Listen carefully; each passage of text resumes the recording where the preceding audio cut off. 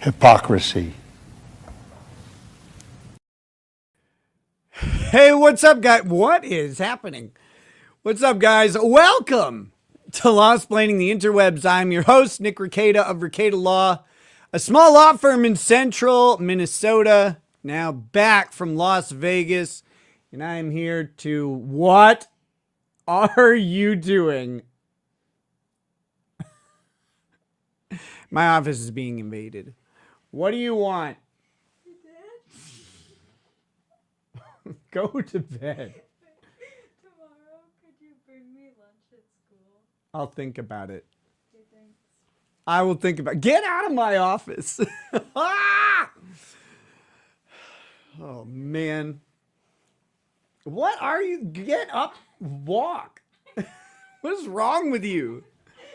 My feet are in my sleeves. I can't stand. I don't know what the hair's doing tonight, y'all. I need to go get it cut a little bit. Hey, what's up, guys? I figured I'd wear a very Vegas suit celebrating coming back from Las Vegas. We're gonna have to talk about suits on stream tonight because something very stupid happened. What is happening? Like, it is awful. It's like too much in some places and not enough in the most important places. This is a mess. Oh my God. Okay. I was just at Hackamania in Las Vegas for 5 days. The Hackamania was 3 of those days. Well, was it 5 days? Oh no. It was only 4 days. That's right. Because the fifth day where I was supposed to be in Vegas for 12 more hours, effectively, I had to cut it short because a judge in Minnesota ordered me to come to a settlement conference and then didn't even have me do anything at the conference. Ordered me to be there in person for no purpose at all. And that's because I have, of course, revolutionized yet another thing in the world, and that is harassment restraining orders. I have revolutionized the process by which they are not litigated entirely through the wishes of other people and somehow still get it blamed on me. It's fucking unreal. It's amazing. I love it. I don't care. I don't care. Like, it's too funny to be angry about it. So it just is. I saw Miss Elephant, hello, asking if it was my fault if I pissed off the judge. Well, she didn't ask if it was my fault. She just said, did you piss off the judge? No, I didn't. But we're all learning stuff about this. And I'm learning that some of the delays were caused by my lawyer, who has an injury, a knee injury, and is out for the season or whatever, which, we won't talk about the communication issues there because stuff like that would be nice to know. And, this ended up leading to, the settlement confusion, we'll call it settlement conference confusion. Although we need to talk about that a little bit. We're going to get into all this as it happens. The settlement conference confusion is entire. Like, the judge is trying to say, oh, like, my lawyer wasn't available for scheduling, etc. There should be no settlement conference. We attempted settlement. The other side ghosted my attorney, lied about negotiating in good faith, lied about negotiating at all, and then said that they believe we're close to settlement, which we're not. There is an irreconcilable chasm between our two positions. There will be no settlement, which I told the court back in December when they ordered me to provide an attempt at settlement. I said, I will try. And then it turned out we couldn't get to settlement. And I said, Don't care. Didn't want to settle anyway. I've been asked to settle now, I think 4 times in this case. Every single time I have said, I don't want to do it. I don't want to do that. 3 of those times I was ordered by the judge to produce a settlement offer anyway. Yes, I was compelled by the court to produce a settlement offer. So I made a reasonable settlement offer, a very reasonable settlement offer. I'll tell you what it was. I will abide by all physical limitations of the restraining order. I have no desire to be anywhere near this person anyway. Never did.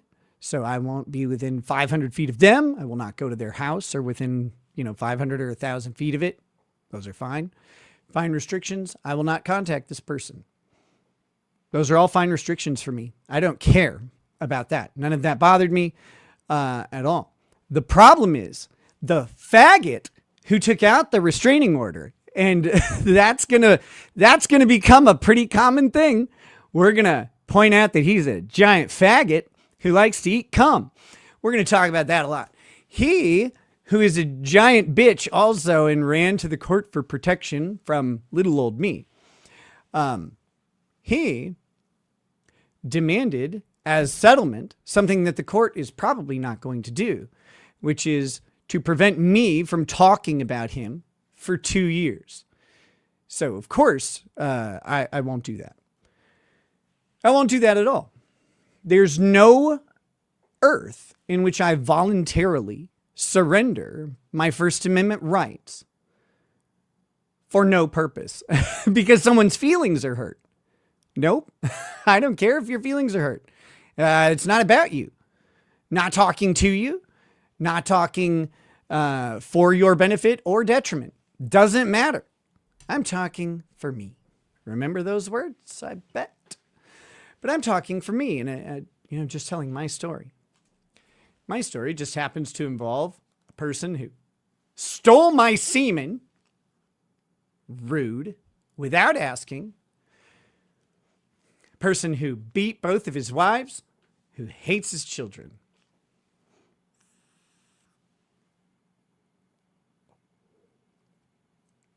And so much more. Oh, and is very insecure about his small penis. And the best part is I can back every single claim that I make about this person up. I can back everything up. This person's name, of course, is Aaron Imhalt. And I can prove every single one of those things. All of them. All of them. By text messages, either from him or his victims. Every single thing. I've never said a single untrue thing about him.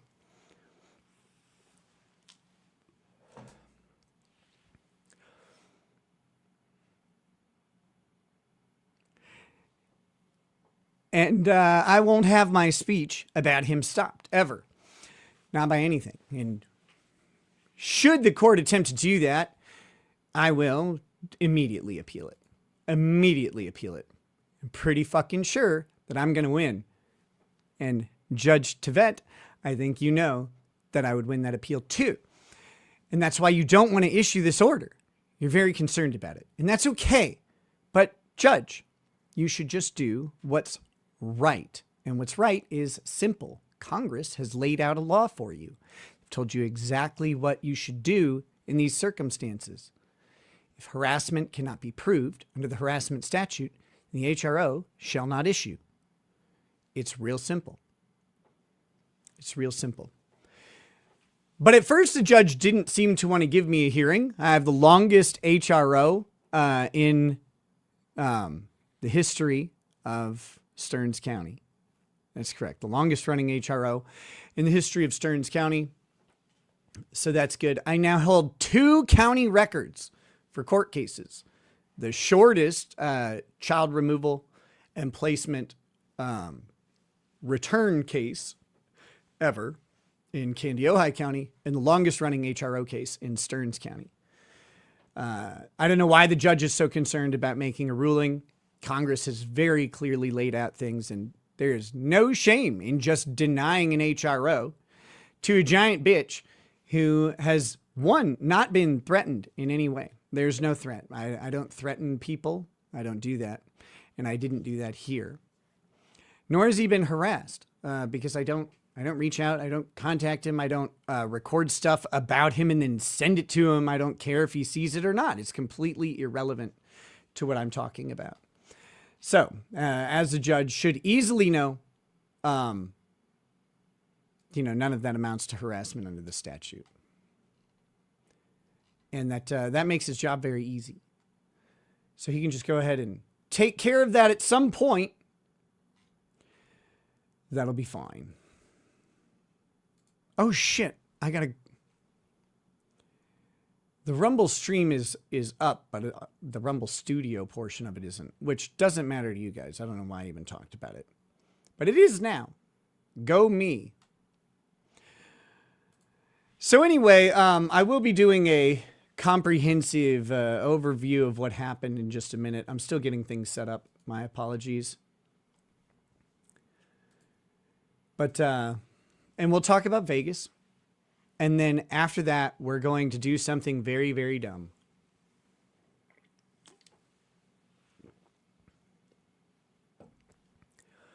We're going to do something very dumb, and we are going to talk about the current most toxic situation I can imagine, which is Jeremy the Quartering versus the Kino Casino. That's right. We're going to talk about that, but not in the way that most people are talking about it. Most people are talking about it in the context of the internet, right? The propriety of the actions of Jeremy the Quartering going after the Kino Casino. I don't really care. I don't care about any of this, any of these people. I don't care about the rules of the internet. I don't give a shit about it. Anyone who comes at you and says there's a sacred rule at the internet that can't be broken likely has broken that rule themselves. It's amazing. What you'll find in this segment of the internet is a giant pile of hypocrisy from all sides. So I'm not really interested in that. You guys know the rules of the internet. You don't flag down other channels. You just don't do it. All right. So I don't need to tell you about that. I don't need to talk about it. I don't really care. One of my colleagues, Legal Mindset, however, has waded into this from a legal perspective and has gone ahead and said that he has a plan for the legal cause of action, I guess, related to this. Which I read that and went, well, that's going to be incorrect. And I like Legal Mindset just fine. I really do. But if you think that reporting something to YouTube through its official channels or through an unofficial channel, and then having YouTube decide to take action within its terms of service is going to allow a lawsuit, well, I'd like to know what you think will sustain that cause of action. And we're going to look at it, from a legal perspective, not a does the internet give me clout or care perspective, which is what most people seem to be doing right now. Now, I'm not accusing Legal Mindset of this. I haven't watched his video yet. I don't even know what he says. Have no idea what position he takes. However, coming from the assumed position of both doggy style. No, that's mean. Coming from the assumed position of there being a sustainable cause of action based on the available information, we're going to have a little disagreement, and that's fine. Lawyers disagree on stuff, okay? So that's not a big deal. We're going to all be okay with that. But we're not going to go ahead and compromise a legal position based on some rule of the internet. We're going to talk about the actual legality involved, because you're on a law channel. That's your fault. Why would you do that? So we'll have some nice, fun walkthrough of his plan and see what he says and assess it. Maybe he's got a good one. Maybe he's got something I haven't thought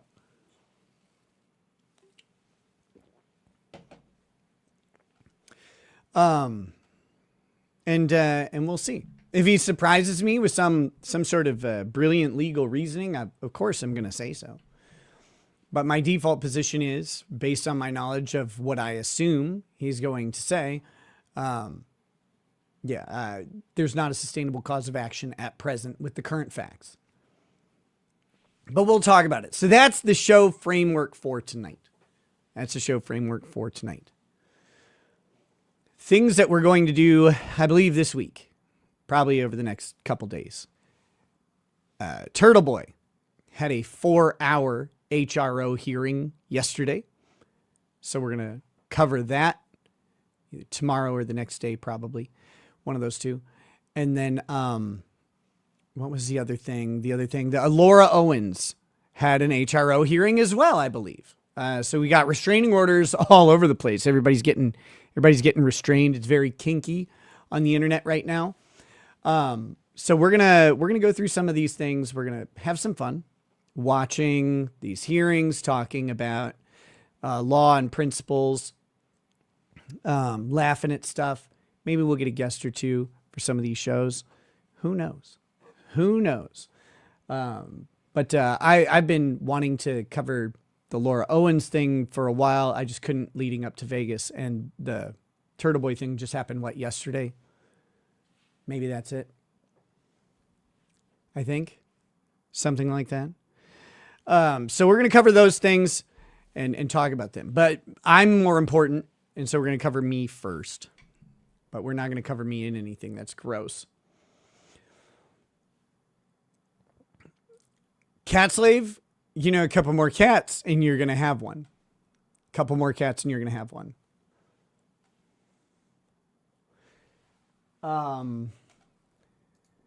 I want Aaron back in jail. You know what? That might be in the future. That might be in the future for Aaron. There's a couple stories out there about this court date that involve me that were, of course, told in the most accurate way possible. And we'll cover that as well. We're going to go through all of that. It's going to be it's going to be a blast. Gonna be fun. In other news, I'm extremely happy to be back though. And I love doing live events and stuff, but I hate being away from streaming. Where is my fucking air conditioner remote? It's 1,000,000,000 degrees in my office. And I don't see my... Did it fall? There it is. It did fall.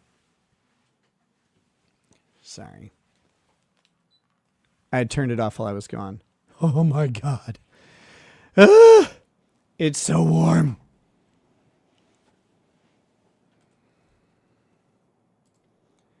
Did I miss you, Sunderwear? Yes, of course. It's my shiny jacket. I'm reflecting all coldness. Honest answer. Yeah, please. Do you have any other good advice? I know. Here's the thing. Look, one of the things I've said for years is one of the keys to success on YouTube, especially as a streamer, and this applies to all the streaming services, is to be there consistently where people can find you. I know this. It's not like I don't oh, thanks for telling me. I'm not doing a consistent streaming schedule because I am not presently able to. It's been a common theme now for a while. Getting to the point where I can actually do that hasn't been very simple. There's always something in the way. We have a very, very busy life. We have, now we have 3 teenagers. 3 teenagers is, it's like playing Russian roulette with 5 chambers loaded. It's fucking impossible. So I know, and believe me, I'm working on it. It's better than it was back in October or whatever, but it's not there yet. I know.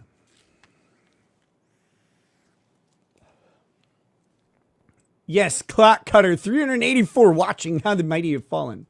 Yeah, I'm starting a stream at 11:45 at night. And we just got started. Don't worry. Calm down. We were just discussing this with the whole schedule thing. It'll be nice when I can actually do that. But life has disagreed with that idea. What else do we have? What else do we have going? I'm trying to think. I suppose we will probably watch a couple clips as we go through. 11:45, so midnight. No, I mean, it was 11:45 when we started. We already did this. Ellie, what are you talking about?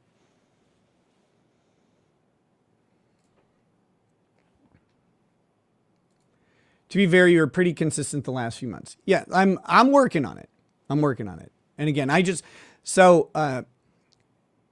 part of everything was these stupid like having the judge order me back, right? That meant that Lady Rackets and I had to move our flight 12 hours earlier. It meant that we didn't really get to sleep. I got to nap on...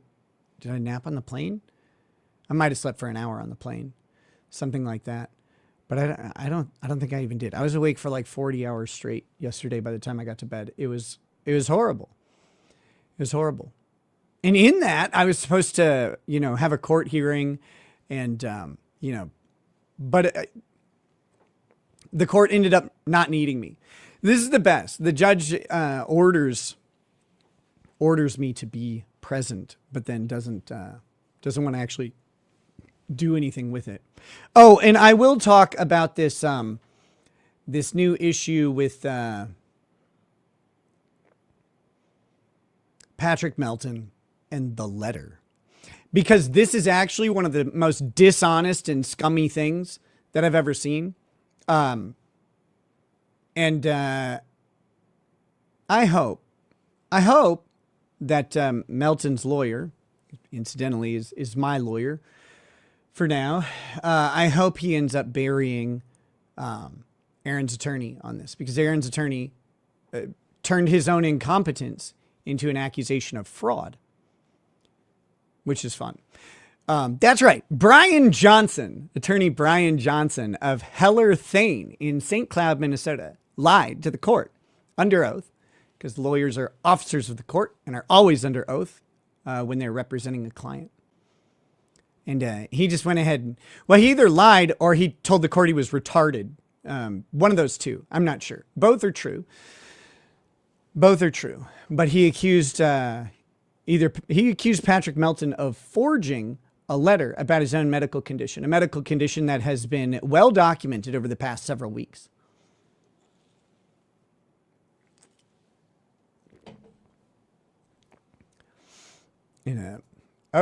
Occam Cutlass says, "Cope, Nick. What am I coping about? This doesn't affect me at all. It doesn't affect me in any way. It's not my cope, bud." That being said, Brian Johnson, Aaron's new favorite comedian, we'll talk about that incident too. It was very, very interesting. And it opens up some very funny possibilities for the near future for me. And again, I'm the most important thing. We're back to that. Let's hit these chats and we'll get talking. Stephen Crater says, "Welcome back." Member for 5 months. Thank you, Stephen Crater. Very, very appreciative of that. Talking Trash and Truths says 17 months, more like 48 months. Depp Heard started 4 years ago this week. That's when I found you, you lucky bastard. Oh, shit. Hey, guys. Will you join me? Will you join me for a moment in something?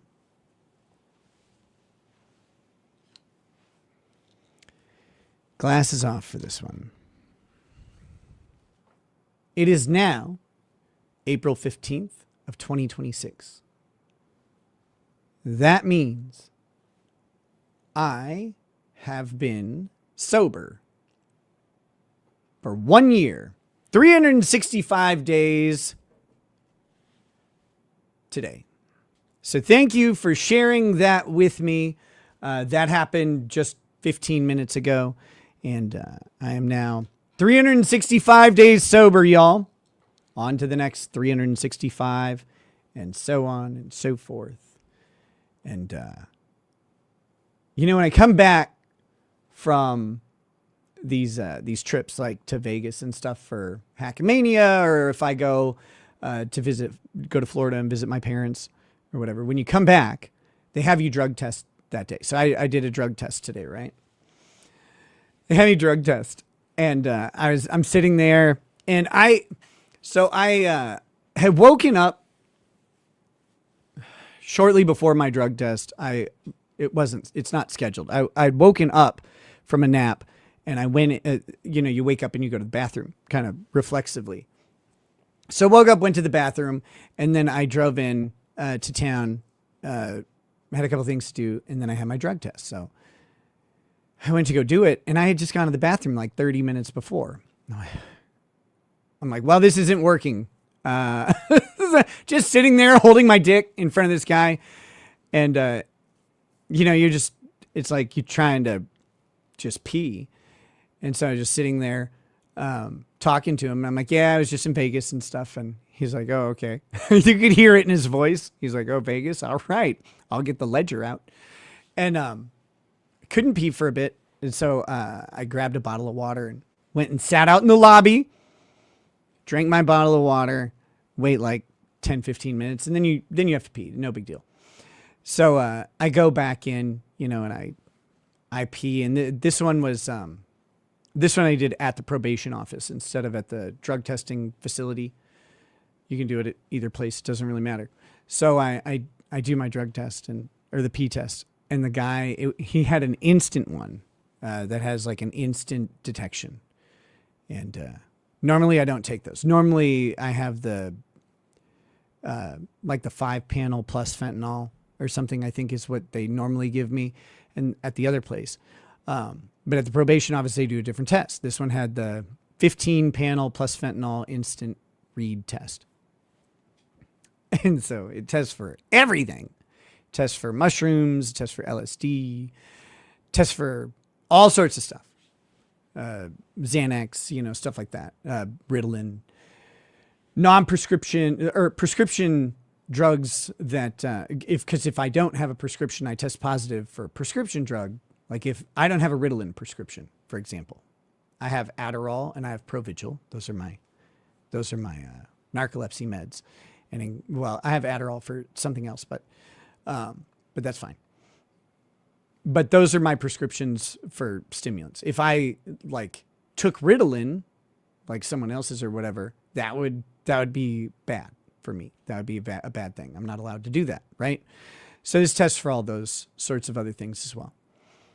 He sets it down, and first thing he looks at me, he goes, amphetamines? I said, I have an Adderall prescription, so that triggers an amphetamine response on a piss test every time. He goes, okay, and your PO knows about it? I'm like, yep, no big deal. He goes, all right. Then he looks at it and he goes, you were in Vegas yesterday?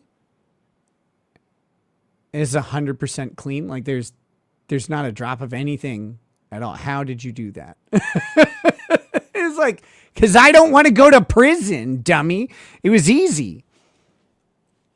But anyway, so that was fun.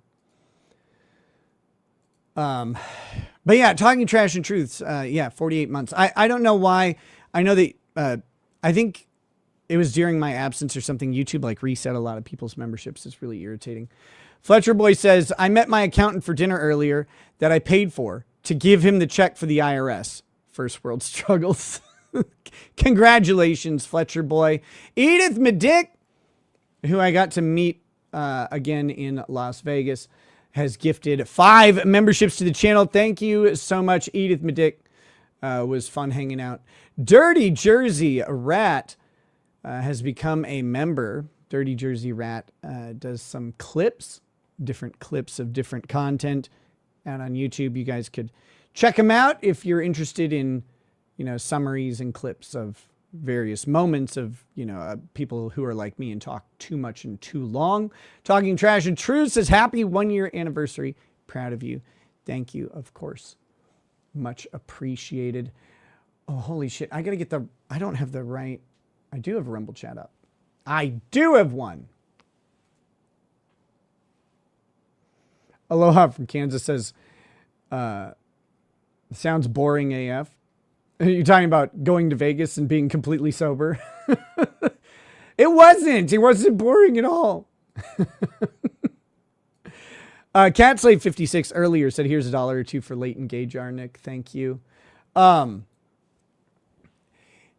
It wasn't boring. I was at Hackamania. It's a work event. I had people to hang out with and stuff the whole time. So it wasn't boring. But it is awkward. Because it's like, what am I supposed to do? Like, what do you do? I know how to go to Vegas and drink and do drugs. Like, I know how to do that. I don't know so much how to go to Vegas and be sober. But like I said, Lady Raggers is with me. We had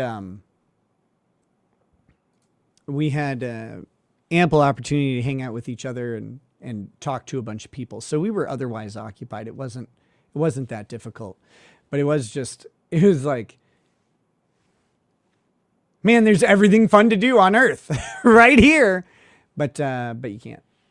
The Redneck Hipster says, congrats on 1 year, my Nika. Hey, thanks, man. I appreciate it very much. Miss Femme Natal says, congrats on our 1 year anniversary. Our? Oh, you're a member for 12 months. I got it. Yes. Heck yeah. Go us. We're kicking ass. Bitter Sweetheart 46 and 2 says, good reason to stay sober. High octane fuel is fucking outrageously expensive right now. Keep those injectors clear. Congratulations, my friend. Yeah. And really, like, I'm at the point now where I don't want anything. I don't want cocaine's fun. I don't want it. I don't have any desire for it. Same thing with liquor. Like, liquor's fun. It's relaxing until it isn't. But I don't want them. Like, I'm good. And so I really appreciate the support, though, guys. It's really awesome. Treasure Islands is proud of you, and not just because you've embodied Uncle Sam as a used car salesman. Might as well keep up the good work. Seems to irritate the haters. Well, yes, they're all very convinced that I am, consistently high, but I'm not ever high or alcoholed. M Wheels 1304, 9 months of membership, says, good job on not going to prison, Nick. Well, we'll see if we can keep that going. It's fun. It's fun not being in prison. I like it. I prefer it. I think. I guess I haven't tried the opposite yet. Speaking of things I haven't tried. Great to see you at Hackamania. Thank you for not killing yourself over these ridiculous legal delays and chicanery. Chicanery! What's up, Koof? Got to see Koof at Hackamania. Koof's always a good time. Good stuff. And love hanging out with him. Thank you, Nicola. That was, by the way, a super tip, which you can get check out at supertip.gg/RL. That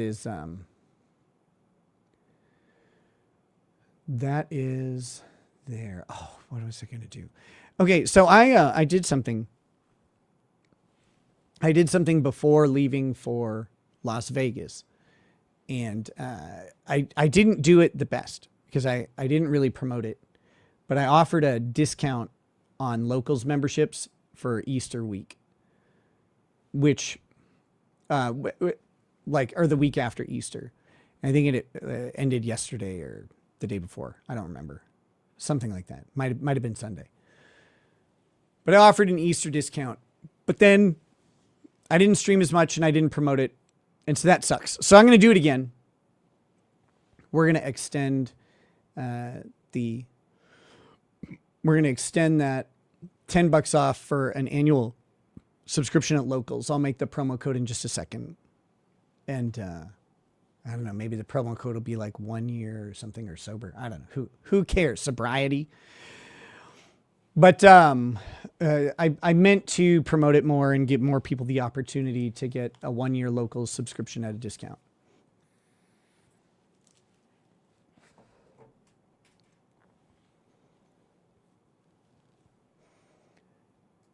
Here we go. Vern the Barbarian says 3 months of members. Says 1 year sober. Way to go, man. Prison sucks, I hear. I would imagine so. Mephisto says didn't pop for weed. On the strip, you inhale secondhand. No, I didn't. I was trying to think about it. I have a weed prescription. I'm perfectly able to use marijuana. I don't really like it that much. It makes me fall asleep. I was trying to think if I had hit a weed vape recently, but I don't think I have. I really don't use weed very often, but I do have it available. But no, no secondhand stuff on that. Nothing. We weren't on the strip. I mean, we walked down Fremont Street a couple times, but most of the time we were in the hotel. We were at the venue. Okay. What else? Oh yeah, we got more of these super tips.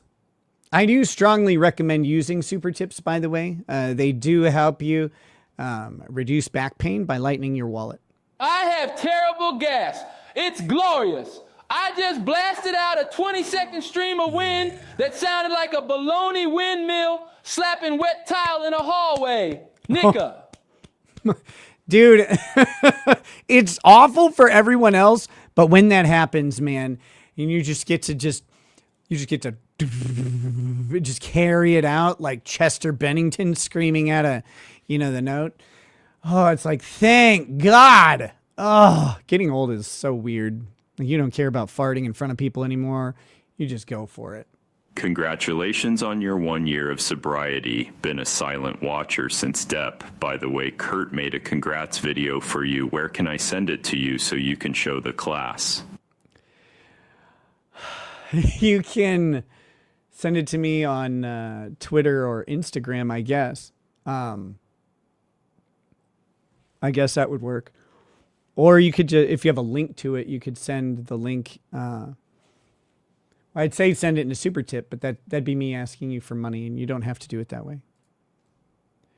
Pans Maestro says, hey, Nick, hypothetically, of course, is it a good idea to laugh on camera about the HRO you took out against the scary man? I'll take my answer off air. I don't know that it matters. It doesn't really matter at all. His, the HRO is frivolous on its face, and we'll eventually litigate it out. Oh, do you guys remember? So this is the thing. I know I've been trying to delay the HRO, which was kind of like loosely alleged. But if you watch this channel, you remember what I said. I said, give me my hearing. Give me my fucking hearing. All I want is my hearing. And so then I said, what we're going to do is I'm going to start calling Aaron a faggot over and over and over until I get my hearing. And guess what? It worked. I now have a hearing scheduled, finally, for a fucking trial.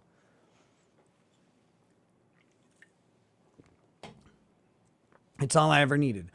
J. Lou, 714 over on Rumble has gifted a subscription. Thank you, J. Lou. And did the Rumble window didn't pick it up yet? I might not have updated it. I asked Steven Crater to update the Rumble Rant little plugin to catch things like gifted subs. And he says he updated it, but it didn't work on mine, but I might not have updated it yet myself.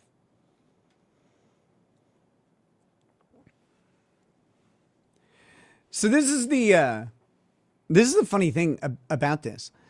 Like, Aaron is now asking for an extension to the restraining order because mine was set to expire after a year.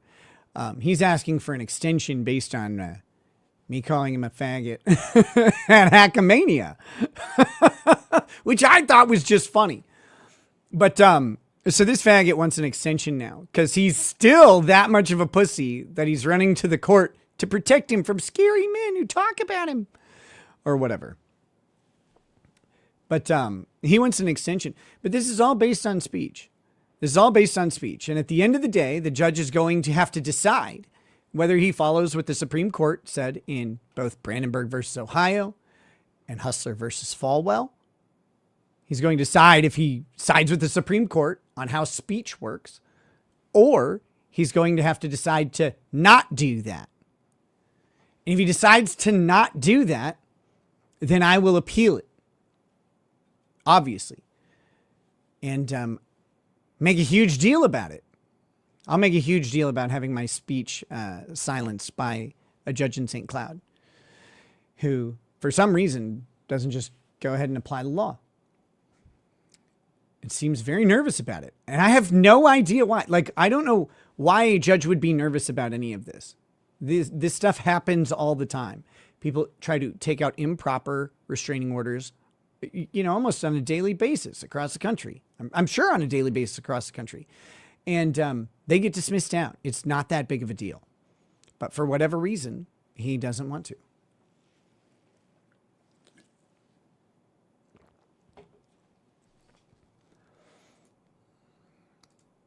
Miss Sparkle says, we missed you. That's my favorite suit. Boosh, no! So, before we get started on the Vegas shows, let me just tell you a fun story related to the HRO and what's going to happen. Because this is what's going to happen.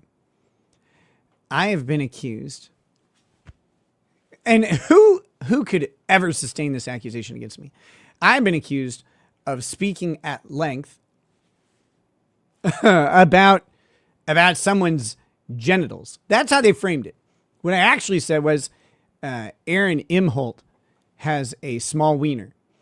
And I know this because not only have I unfortunately seen it, but he also texted me about his very specific insecurity about his small wiener. So he actually texted me and talked to me about it. And so I just shared that story at Hackamania last year, that he has a small penis and that he's scared to show it. And that, he once walked up to me while I was standing naked with a couple other naked people. And he was holding with one hand his little guy. He's like covered up. He's like very nervous. And it's like, hey man, what's up? And he's like, I just don't like the way this looks. And I'm like, okay, that's strange. I wasn't wanting to talk about this at all. I was just saying, what's up? Like, how are you doing? But he's like, they kind of move on. And then he texts me to talk about it. And I thought that was funny. I thought it was very funny. But since he, texted me and decided that my private life was for the public, I just went ahead and decided like that meant I could share this story. Like he agreed that I could share this story since he told stories that I didn't believe were going to be shared with anybody. So I decided to share this one, which I thought that seems fair. But he told the judge that this was very bad of me, and that talking about his genitalia or whatever on the internet was unacceptable. So that's just the precursor to what's going to happen. Here's the best part. I'm just going to tell Aaron through this if he decides to come watch, I guess. I'm just going to lay out my legal strategy, and I'll just tell the world what I'm going to do because it's correct. And that's the thing. A lot of lawyers want to be clever and they want to hide the ball or whatever. I have no ball to hide, pun intended. I'm going to just put it on the table because it's always bigger. And we just let the world know what's going to happen. So when I get to have my hearing, which would be June 1st or June 5th, I don't remember. It's one of those 2 dates. When I get to have my hearing and I get to testify, I'm going to put on record Aaron talking about his own penis online, 6 months before I ever met him. This is June 6th of 2023. Aaron Imhalt is having a show, as he does multiple times a day, at the time with his wife, April. Little did he know that 6 months later, she would be mine. No, sorry, I shouldn't say stuff like that, but it's kind of funny. So he is talking with April online, and he's talking about this study that says that women who orgasm before they go to sleep, they sleep better, which seems pretty obvious, right? But it was done by the Swiss or something, and they do weird stuff. But so he's reading this study. He's talking to his wife, and he's like, "Well, you know about that, right?" She legit says no. No, she doesn't. And I can't think of a worse scenario than you're sitting next to your wife and you're like, "Well, you know about orgasms, right, babe?" And she's like, "No, not really." Oh my God. It was the funniest thing. So then he starts getting really defensive. And she wasn't really trying to say much about it. She was just saying, like, she does an orgasm.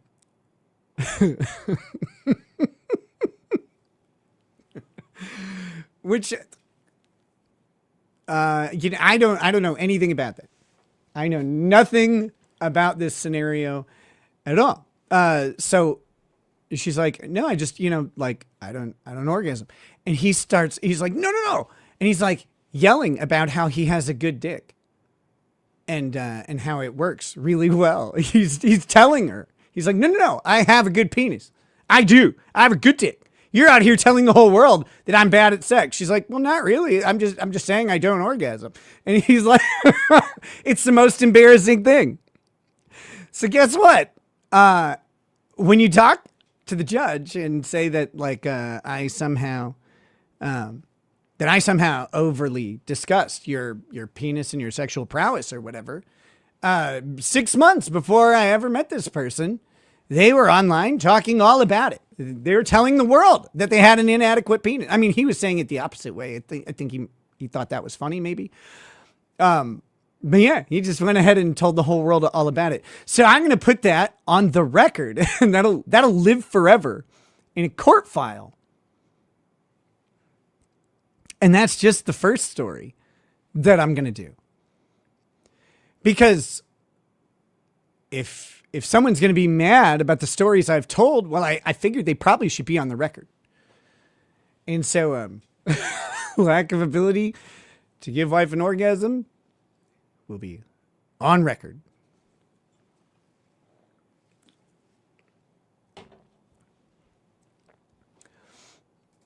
Texa Murphy, I don't think she was even pretending from the sounds of it.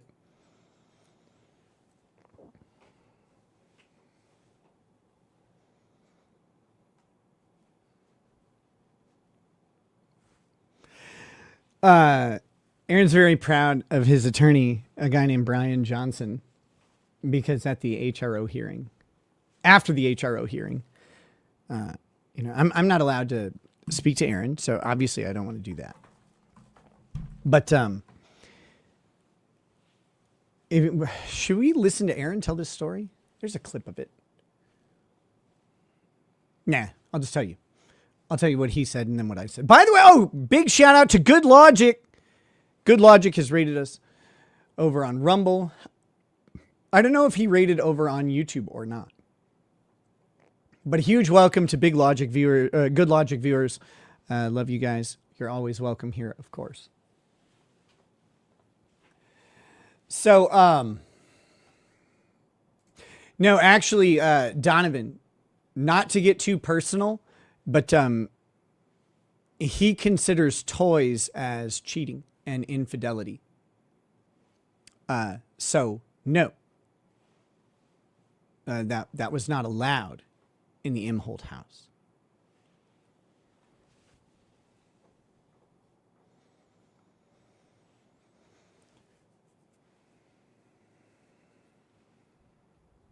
which is like, again, unreal. Unreal. Again, but this is a guy who is physically abusive, verbally abusive, and is also a giant pussy. A giant pussy. Chichunia says, I just want to say one thing. Micropeen! Thank you, Chichunia. Always a pleasure to see you. Hope you're doing well. So, we've got, what do we got? Oh, yeah. So the HRO hearing happens. Nothing happens at this hearing except we get the scheduling into June. And that's not surprising. That's not surprising. You know, that involves the court's calendar. And if you're setting for like a full day trial, it's going to be out a couple months. This has been my concern. It's like, why aren't we scheduling this trial? Even if we're going to pursue the settlement stuff, I wanted the trial scheduled as soon as possible, because we could still try settlement in the meanwhile. If we don't get there, we go to trial like everything else. But it was just being held up. So anyway, we have the full hearing. All of that gets, which I'm going to discuss in a minute. But this is kind of some of the big drama from it.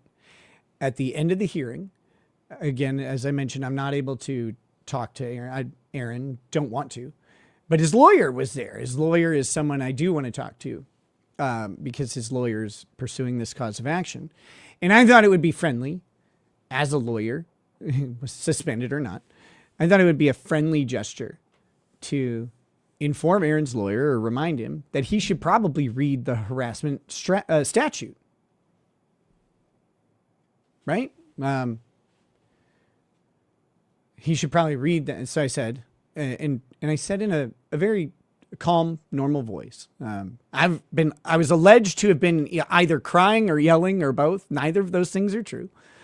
I just walked up and I said, hey, Mr. Johnson, you should read the harassment statute and maybe do a CLE on it, which I thought was like a funny self-dig because I'm suspended for not doing CLEs. That was kind of a joke, but also true. He should read the harassment statute and do a CLE on it because he clearly doesn't understand it. He doesn't seem to grasp what harassment is and what harassment isn't. And he says to me, what? I didn't hear you. And so I said, oh. And so then a little bit louder, I said, you should go ahead and reread the harassment statute and do a CLE on it.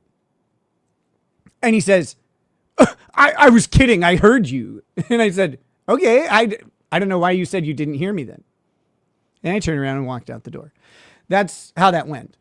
I don't think I was crying. I know I wasn't yelling or screaming or any of the alleged like adjectives or anything else were out there. but that's how that went. And now I know something. Brian Johnson from Heller Thane in St. Cloud responds to childish behavior like a child rather than like a professional. See, a professional attorney who acts in a professional manner, not me, but I'm not this way, but other ones, what they would do is say, thanks, I have. Because it's a ridiculous thing for me to walk up and say this to him, right? They would say, thanks, I have. And then that would be that. That would have shut me down immediately. What would I say to that? Good job, bud. Like, I wouldn't have anything. But instead, he tries to make this joke like, LMAO, I wasn't even listening, LMAO. And then he says, no, I was actually listening, though. It's like, I know you were, you dummy. But now I know he responds like a child, which is going to be fun. Because now all I have to do is act like a child, which I'm really good at. I don't know if people know this. I'm really good at acting like a childish piece of shit. And I'm going to just needle him over and over and over and over and over again. And he's going to respond like a retard. He won't be able to control it. And I think it's probably because he looks like an alcoholic. Every time I see him, he looks disheveled. Every time I see him, he looks like he's 24 pack deep. And that's great. Perfect. I can annoy alcoholics who have childish reactions really well. And so that's going to be fun. I was happy about this hearing because, one, we finally had something happen. And two, I learned this very important detail. Very important detail. And I can't wait to utilize this knowledge. Oh, wait. So Nicola says, I listen to zero gossip bullshit channels. Any of this shit only hear from you. Please give context for the retarded. No, so that's all the context. That's the whole story. You know, I had this harassment restraining order that Aaron has taken out against me, and I'm trying to just, I've opposed it. And the court has dragged its fucking feet for now 9 months on giving me the hearing that I need to go after it. That's the whole story. So then, yeah, we had a hearing on Monday, and after the hearing, I just thought I'd needle Aaron's attorney a little bit because I'm a child. I'm a child and an asshole. This is kind of on brand. And so I did that. But then I found out that he responds in childish manner, which is perfect. That is the worst thing he could possibly do. And it'll be great. I can't wait to take advantage of this. James Burns is a member for 3 months. Thank you so much. Dying 90s Kid says, sent on Instagram. Apparently it counts as spam. I'll find it. Hold on just a second. Let's see what we got here.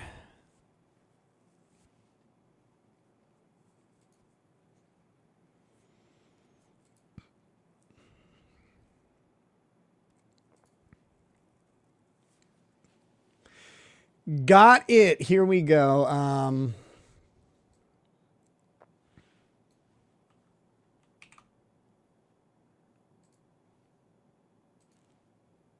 see if I can pull it up over here.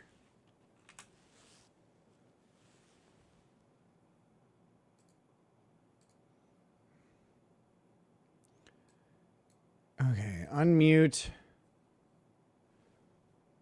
Get this pulled up real quick.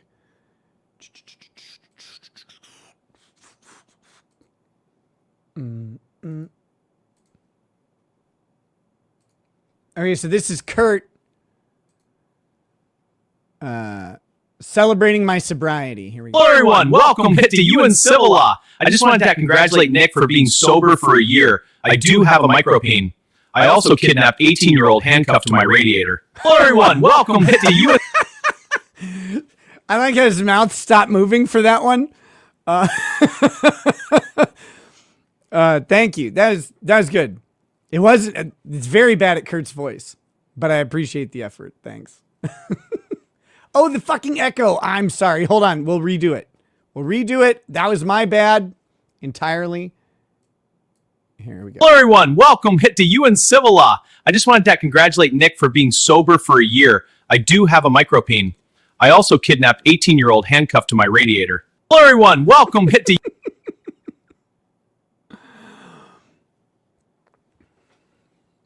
Yeah, look, AI isn't perfect yet, Miss Femnital. Flea Speech says 3 kinds of woman orgasms. Religious, oh God, positive, oh yes, fake, oh Aaron, oh, damn it. That was rude.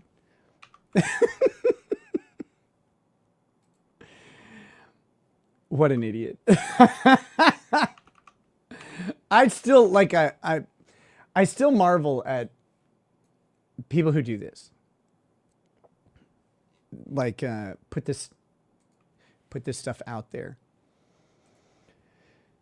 Random unbreaded commenter, member for 3 months, says if toys are cheating, are bad dragons bestiality?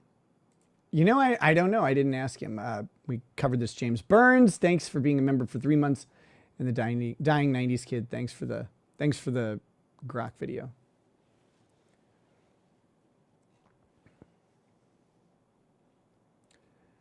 Let's see, what else do we have? Okay, so I guess I could talk about Hackamania for a minute. If you follow me on Twitter or Instagram, you saw a couple of pictures of Lady Rackets and I from Hackamania. I guess I could pull those up real quick if you guys want to see them. I don't know that I don't know that matters. Go. What the fuck? Here we go. Here we go. Let's see. So the first one. Look, when Lady Raggets and I go out somewhere together, we love dressing up. It's a fun thing we get to do together. And so here is our first. Oh, I guess I should put it. Here's our first outfits or whatever. I was in my steel gray top to bottom suit, black and white tie, white belt, of course. I had my collar folded up. I want to murder everybody around who didn't tell me that. Holy crap. Lady Raggets is absolutely stunning in this dress. She's a little disco ball, and it fits her very well. It fits her very well. So that was our first night in Vegas, and here's the second one. This is me. This is my black paisley suit. You can't really tell. I had a purple tie on and a white shirt. Lady Rackets is wearing the dress she wore to Mar-a-Lago a couple years back. And again, very sparkly. That's the theme she was going with this weekend. And there just aren't many people who wear a dress like her. She's really good at it. She's had a lot of practice. But she wears them really well. Sunderwear says, have you seen the Hi Walter, I got a new girlfriend today video? Massive Kurt vibes. It's a minute long. Nope, I've never heard of that.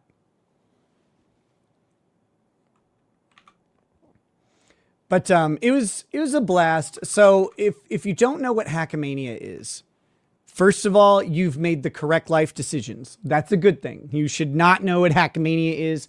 Nobody should. Hackamania is a gathering of creators and audiences from something called the Dabbleverse.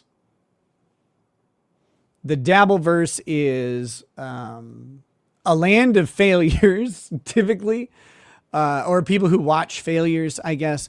But the Dabbleverse involves a lot of failed comedians. And primarily hovering around the ancillary sidecast of Howard Stern and Opie and Anthony from the radio days. Yes, there are still a few people left who really like radio.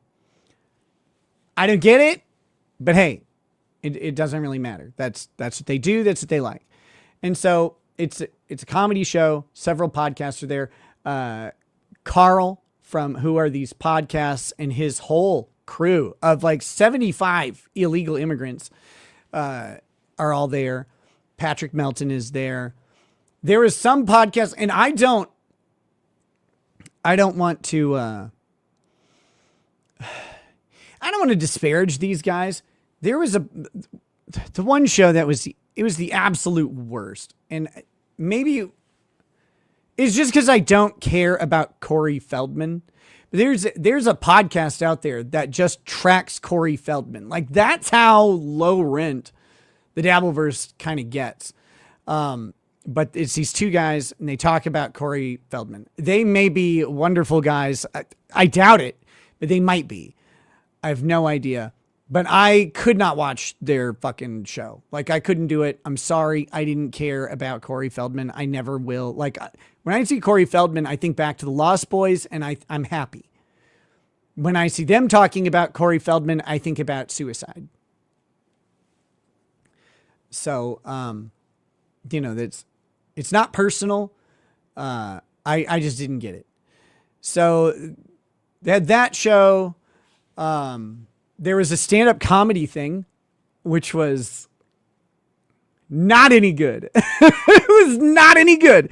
There were 4 stand-up comics, and there was about a combined quarter of an act between the 4 of them. And I mean, no shade on any of them, but my God, there's, I said to Lady Rackets, I said, I am so sorry, because I am finally taking you to stand-up comedy as a date. And now I'm the worst. I'm the worst. And it was so bad. It was really bad. All of the stand-up comics have been panned online for their performances. For the most part, I think they did deserve it. Even the people I like. But you don't go to a show like Hackamania for stand-up comedy. You really don't. No one wants to like prep a stand-up comedy show. They're not doing a set where they're going to like collect money and stuff from the, at the end. And like, I don't know. It just wasn't the best. It wasn't the best format instead, or in my opinion. And I think it was relatively just fucking bad all around. I'm not afraid to say it. But, the 2 stand-up comics who like, I guess put up the better sets. One was Anthony Cumia, and I guess I like Cumia.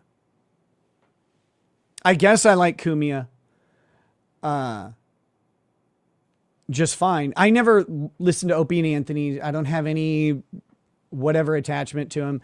I've interacted with him a couple times. They've been positive. He seems kind of funny. He's very racist, that's funny to me. Cause it's just good. Like that all around racism is a good thing. We need to have more of it. And, he's got enough for everybody. So, and I know Anthony can do stand up, but I don't think he really wanted to do stand up that much. And I don't blame him. So he did a set. It was like 12 to 15 minutes or so. Every single comic up there during their set checked their notes or checked their notes on their phone. All of them. Which was insane to me. That was insane to me. Like, these weren't long sets. 2 of them were too long for sure. And that's not Cumia's. And the other one that was pretty decent was Pat Dixon. I liked some of his jokes. I thought some of his jokes were really good, but all those guys had either their phones out or they had notes written down for jokes. And I was like, okay, like that takes me right out of the act. It takes me out of it. Again, I don't think that Hackamania is a good venue for stand-up comedy. And I've been to the Dick Show, Road Rage, and Road Rage and who are these podcast crossover events and stuff. And they sometimes do that. They bring stand-up comics. The only ones I've ever seen like really rock it were, what's her name? The Canadian guy who's really fun. Ryan Long and his homie who's with him all the time. Fucking killer stand-up. Like Ryan Long's really good. That was back in Tampa in 2020, COVID time. And that was a great show. So, but generally speaking, I don't think people go to these shows for stand-up comedy. It can fill some time and stuff. The Dick Show's had some okay openers, but they're people who like really want to do, like they want to do their own set. But I don't know. That said, the stand-up was a small part of the show. It was on the first night, and who cares? criticizing any part of these events and the material that's there is not an adequate review of the event itself. The event, I'd say 75 to 80% of these live events is the socializing that you get to do with people who are in the chat normally. Normally it's a chat, you're chatting with these people and you finally get to put a name and a smell to that person. And that's the real benefit. That's the real benefit. You finally get to, like, you go there, you see who's actually hot and who's actually hideous, who has like an AI generated profile picture and stuff. And you get to, if you're smart, you get to hang around the pretty people. And I strongly recommend that. That's a winner of a strategy, is hanging around the prettiest people who will allow you to be in their presence. Because that's how life should be. But no, like, you get to meet people, you get to put faces to names and, shake their hands and get to know people a little bit in a different way. And that's a lot of fun. And that, honestly, any of these little events, where they come together, that shit is the best. That's the reason you go to them. The content is all secondary. The content's secondary. And anyone who doesn't understand that just doesn't, you just don't get it. And that's okay. Not everybody wants to go to these things, and no one wants you there if you don't want to be there. No one's going to make you go. But I enjoy the shit out of them. I think they're a lot of fun. But so I don't understand that when I'm saying, like, that the Corey Feldman podcast thing, that I didn't get it. I found it completely unentertaining. And I was looking up suicide methods the entire time. It doesn't matter. Like, those guys can do what they do, and I hope they're very successful. It didn't ruin my event. And the stand-up was, like, phoned in, literally phoned in. Everybody had their phone, because their phone had their notes. See, that's what I did there. That was stand-up comedy, but I'm sitting down. That phoned in stand-up, I don't care that it was a phoned in stand-up. It doesn't bother me. That's just the honest assessment of it. I didn't mention something. Pat Dixon should be a personal hero of everybody on earth. If for no other reason than Pat Dixon is the only person I know and have ever heard of that has punched Gino Bisconti in the face. Which is great. That was hilarious. Funniest thing he's ever done. And I told him that. I said, that's the funniest joke you ever told. And it was amazing. Good job. And but I think Pat's pretty cool, like, a guy in general. Like, he's fine from what I've seen of him. I'm sure he's a horrible person, okay? Like, I know, because it's like, all right, that Pat Dixon's cool. They're going to be like, you support the worst person ever. It's like, okay, like, I get it. I don't know. I don't really care about any of that stuff. Whatever bad thing he did, good. I don't know about it. I don't really give a shit. But he's like nice to me and stuff, which is, again, the most important stuff. So, Sporkio says, I don't recommend hanging around whores. Then you don't know how to, you don't know how to do it, bud. You don't know how to do it. Always keep a team of whores around, because you might have to throw them at people, like, to distract them so you can make an exit, right? It's like, here comes so-and-so. Get him, hoes! And, like, they could go swarm him and be like, oh, hey, big puppy, hey, you got the little wallet, And you can just get out of there. It's perfect. It's like a ninja smoke bomb. It's just a cloud of whores. But yeah. So what else happened at the event? Oh, that was Friday. I covered Friday with the stand-up, the bad stand-up, and the Corey Feldman podcast thing. And then there's something that happened Friday night. Oh, I don't even remember what else happened. It doesn't matter. See, that's the thing. The content doesn't really matter. And then Saturday had opened up with Vinny's The Creep Off, which is something that's part of Carl's network of 38 channels that all cover nothing. I like Vinny a lot, who does the Creep Off on Who Are These Podcasts. And the one thing that I felt bad about was I was really tired, and so I slept through his show. I didn't get to see it. Sorry, Vinny. But I'm sure that was actually good because that's a cool show. It's like a little game show where they all pick a creep from the news and they advocate for whose creep is the best.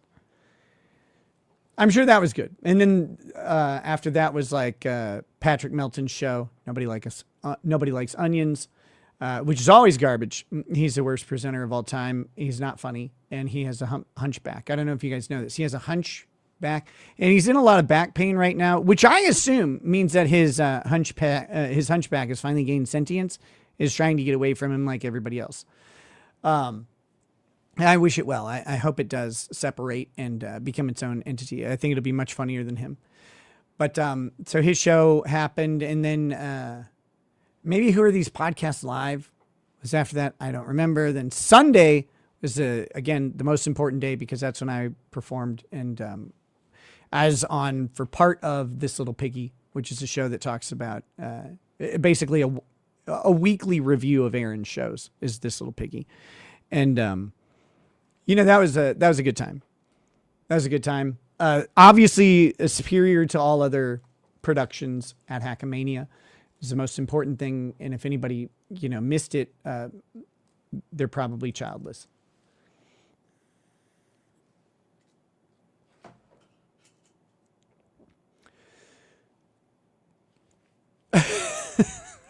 No, it was just, it was a fun time. I did make an opening and closing statement about Aaron, which I can repeat in rough form here. Aaron is a faggot. I think that was a key part of it. I don't remember who drank my semen without asking, by the way. Some people are confused about that. They think that I was involved in that transaction. I was not. He stole it from someone else. It was theirs. It was no longer mine. It was now theirs, and he came up and just took it, tongue-wise, not from me. They think that I was around for that. I was not. What else did it? Oh yeah, I said he beat both of his wives and hates his children and has a small penis. I think that was I said all this earlier, but I said this all on stage. And I wanted to make sure that the people of Hackamania knew about it. And the best part about it is I can prove every one of those things. All of them. Most of it with his own words. There's only one thing that comes from someone else's mouth. And that's because Aaron's mouth was full of cum for that story. So someone else had to tell it to me. But it's the other person who is involved with that. So all of those things are true. 100%. Not a joke. No laughing. You can laugh. But I'm not laughing when I tell them. Those are all 100% true.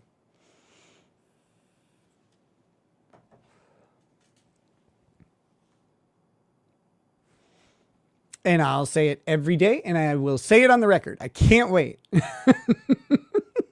I can't wait to do so. No, Sunderwear, it wasn't that. It wasn't that. It was a plate cleaning, we'll say. It was a plate cleaning. It was resting calmly on a surface, and then it was cleaned up.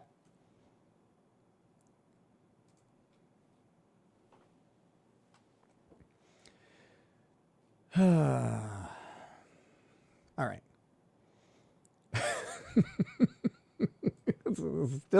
It's still the funniest, most disgusting thing I can imagine. I don't get it. I mean, I actually, I think I have speculation on what drove that action, but it still blows me away. Sunderwear's. Oh, wait, I read that. I read this one. Why would you put it up again? Why would you do that? Okay, so Edith Medic here says, I would order a chili dog from LaTanya, but my micropene couldn't do the job. Oh, I did see a bunch of whores in Vegas. It was fun because Lady Raggets hasn't spent as much time as I have out. And there's a prostitute hour, which is somewhere between 1 and 2 in the morning. And that's when suddenly the outfits get a little bit weirder at any casino, and you stop talking to the women immediately. You don't talk to any of them. And so like we were walking around on Ho Watch, which was pretty fun. I didn't hear the chili dog story. What is the chili dog story?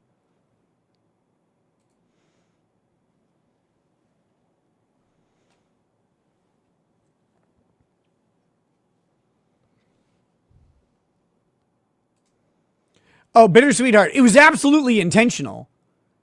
Yeah. This wasn't like a random encounter with like an errant drop or something. No. This was full on. What the fuck is a chili dog story? They were half price.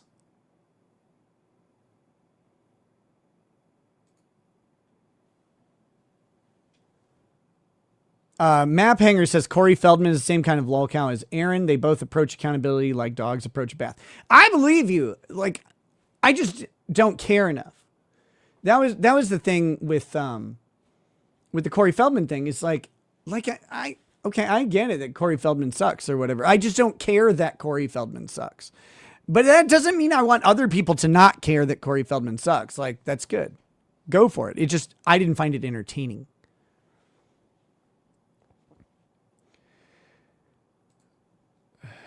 Do you believe in evolution? Is it possible Jew evolved from rats? Is that a Cher song? We'll play that again in a second. Do you believe that Jews came from rats, came from rats, came from rats? I can feel my gold inside me saying, in Auschwitz there were no fats. Oh! That's not good. That should probably be censored. No, okay, so bitter sweetheart. Without any irony, you're close. You're close to my theory. No! Map Hanger, no! He just wrote the chili dog story in locals chat, and I'm very upset about this. We'll talk about it in a second. Okay, so bittersweet, I believe you're very close to the truth. If I'm being honest, I think he is a closeted homosexual.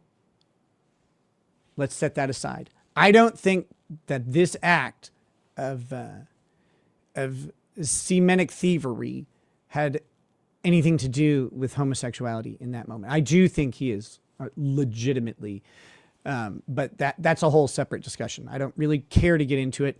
I can't prove that one. I can't prove that one. All I have are theories, so I don't talk about it too much. But I don't like. I give him the benefit of the doubt on this story. What I think and believe to be true. This is a theory. But I think it's better than the alternative, so I'll say it. I think he thought that the woman in question would find that sexy due to context and circumstances. So I thought that maybe he was trying to, like, he doesn't understand this stuff. Like, he doesn't understand what is like, what's sexy at all. And I can prove that too. Like, tons of text messages. He does not understand it. I believe he thought that that the other person involved would find that sexy and would be turned on by it. They were not, for the record. So I think that's what it was.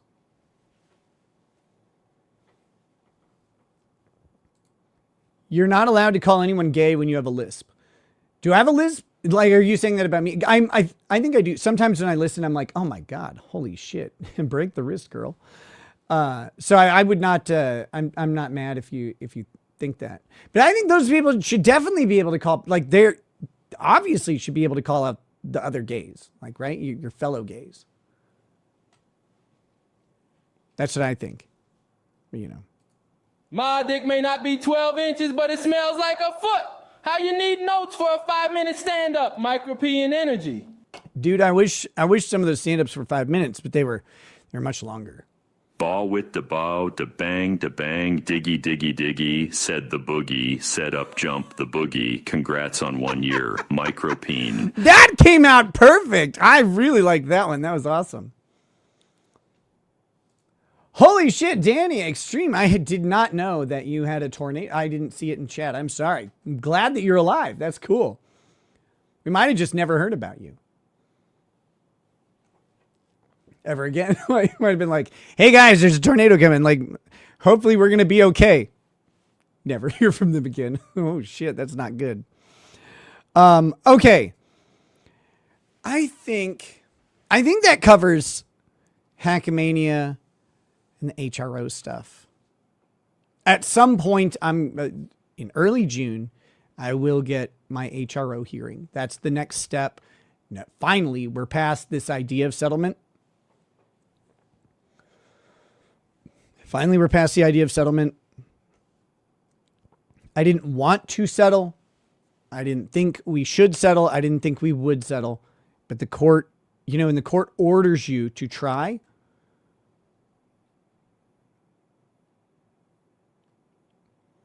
when the court orders you to try it, you have to do it. You have to do that. So, the main thing that I wanted was to get that fucking settlement shit out of the way and get to having a hearing, which I now get to have. Oh, and one other thing. So this is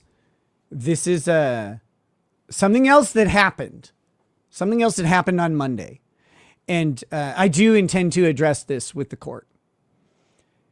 On Aaron's show, this is again in reference to the HRO. On Monday morning, which is before our hearing, Aaron said on his show that all he has to do to win is to hold on to the ball and run out the clock.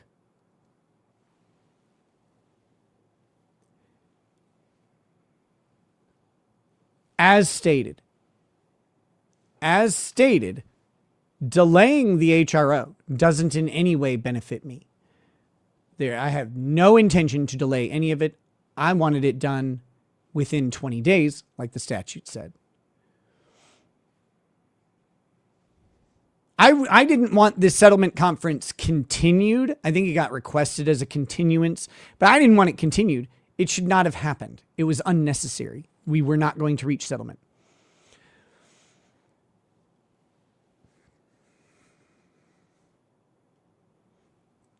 So I never wanted it.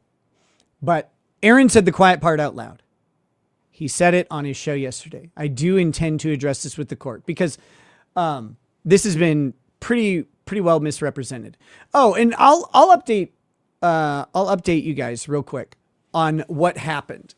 And I wasn't really aware of this and like how much this happened. So my lawyer is Francis White.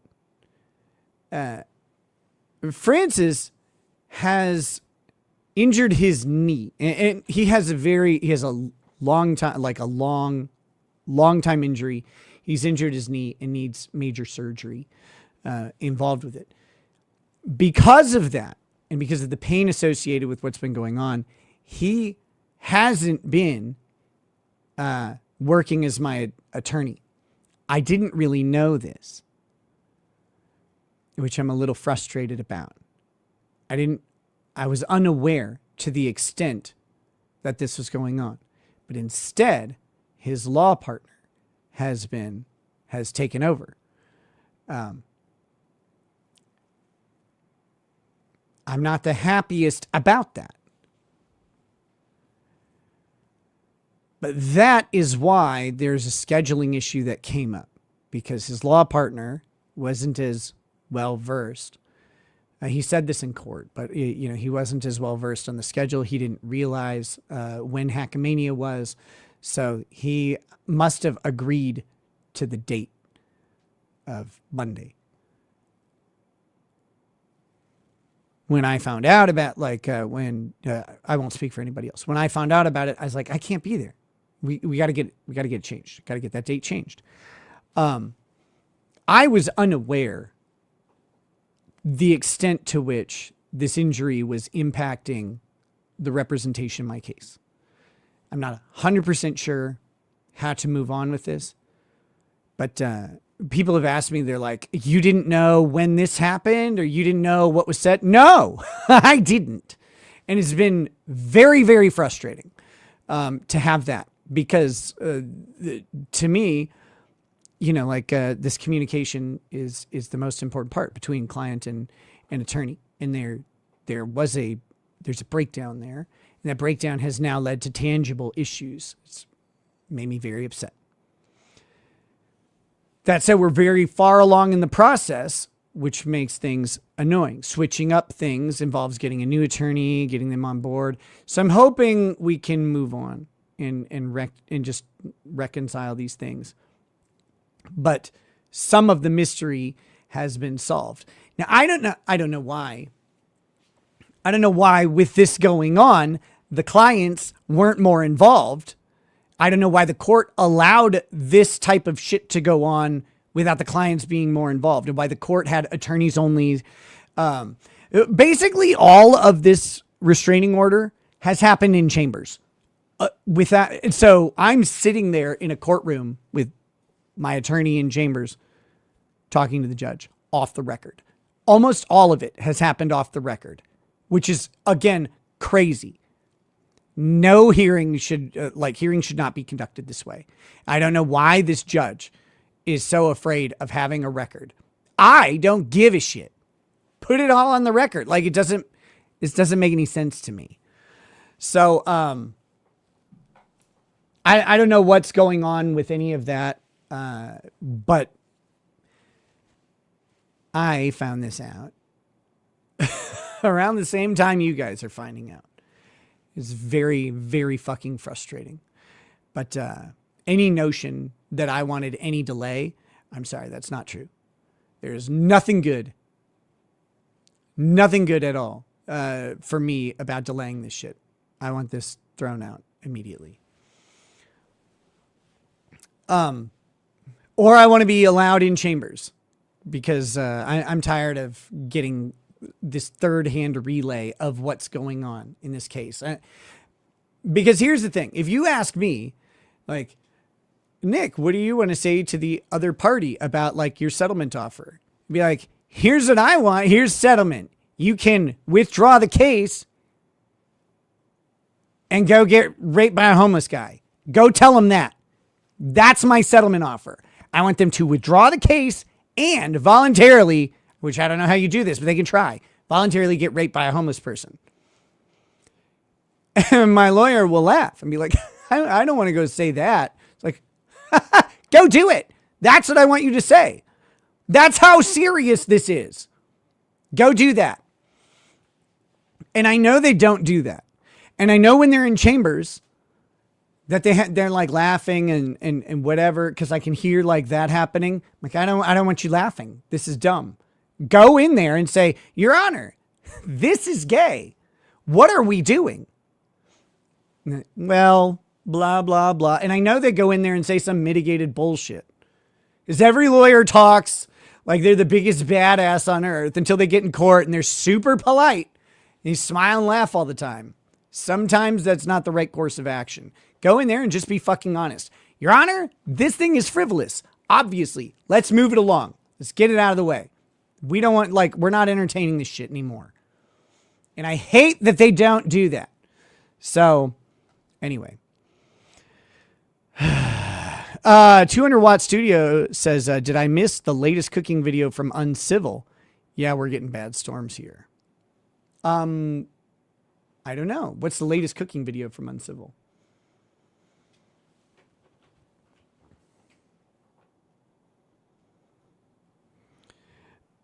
Here we go. Oh, the Pants Maestro. You're going to blue ball us on Brian Johnson fraud. No, that's why you guys are here. That's why you guys are here, is to make sure if I am going to do something and I forget or get distracted, that I get it done. Let me replay this this super tip that came in while another super tip was up, and then we'll talk about the fraud thing. Do you believe in evolution? Is it possible Jew evolved from rats? Why does it draw out the S on that? Is it possible Jew evolved from rats? Okay. Could there be a small chance of collusion between the judge and Aaron's side? No, I don't think so. I don't think there's any collusion. What I do think is this. My attorneys are from the Twin Cities. Aaron's attorney is from there in St. Cloud. And it's likely that Brian Johnson has appeared in front of that judge multiple times, with regularity, we'll say. And there's probably a subconscious level of trust that you develop within as a judge with an attorney that you work with that just does, some level of consistent work, right? An attorney who's not in trouble in front of you all the time, but an attorney who just appears in front of you. In fact, in my own criminal case, for example, and the family case, I have appeared in front of both of those judges multiple times, right? So when I stand up and say something in court, those judges, obviously it was a criminal case and a family case or whatever, and so they don't automatically believe everything I say or whatever, but they know that I've been before them and I've been consistent with them. In fact, the prosecutor, I've appeared opposite that prosecutor in multiple cases. And at one point, when things were getting kind of tense in the family law stuff, because the prosecutor was the attorney in the family law stuff as well, I said to her, Miss Pierce, we've worked together on multiple occasions. You have always been professional and fair. I may not have agreed with you. I was sitting opposed to you on these things, but you've always been professional and fair on it, even when I think your legal opinions are wrong. And there was one particular meeting where things were kind of heating up, and I said, Kristen, that's her first name. #doxed. It's on the website. Whatever. I said, Kristen, these are my children. This is my family. This is the most important thing in my life. This isn't a game to me, and I'm not playing. I'm not playing around with you guys. I'm not playing around with the system, and I don't find any of this to be fun or funny. And we're just working to get our kids back and to show you guys that we have done everything that you've asked. But there are limits. We have rights, and so do our kids. So let's honor those. You just appeal to that. Like you and I have worked together. You know that who I am, and I know who you are, and that we've been on the opposite sides of things, just fine working relationship. And that was actually, I think, pretty effective. That was right before things ended in the family case. And I think it was one of those one of those things where someone gets kind of jarred because, someone grabs them on the shoulder and kind of says, hey, little shake, right? It's like, hey, what's going on here? And then shortly after that, we had things resolved. There was one person who wasn't in the county attorney's office who was really holding up the process with the family case. They had all these, and it was right after that they were working with the county attorney's office, which is crazy because that's illegal. But they were working with the county attorney's office and were lockstep with them. And right after I had that kind of appeal to her humanity and saying, hey, you know me somewhat, that when things are serious, and we do this. It was right after that she split with the other person who was holding things up and was like, no, this is crazy. And we got things wrapped up right away after that. Okay. And don't worry, Pants Maestro, that fraud story. Can't wait till you have a whiskey once you a free man. Spartacus, free man. Can't wait for you to have a whiskey when you a free man. Spartacus, free man. Thanks a bunch. Very much appreciated from Drinkly Crow. I do appreciate that. So here's the fraud story. So Patrick Melton has very openly had back pain for several weeks now. He had back pain for several weeks now. And he canceled a couple weeks worth of streams. He just didn't do them. He was too much in pain and couldn't keep going. He has trouble sitting down for long periods of time. And there were several times at Hackamania even when he was sitting down doing his show, because there's not like standing up wasn't better for him.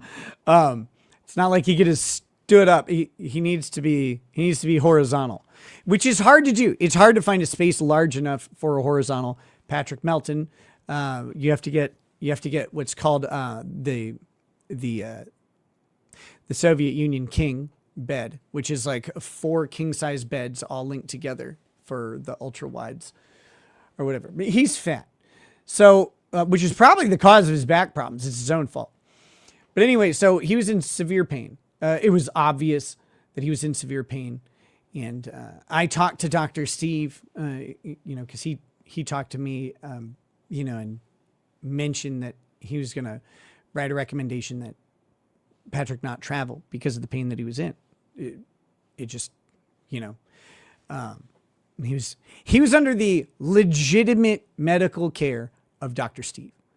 That's a real thing. I don't know if you guys know this, but you can, a licensed medical professional, you can consult whichever one you want, like in multiple. You don't have to go to like a clinic. If you know a doctor who's willing to work with you, they can be your private doctor. That's an okay thing to happen. And so, I known this is coming. So the letter was submitted on letterhead from the company that Dr. Steve owns. He's the CEO. It's I don't remember the actual business name. It's kind of a weird word that starts with an E, and I think it's a Greek word or something. Or maybe it's in secret Jew language. I'm not sure. But he owns this, this company. And so it's on the letterhead. He's the CEO of it. And he sent the letter in. And Brian Johnson, Aaron's lawyer, did self-admittedly a 2-minute Google search and was unable to verify the letter. Whatever that means, right? Whatever his verification. By the way, his verification letter isn't really important. The letter's real. It's true. I've seen it. I've talked to the doctor who issued it, and I've talked to the guy who was issued about. Shockingly, very consistent story across that whole interaction. He sent the letter in, and then Aaron's attorney was incompetent and unable to link Dr. Steve to this letter. And so he called it into question. Aaron has said this several times on his show, that the letter was called into question. Whenever Aaron is using passive language, that's when Aaron is being a massive pussy and a total bitch, and typically is lying. But he will mitigate the fact that it's him and his agent calling it into question. It was called into question. It was called into question by Aaron and his attorney. And it was called into question because his attorney, after 2 minutes of Googling, could not verify Dr. Steve's association with the letter. So he has accused Patrick Melton of fraudulently forging the letter and submitting it to the court, which would be contempt of court and a felony, I believe. That's crazy. That is an actual fucking crazy thing. to just say.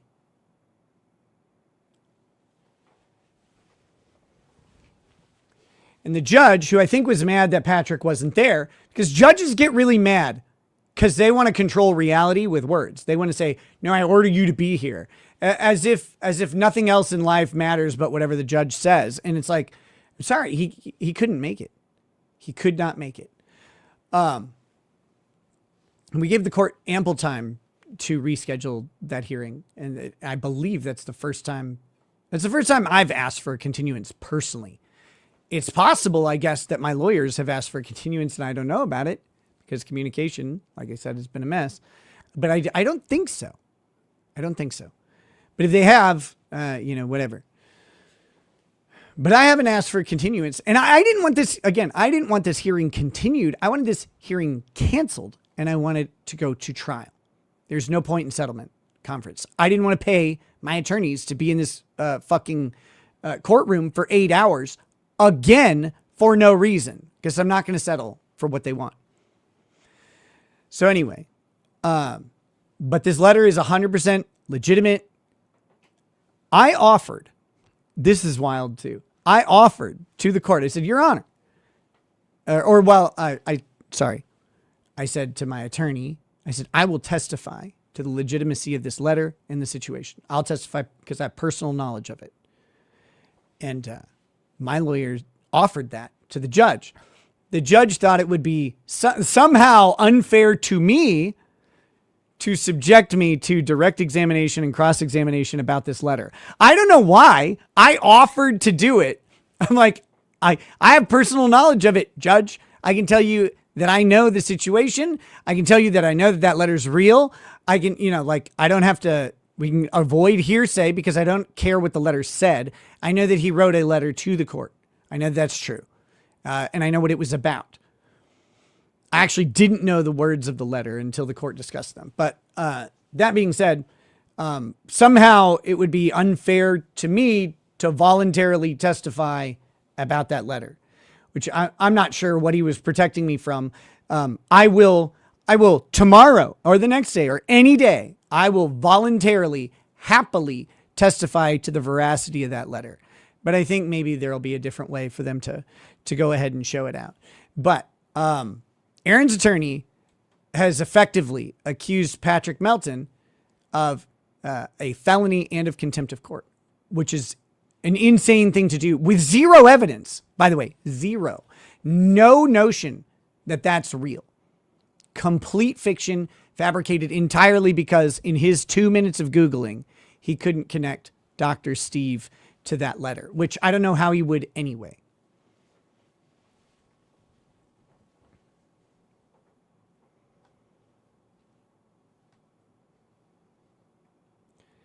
So that was nutty. You're in court for hours because you filed suit. I didn't. I don't know how this keeps coming up this way. I didn't file suit. I got blamed. I've been blamed for so many things. Like going to the courts and all this stuff. Everything I've done has been reactive.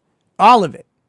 I didn't go to the courts to stop someone from talking about me. Aaron did that. I have to go to the court to do this shit, to take care of it. Like, to fight for my own liberty, I have to do that. So everything I've done has been reactive. It's crazy. Let's see. Pegleg says, I was so happy to see your beautiful wife smiling next to you in Vegas. She's the cutie, isn't she? I wish you two the best. Hey, thank you. I really appreciate that. Very, very nice to see people be supportive of us. We really do. It's an extra level of special after all this stuff. Did I verbally accost a crazy lady? I guess, I don't know if accost is the right word. What happened is the crazy lady who follows, I'm just waiting for this chick to attempt to murder me or harm me to save my children from me, because she is obsessed. Now, this is a person who goes by the name of Mama K or something, Lady K, something like that, which, by the way, creepy to adopt a name very close to nickname, very close to Lady Rackets' nicknames. But that being said, this creepy lady who has an obsession with my kids. The reason she has an obsession with my children is because her parents were drug addicts who I believe abused her. She may have been a drug addict who abused her own kids. I'm not really sure on that one. That one's kind of fuzzy to me. I think she may have struggled with addiction problems, but I don't really know her story. I'm not accusing her of that. I feel like that might be part of her story, but I don't really know. I don't want to know. I want her to get help. But she has shown up at many of our court hearings, which she is perfectly able and entitled to do. Her other activities are a little obsessive. But that said, when I saw her, I said, "Get a hobby, you crazy bitch." Because of course, absolutely. And I will happily verbally accost her again or whatever it takes. The next time I see her, I'm going to yell, "Stay away from my family, you crazy fucking bitch." Because she is a legitimately insane stalker who I do 100% believe will at some point attempt to harm me because she believes she will be saving my children from me because of her own past, her own history. She is projecting that upon me and my family. But her issues do not exist in my family. They don't. The first time I met her, I was pretty rude to her. I didn't really want to see her. I didn't trust her, all that stuff. The second time, when she came to another court hearing, I attempted to apologize. And I said, "Look, I heard a little bit of your story, and I now understand why you may have some concerns." And I want to say, those concerns, I can alleviate you of those. Those aren't happening here. I understand that you may have been exposed to some of this stuff in your life, and I'm really sorry about that. But that's not happening here. And I wanted to assure you of that and let you know and apologize for how I acted initially. And when I did this, I approached her and I said, "May I sit down next to you? I just, I wanted to kind of clear the air on some stuff." And she said yes. What she said to the internet was that I loomed over her with a dark and evil aura.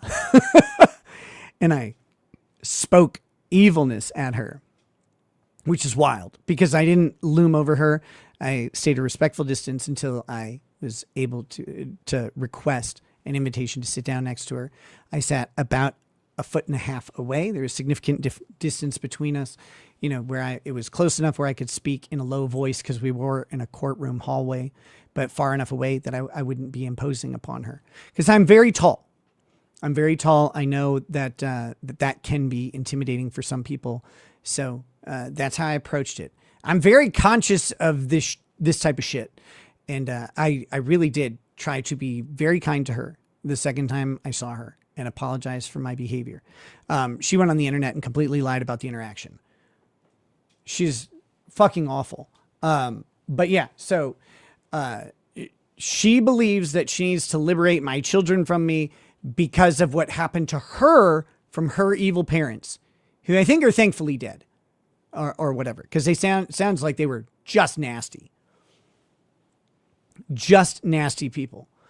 But that's not my fault. I didn't do that.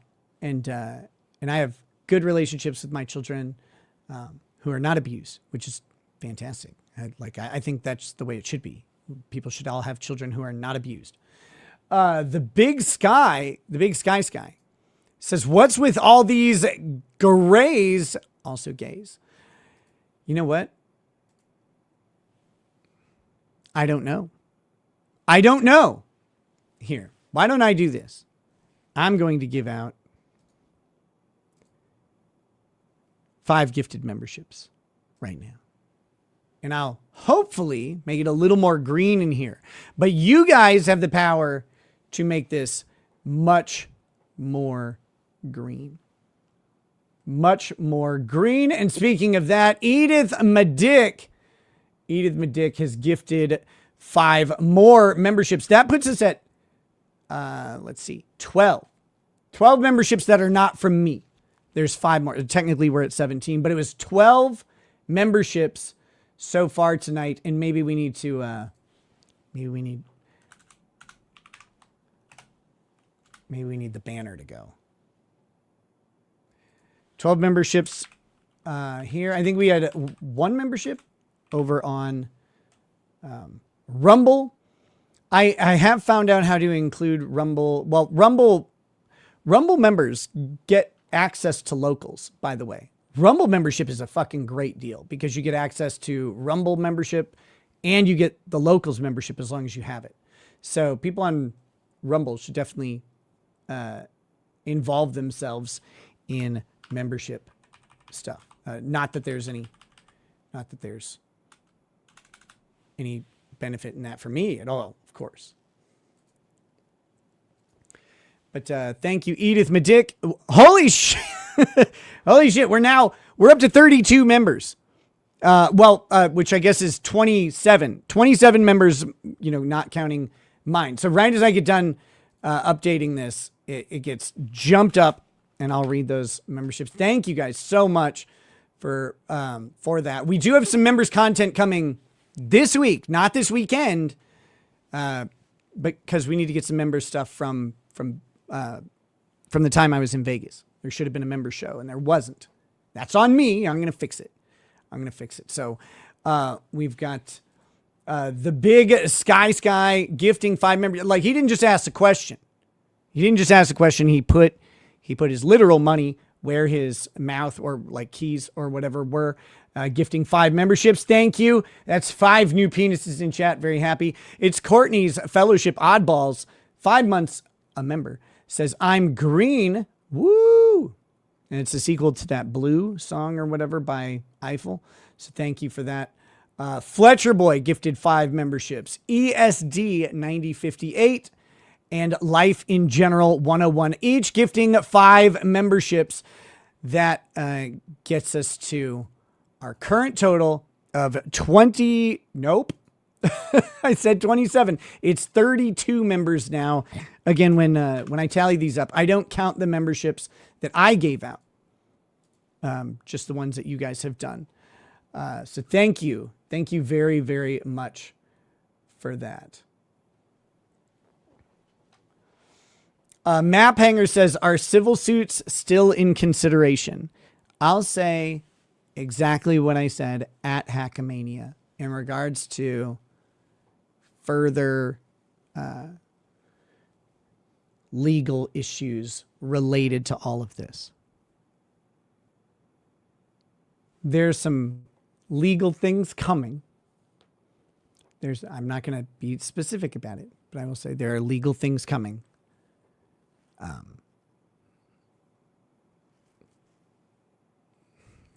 And this time, I guess it won't be voluntary. He'll have to take it right down his throat. But there are some legal things coming for Aaron Imhalt. And the best part is, I know some of them he hasn't even considered. Which is going to be fun. Hey, Brian Johnson, I guess you'll be staying employed, maybe? We'll see. Good luck. You'll need it.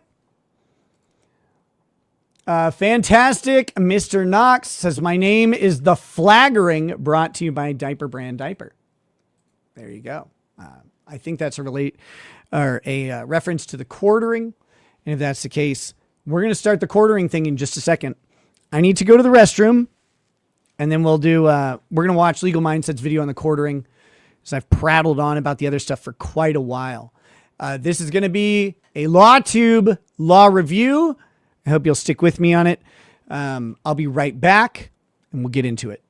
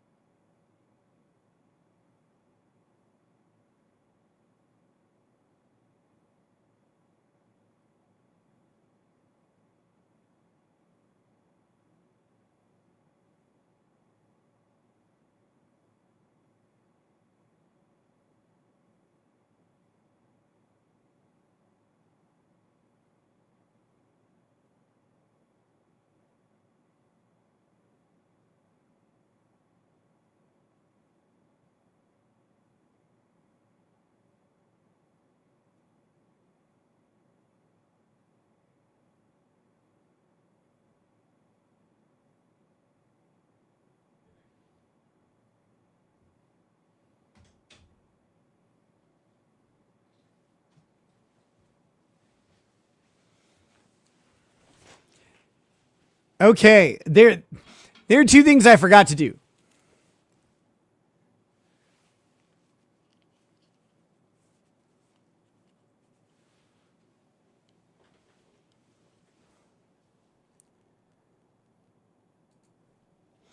Miss Femme Natal, I know that I figured that the glare was already covered the Turtle Boy hearing, but I thought about maybe inviting him and Auntie Deb on for when I cover it, or for at least part of it, or whatever. God, my hair is such a disaster today.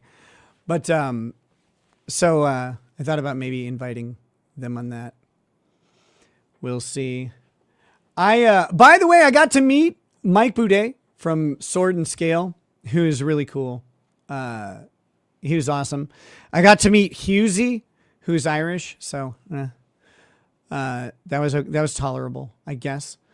I got to spend a decent amount of time with Tommy Jordan, which is a ton of fun. Tommy Jordan's really funny. So that was I had Lady Raggets and I had to kind of just wait because we had to switch our flight to be really early Monday morning, and so we were just up, and we ended up hanging out at this Hogs and Heifers bar, which is kind of like a Coyote Ugly style bar at the Plaza. We kind of hung out in there with Tommy Jordan for a bit. It was a lot of fun. He's a very animated and energetic guy, so that was a good time. So I wanted to do a shout out to Tommy Jordan. And then I do want to do one more thing. So obviously we had a court hearing on Monday. And if you're unaware, Aaron does a Monday evening show at 6 p.m. I wanted to show you.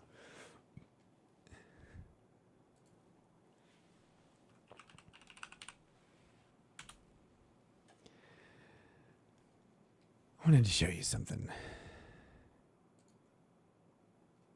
about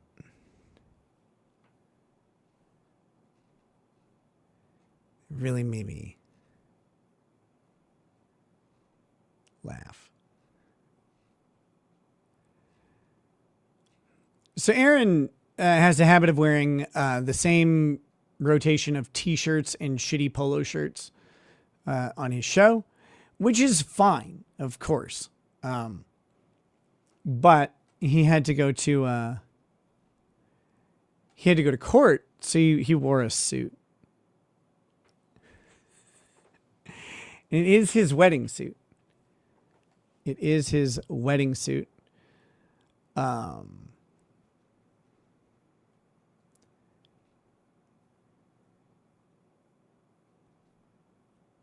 Let's see. Damn it. I don't know where in the clips. So I'll just hold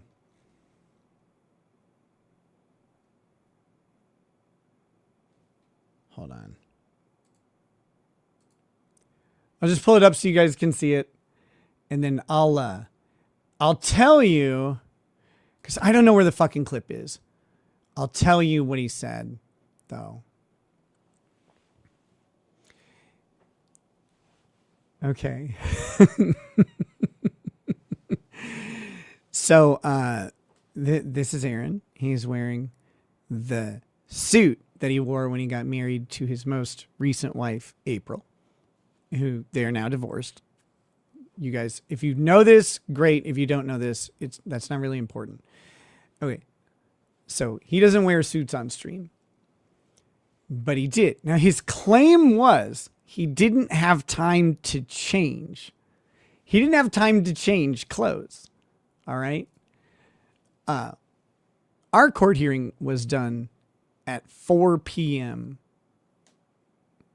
I think. In the town that he lived in. Maybe it was 4:30. It's 4 to 4:30, somewhere in there. In the town that he lived in. I mean, his house is 7 or 8 minutes from the courthouse. Okay. He says he didn't have time to change by his 6:00 p.m. show. But the real tell, yes, and We do have, if you want to, here, we can check this out real quick. If you want to see, you can check over on...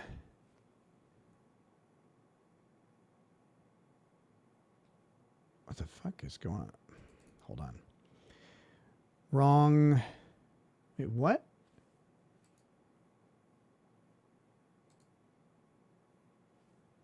Here we go. If you want to see, here, I'll show you. Oh my God. Okay, so you can see over here, same suit, right? Different shirt, probably the same tie, but that's him getting married to April. And I apologize. I don't like to bring her up. She's left the internet. I don't like to bring her up, but that's their wedding photo. It's public. It's out there. It's not something private that I have or anything like that. I also have like a photo of him in this suit in a different time. I think from a casino trip that we were on or something. Doesn't matter. Here's the tell. He said he didn't have time to change. But what he also said was, he said, what he was really curious about, he wanted to hear the comments about his suit, which I found to be very funny because I think what Aaron thought was going to happen was that he would wear a suit online on his show, and then he would get complimented and he would get to hear that he wore like a suit better than I did. I'm like 100% sure that that's what he tried to do. It didn't work that way, which is very funny to me. But I'm like, he's like, I'm just waiting to see the comments. Like, I bet you are. I bet you are. So,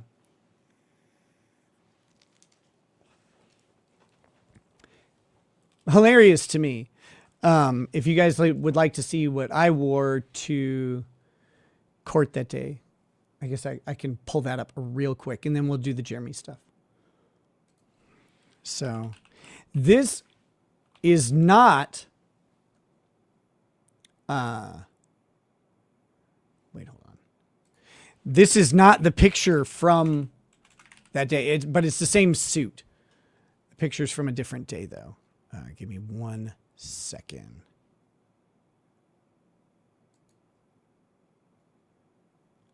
Where am I?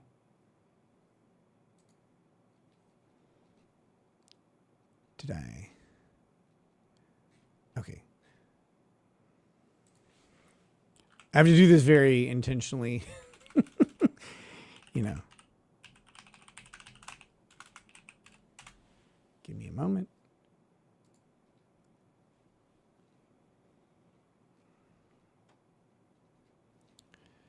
The suit I wore is here. So this is how I dressed for court, which is one of my favorite suits.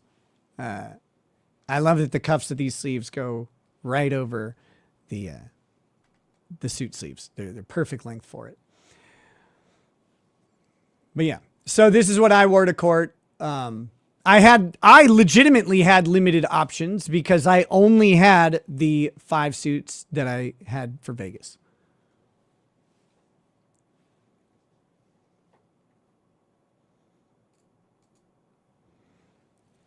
Lil Galaxy 56. I don't know if you're talking about me or not, but I can tell you that the kids still don't know. They were unaware of anything going on in either context. Relationship-wise, drug-wise, they had no idea. So if you're talking about me, I can go ahead and do that. And say that with full confidence. They had no fucking clue. They were kept out of everything. Jacob Castro has rated the stream. One of the things about like we didn't ever have to get to this point, obviously, because of how things worked out. But like, you start trying to figure out like how you're going to explain things, because eventually, you know, you'd figure things would get put together, but we never got to that point. So anyway, Fletcher Boy says, nice shirt, Nick. Thank you. There you go. All right. Let's cover the quartering, I guess. This is like the worst thing. If people want me to talk about like Jeremy Hambley and his actions, I'll say this. The Kino Casino guys suck. They're complete pieces of shit, and they make the world a worse place. That said, there's an unspoken rule on the internet, or a spoken rule on the internet, whatever, an inviolable rule on the internet, and that is you don't flag people down for internet bullshit. People have alleged that Jeremy Hambley has done this to the Kino Casino people. That would violate the inviolable rule, and if that's the case, Jeremy will have to deal with that in whatever way. It will probably be a massive hit to his reputation and stuff like that. It basically killed Matt Jarbo when he did something like that. I do want to say, I don't give a shit at all. Either way. Like, it doesn't matter to me. I don't care. These are very toxic people. But you don't break the rule. If you break the rule, you subject yourself to the punishments of breaking the rule. The punishment for breaking that rule can be as like it can kill your entire community and your any career or whatever you may have had on the internet could be gone from one fuck up on that. Like I said, I don't really want to get into it. I don't give a shit about it. But I'm explaining the rules of the internet. There's an allegation that Jeremy Hambley has broken those rules. He has denied that allegation. People believe that there was an accidental display of emails which counter his claims of denial. I don't know. I don't care what happened. Whatever the outcome is, doesn't matter to me. What does matter to me in this context, what's more interesting to me, is that Legal Mindset has proposed a path. And he has said that there are potential serious legal consequences for Jeremy Hambley based on what may come out. Speaking of what may come out, Edith Medick has sprayed 5 beautiful members onto the chat, non-consensually, by the way, which I'm proud of. Very proud of. We're happy. We're happy about that. But Legal Mindset has put up a video. So he's a colleague of mine. He and I had some strenuous relation before. We have buried the hatchet between us. I don't know that I say we're friends yet, because like you never know like what this shit actually means, but we are friendly at the moment, which I'm good with. I have, people get into it on the internet and they say shit and do shit that is not always the best. And certainly he and I have said stuff about each other that is not great. And it's unclear to me where it started. And I believe each of us may have a different genesis of it, but it's okay because it doesn't really matter, right? We chose to put that all aside. So right now I'm on amicable terms with Legal Mindset. This video is not meant to be like a seething takedown of someone I don't like or anything like that. I always liked Legal Mindset, and when things got sour between us, that really sucked. That was something I did not like, and that one really fucking stung, because he and I were always good, and I thought he was a funny guy and had some interesting stuff to talk about. That said, I just want to set the stage here that this isn't. I haven't watched this. When I read his tweet that he's going to do a video about it, and he said that Jeremy has huge legal risk. All I've been asking is, what's the risk? What's the risk? What's the risk? I don't think there is any, personally. I think if that's what he says, then he's incorrect. But now I have to fucking find it. So give me a minute. Here we go. So this is an 8.5 minute video. Thank Christ. I was worried this shit was going to be like an hour long and I was going to want to just bash my fucking head into the pavement, but that's not the case. Thank God. It's 8.5 minutes. So, Judge Maddie says, Mindset's Disney legal videos a few years ago were good. There's a reason that his videos about Disney were really good. I don't want to get too deep into it. I don't know how much he's talked about it, but let's just say that was well within his practice area. He's very familiar with with that type of stuff because it's right up his alley. And I don't mean that as in a sexual way. All right, so here we go. This is let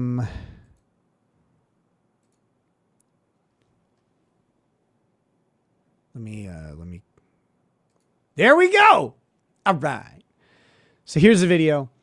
Let's give it a look.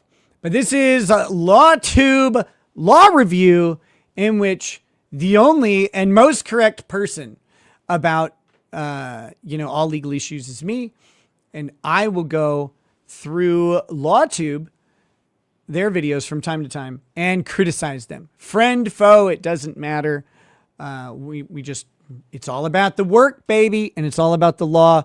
We're going to check their work, and we're going to talk about how correct or incorrect it is. Jacob Castro has raided the chat. I think I said welcome to the raid from Jacob Castro. Or thank you for the raid. Welcome to the channel, to him and his viewers.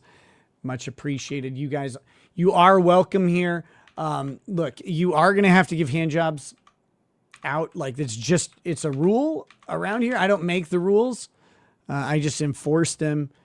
I don't know what else to say about that, but that's just how it goes. Let's see. Okay, so let's, without further ado, why are you dressed like a clown? The real question is, why aren't you dressed like a clown?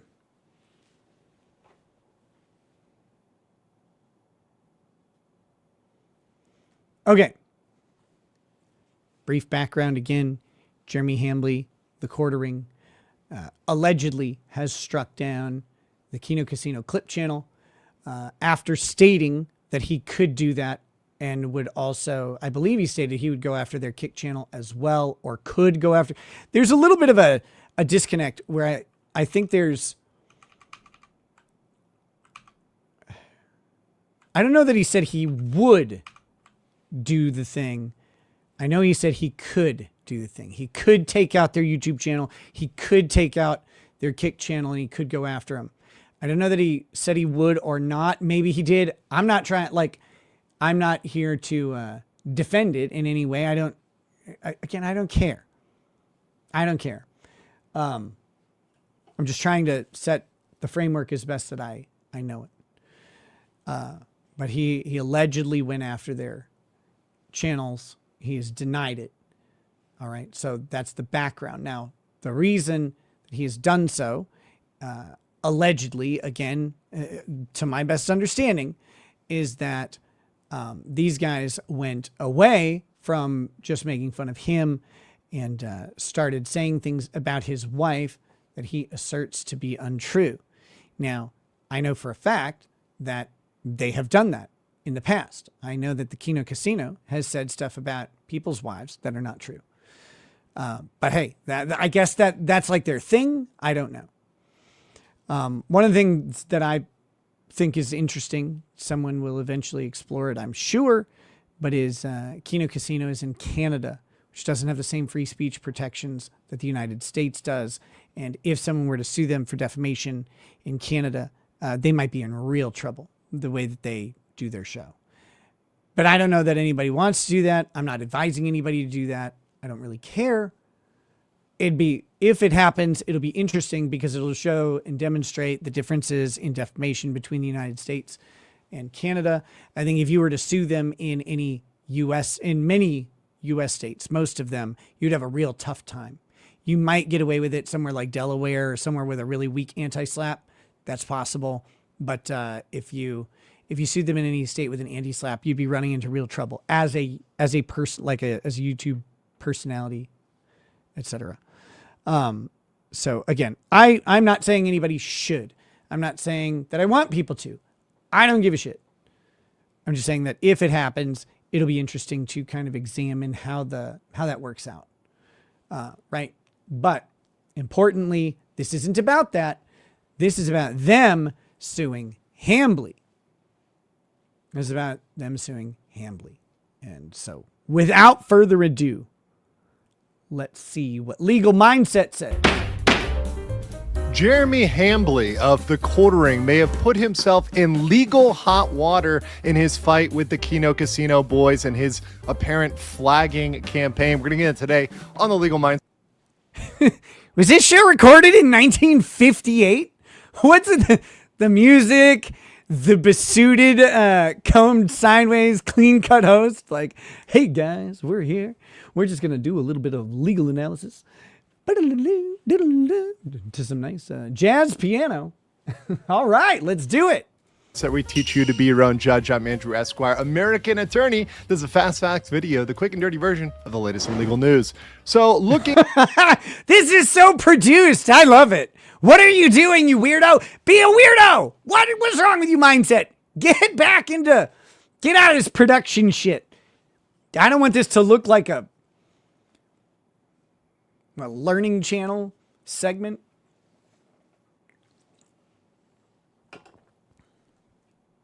At how the Quartering has legally trapped himself. So of course we have in this corner as the defendant here today, Jeremy Hambly of the Quartering, who's ran a very large YouTube for a long time. Many people know him for his commentary on social issues, politics. I don't believe anybody actually knows Jeremy for his commentary because, dear Christ, every Quartering video I've ever watched, and like I say this with all love and respect to Jeremy, I can't get through a minute of his actual commentary because in 1 minute he says like 4 words about stuff I don't care about.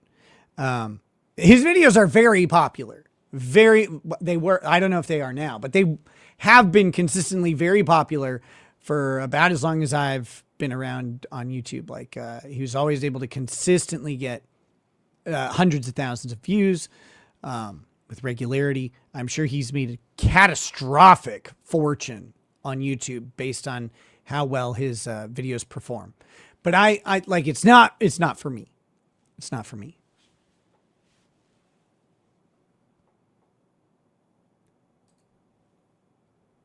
Nick is a Raiders fan confirmed. Wait, what? How did I become a Raiders fan? And other gaming issues, but he stepped in it in a fight with the Kino Casino boys. That is Ashton or PPP, and a very good photo of him right there. And of course, Andy Worski. Now these guys are well known.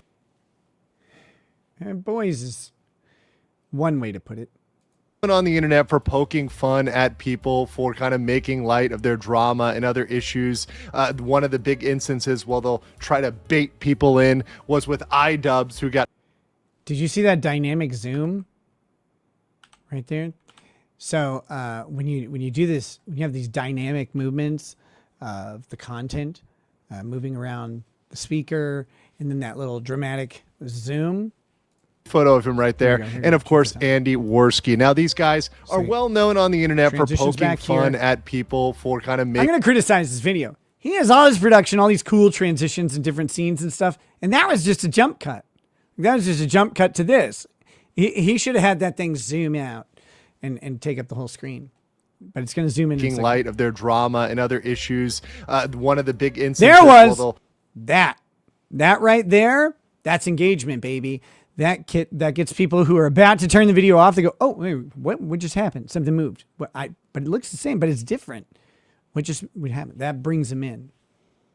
Try to bait people in was with iDubbbz, who got baited into a battle between him and the Kino Casino boys, which just ends up propelling them even more, as the internet does. When you engage with it, it goes crazy and goes viral. Well, the latest thing to go viral with the Kino Casino boys. Lol, Nick, did you intend to be a photo negative of Andrew? Yes. No, that's funny. Not at all, but like, I'll take it. That's good. It's funny how that shit works out. Nicola. Catch you later, girl. Always good to see you. Thanks for being here. Here we go, guys. This is with the quartering. So the Kino Casino boys, Ashton and Andy Worski, mocked Jeremy Hambley for being let's call it a corner chair sitter. You guys know. It's not a corner chair. It's a Holiday Inn chair. Come on. It's that weird chair that every hotel has. It's like, why is there a one-seater over here? Like, I get the couch, I guess. Do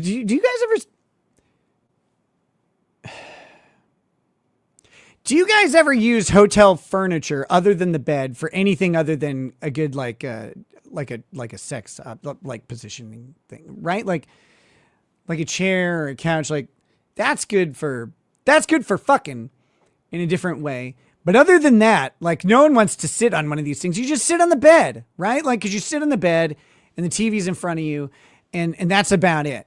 Who's like, you know what? I'm going to go sit on the chase. If you're not laid across a chase moaning, you're using it wrong. Does anybody do that? But yeah, there's always this one-seater chair, and it's not like a rolling desk chair or something like that. It's a stationary one-seater chair, and it's looking at the bed, and you're like, what are you doing over there, bud? You want to explain yourself? Like, what's going on?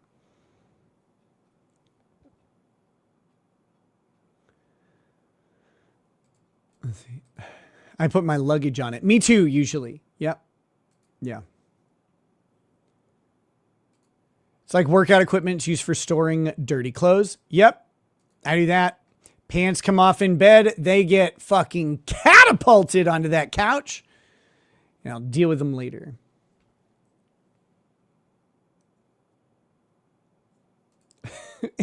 It's for reading, Nick, while the wife gets pegged. Oh my God. Mad Sicilian, welcome, welcome. Hey, what's up, Cassie G? Big and veiny cromulence. Nikki's ready to take room service to the next level from these motel furnitures. I'm just saying, like, look, some of them have, they're really uncomfortable, but they have cool designs. Like, sometimes you get one of those couches. I think the plaza that I was at just had this. It has like it's kind of like a low couch that you would never want to sit on, but the like, they didn't have armrests. Like the fucking armrest went all the way up to here. It's like, oh yeah, that I can understand. I got some ideas immediately for what to do with that. Right? Like, but to me, that's the only thing hotel furniture is good for. Hotel furniture is made for fucking, or I guess in the case of the one chair, the single chair, cucking. What that implies, and calling into question his relationships, including with friends and other people that may have had an impact on his personal life. We'll leave it at that. And also calling in question some of his other interactions with women and his interaction with other people that are really questionable. And Jeremy Hambley didn't like that. He not only responded to that, trying to debunk these things, but he eventually got so mad in this battle with the Kino Casino boys that he openly threatened their social media. He came out and said, I can take them down, I can take them out. Well, shortly after that, channels started disappearing, both the Kino Casino Clips channel and other channels, Andy Worski's personal channel, and now even Clippers are losing videos and having their videos taken down after the Mad Miss Shatter says, I like getting bent over on it. Yeah, exactly. And who doesn't, really? Who doesn't like a little bending? A little bending. I do want to say, why are you putting all these fatzos in chat? What the fuck is going on here? Stop it, Ew.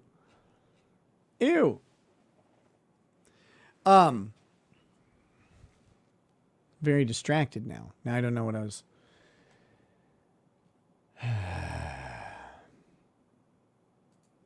This dude got a big night out on the town playing with his broad after this. Are you talking about me? No, I mean, she's asleep.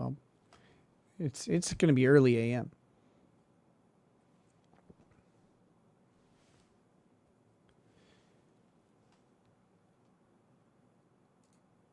Barba Fett says, Nick, I need your expertise. I yelled, your mom's a hoe as a joke to my husband. He holds up his recently deceased mother's ashes and shakes his head.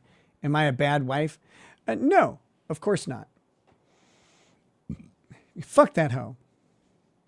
I don't mean you should do that. You should not like take the ashes and engage in sexual intercourse with them.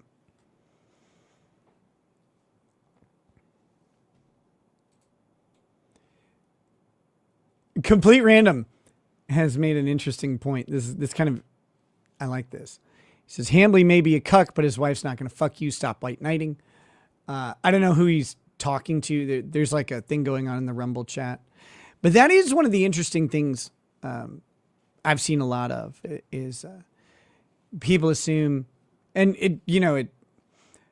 it's come at me. Gross, ew. It's come at me too, where people are like, because there's some sort of alternative relationship. It's like, I'd get with your significant other, right? Like people are saying they'd fuck Hambley's wife. It's like, you probably won't. And usually the people saying that are, like I've seen some of them, like probably not, but good luck, I guess. It's such a weird dynamic. Like the way that this plays out on the internet is always weird. Saw it with iDubbbz too. You see it with No Jumper, right? That Adam 22 guy, Adam 22 and Lena the Plug, and like Adam 22 famously like hired the one porn star to fuck Lena the Plug, and now everybody's like you're like a cuck or whatever. Which fair criticism, I guess, like, but whatever. I don't know. Who knows? But then people are like, can I fuck your wife? And it's like, you're probably not going to fuck Lena the Plug. Like, I'm going to guess that she's not going to have sex with you. Everybody who says that though.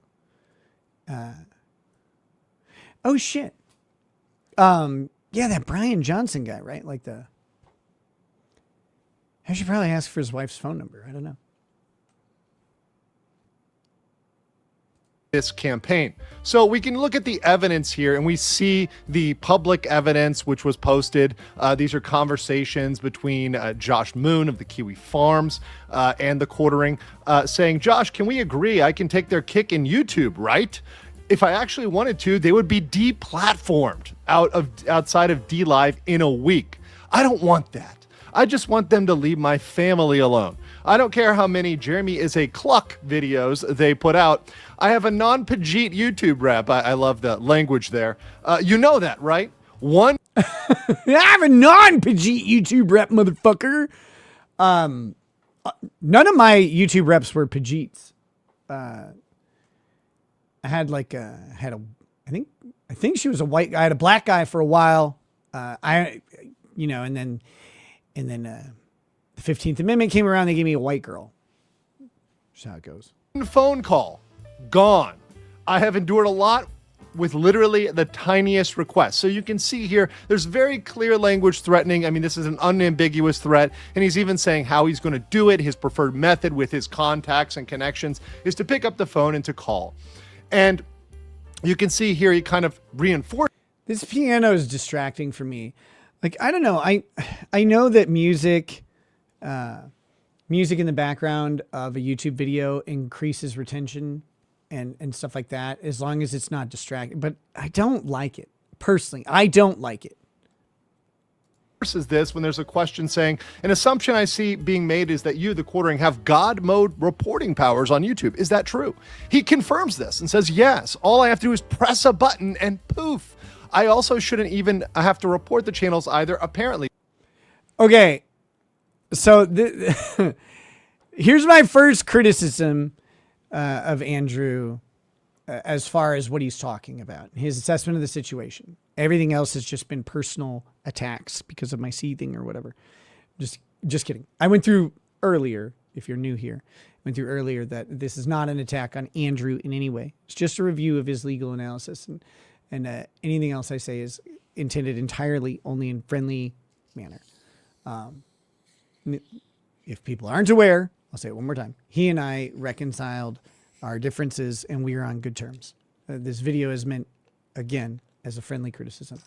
So that said, he missed this here. This is wrong. That's an obvious joke. That is an obvious joke. Lol, yes, is your first clue. That's a joke.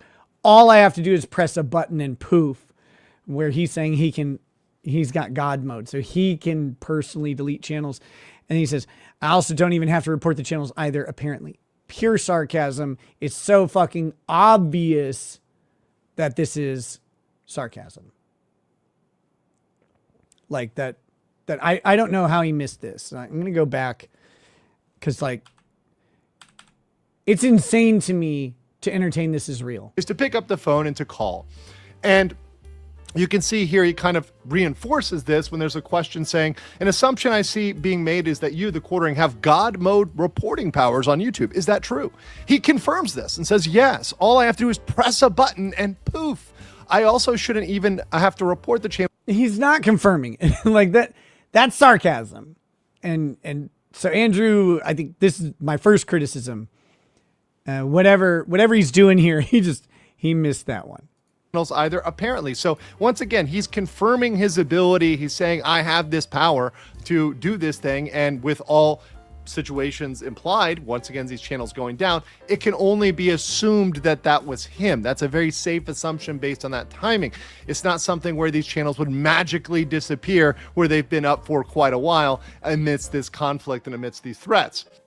Dog Backwards says, if YouTube just claimed they were taken down for TOS violations and Jeremy's in the clear, legally, they'd need to prove a conspiracy. Even with a conspiracy, an enforcement of YouTube's terms of service and user license agreement or partner agreement, which are all incorporated together, an enforcement of any of those things in the terms therein will not allow a tortious interference lawsuit. You lose if you sue for tortious interference. Now, if you sue for tortious interference and they have a review process and then they enforce their own terms of service, no matter what, if they're enforcing their terms of service, you lose your tortious interference claim. You lose. You lose, you lose, you lose. Tortious interference requires unjustified interference or an induced breach of contract. Enforcing the terms of service in which, as a user, you agree to follow these rules. And if you don't follow the rules, they remove you. Enforcing that is not a breach of contract. It is a fulfillment of the contract. And people need to understand that a fulfillment of the contract, abiding by the terms of the contract, even if it ends in termination, is not breach. That is not an unjustified interference. That you will lose. You will lose. You'll say, okay, YouTube did that because they followed their terms of service and did it. Done. You lost. Game over. Anyone who says otherwise is trying to sell you something or is mistaken. One of those two things. And you can even see that other channels, and this is a smaller channel, Elissa Clips, are having their channels and their videos hit as well when they clip things, when they post them on YouTube. Elissa Clips exists. Her channel exists solely on the grace of everyone she clips.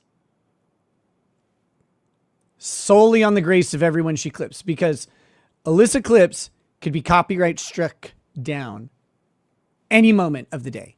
Any moment. Her content is not transformative. There's no commentary. Sorry, let me rewind. There's rarely any commentary. Some commentary is occasionally offered through the title or description that might be considered transformative. Might. Most of the time, and this is what people say over and over and over, is that Elissa does not do anything to anybody. She just holds up a mirror and shows them their own words. That is quintessential theft. That is copyright infringement by the book. To hold up a mirror and show people their own words is to steal their content and post it without permission. That's copyright infringement. That is not transformative. That's not fair use. That's not commentary. That's none of that. People mistake that because of the Sargon versus Aquila case, in which Sargon didn't offer any personal commentary. Instead, he clipped down a video and he, had a title or whatever. But the clipping and editing of that video and the title produced a different transformative outcome from Aquila's original video.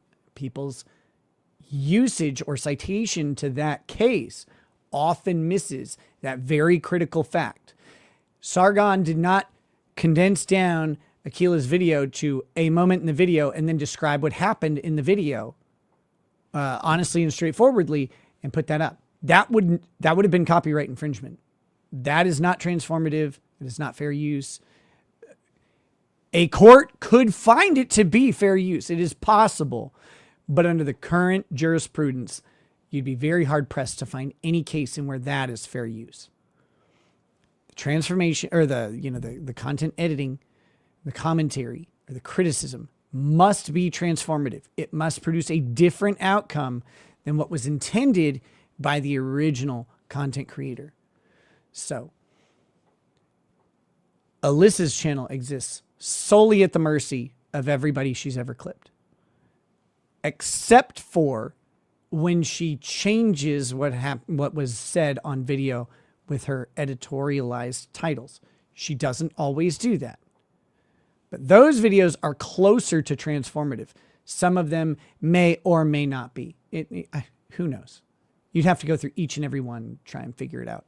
Who fucking wants to do that? But that being said, hers is a little different because her content is legitimately, it's a blatant violation of copyright, and not like in a pretend way, in a real way. She blatantly is abusing the copyright system and exists solely at the mercy of anybody who she has clipped and just described, held up that mirror. That doesn't help her, guys. That doesn't help her case at all. If someone wanted to, they could go in and just hit her with like 5, 6, 7 videos or whatever, like one day at a time, and her channel would likely be gone. Now, rules of the internet, if you do that, she'll probably rise back up, have a much more popular channel. People will support her and say how it was unjust, even though what she's doing is completely unlawful and completely against the copyright code. But at the end of the day, most people understand and realize that the clippers, even ones who are opposed to you, are beneficial to your existence. They put your content out to more and more people. Even if those people may not like you or have a predisposition against you, them being exposed to your content, even though it may be on someone else's channel and you may miss your pennies of advertising or whatever, is an opportunity for you to always convert someone in. The way YouTube works, you always want people to watch your content. There's not a group of people that you want to not watch. You want everybody to be exposed to it because every video, every conversation, every clip is an opportunity to convert people into viewers, maybe even hate watchers at first, but then eventually, potentially, someone who goes, you know what, like I kind of dig this, or they get used to watching your show, even if they watch it angrily or whatever. Who cares? So, but as a warning to clippers out there, you can take a look at some of these channels. And there are a lot of them that do this, by the way. She is not alone. I'm not trying to pick on her. She's the example here in this video, which is what brought this up. But a lot of clippers do that. Any of these clippers who just take content and they just describe what it is and they just clipped it down. It's like, oh, well, this is a 4-hour live stream. I grabbed this 8-minute segment and said what it was. That's theft. That's copyright theft. You can't. Most people don't pursue it because it's expensive process, et cetera, et cetera, et cetera. But that's copyright theft. And any clip channels that do that are technically putting themselves at risk for someone to come after them. If someone, has the money, time, vindictiveness, they could. So try to find ways to make sure you're within fair use. And if you need help with that, contact an IP attorney. If you don't know any IP attorneys and you out there as a clipper and you really do want to try and insulate yourself from that, let me know. I'd be happy to point you to a couple people who could give you some good advice. That's that. They're coming down and getting hit by mysterious reporting. So what do we see here? Well, we see the quartering denying this and saying if the Kino Casino was wrongly banned for ban evasion, I 100% think they should be restored. So he's saying, oh, if they were wrongly. So, it's kind of hiding his belief.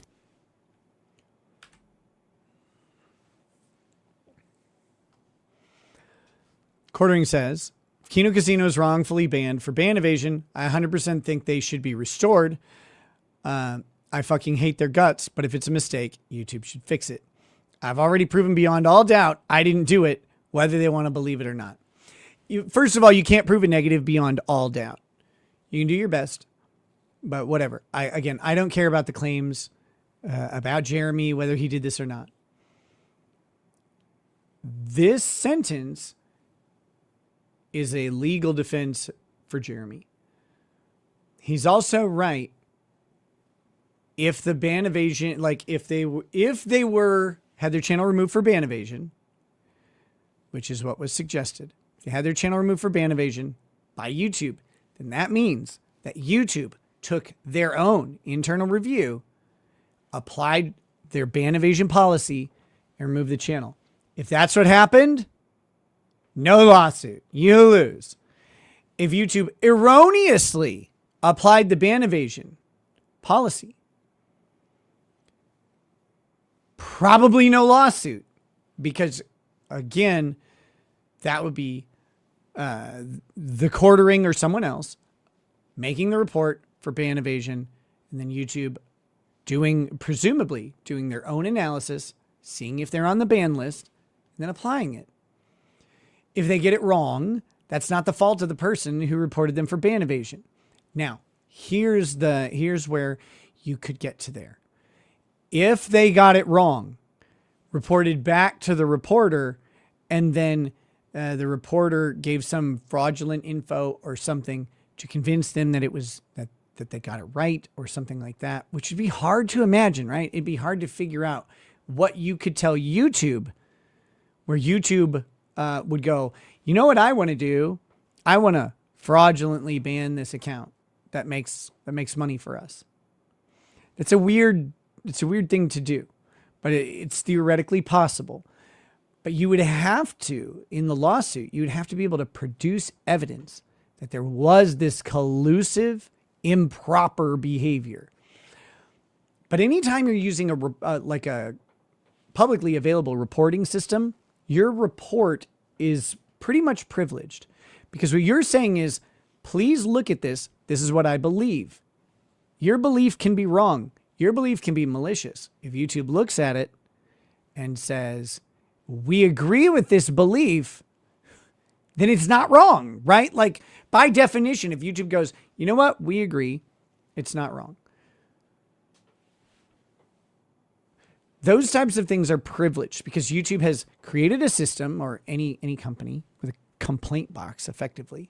They've created a system that invites a specific level of critical commentary on a channel or on their adherence to the rules. That, under the law, typically privileges what you say in that forum. Now, with Jeremy, there's an allegation, of course, that he went outside that forum, that he went to his YouTube partner manager, that he employed a back channel. Here's the problem. If he has access to a back channel, and if that back channel then uses the internal mechanisms of YouTube to review a channel and see if it is bannable, and then apply its own rules, you're not going to sustain a lawsuit. And again, this isn't about the propriety of someone doing these reports or not. You don't do that. This is about, can you sustain a lawsuit? Because that's what this whole video is about. Andrew says that Jeremy's at legal risk. I pretty much disagree that I don't think anybody's at legal risk here. Be restored. So he's saying, oh, if they were wrongly, so, it's kind of hiding his belief that it was justified. I hate their guts, but I think it's a mistake. YouTube should fix it. I already proved beyond a doubt I didn't do it, whether they wanted to believe it or not. Now that doubt is coming into question now. First of all, we have his... Dotori says, even if we disagree on Jeremy, angry face, it's all love though. And then some emojis. There's nothing to agree or disagree on. Like I said, if you're talking to me, I don't give a shit what happened. What happened will be, that's up for everybody else to determine. I'm just talking about the legalities here. I've already...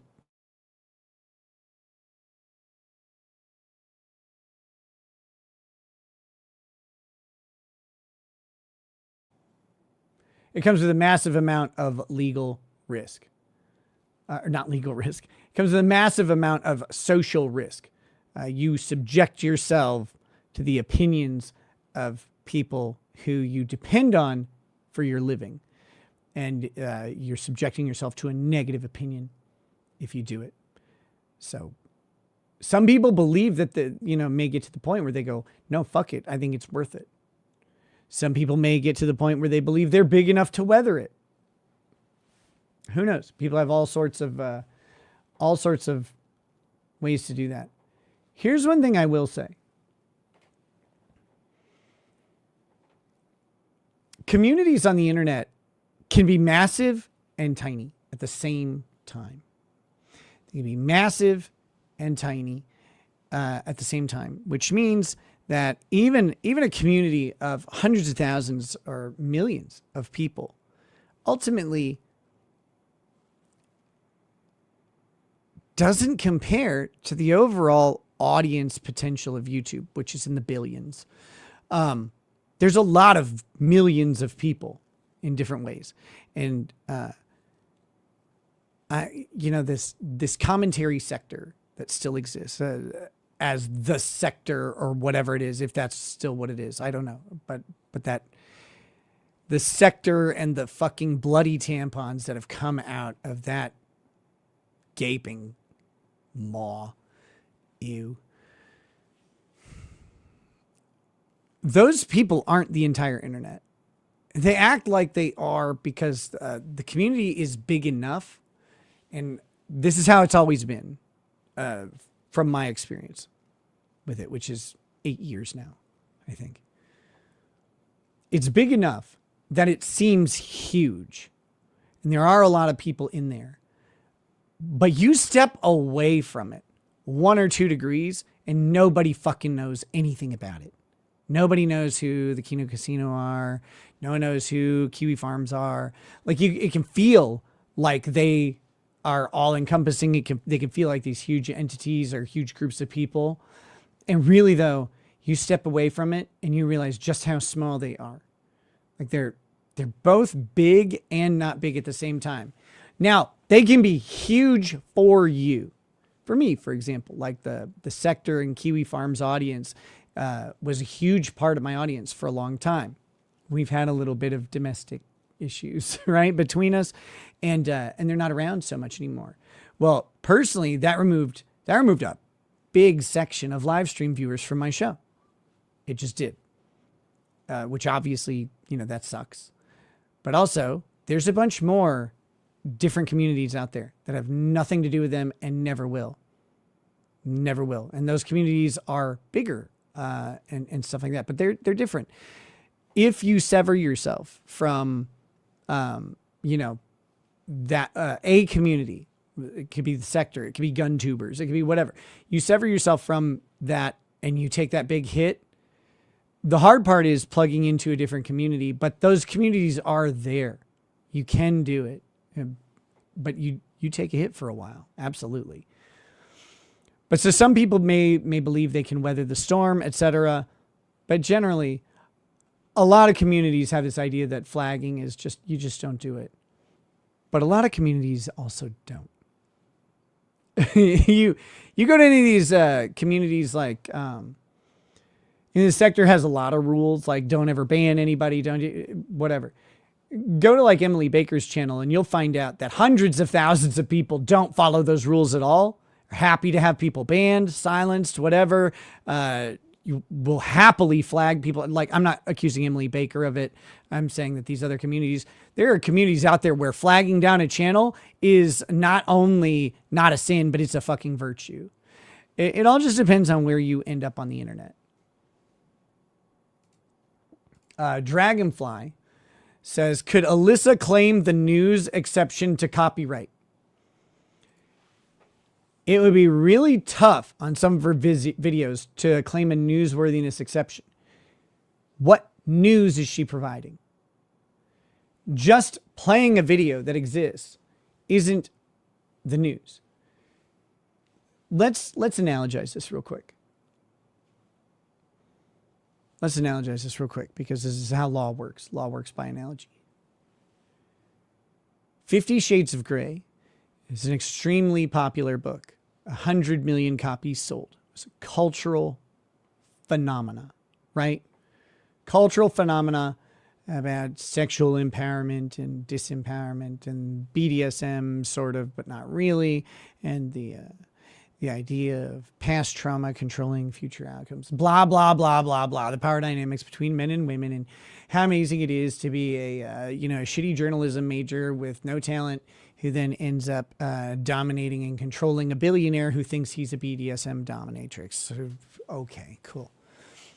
Couple spankings and some of those balls that you shove inside an orifice and like, and I don't mean Baldo ones, I mean the little like metal ones. And all of a sudden this chick thinks she's the sub, but she's the dom in the whole book. Why? Stop distracting me with 50 Shades of Grey analysis. Emphasis on the anal. Okay, anyway.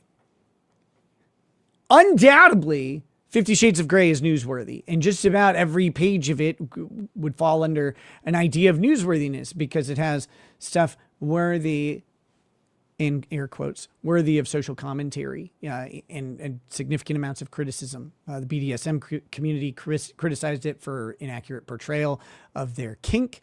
Religious communities criticized it as pornography for women, etc. It doesn't really matter. All of the pages have something newsworthy in them. If you were to just republish pages of 50 Shades of Grey and say that, well, it's newsworthy. I mean, of course it was newsworthy. Again, one of the biggest popular books in modern history. What made it that way, etc. All newsworthy. It would still be that's still copyright infringement, right? Like you understand that you can't just take pages of 50 Shades of Grey and publish them and be like, look, this is the news. What is the news? What about them? Now, if you take a page, you say this is controversial because this pastor brought it up and blah, blah, blah, and this pastor also hypocritically has engaged in something, etc. Well, that's different. That's talking about it as the news, not just republishing the subject material.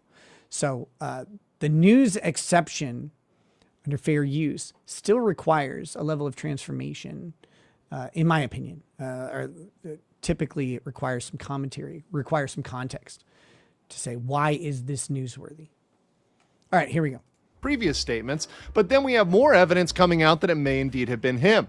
So we had this revealed. This was revealed by the Kiwi Farms, which watched one of his clips where he had clicked his search bar. And when you look at that search bar carefully, you see these YouTube support tickets, right? You see several YouTube support tickets. Thank you for your report to YouTube, and a YouTube support ticket there, which came out right after this happened. So the timing of those reports, very, very, very suspicious. Now, of course, Quartering came back trying to counter this, kind of in full scramble mode, saying nobody is interested in the truth, so I don't know why I bother, but these psychos will just move the goalpost again. But again, my updated report history. Dozens of channels stating as a fact I took down their channel, which I understand should be back up soon. So he's trying to say, hey, look, here's my report history. Of course, we cannot know whether that's his actual full report history. And also, and I think the bigger thing is that he asserted that he did this perhaps by phone call and by use of a back channel connection. And this is bolstered by Yellow Flash, who actually reached out to somebody with connections to YouTube. And this is what they had to say.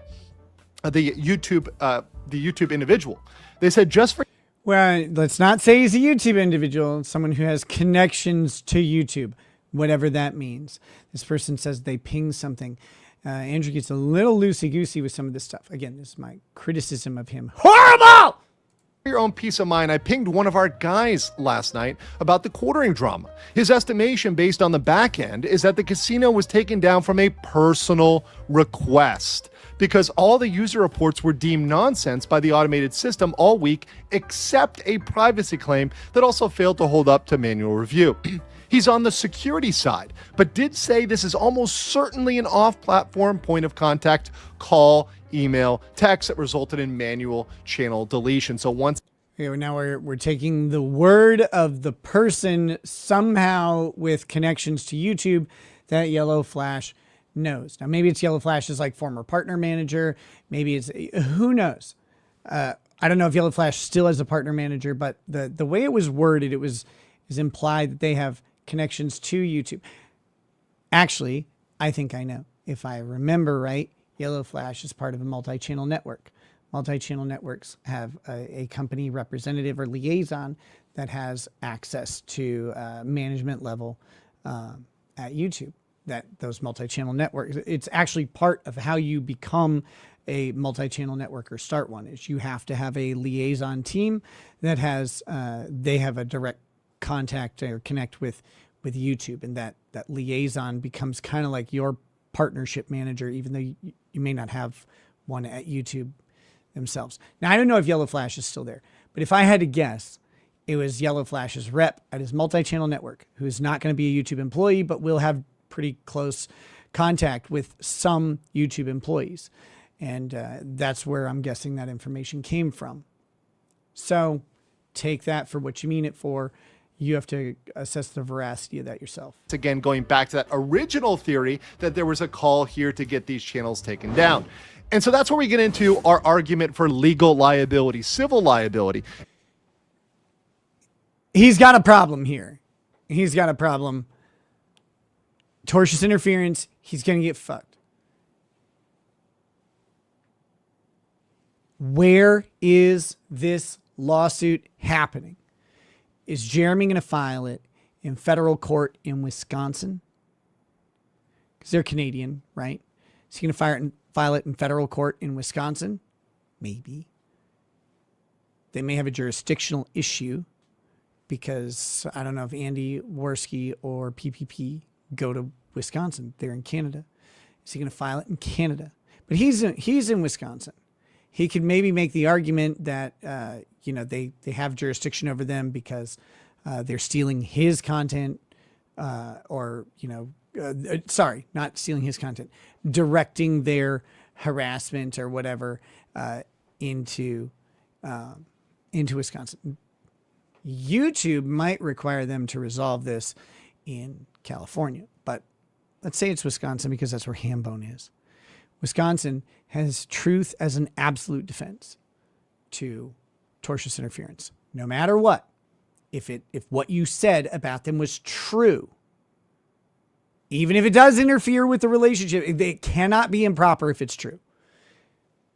If Jeremy Hambley said, if he made the report and said, these guys are ban evading, YouTube agrees, true, done, game over, you lose, period.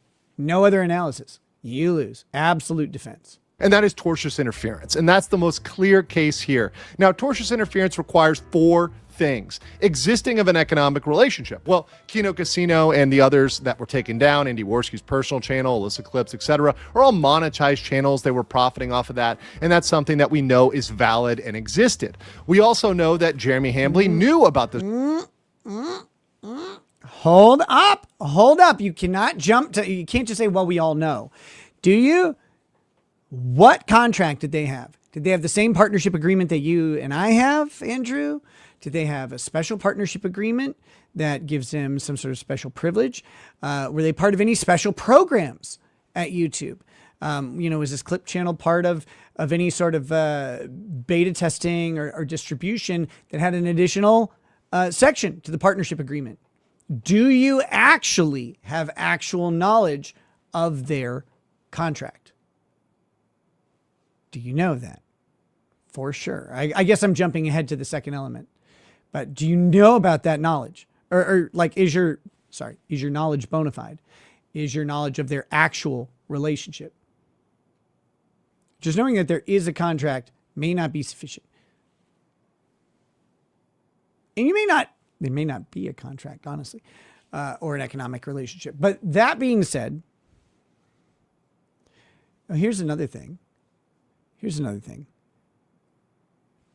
I think it's alleged, maybe I may be misunderstanding this, but I think it's alleged that the Kino Casino Clip channel was run by not Worski and not PPP, right? I think I saw that. Does anybody out there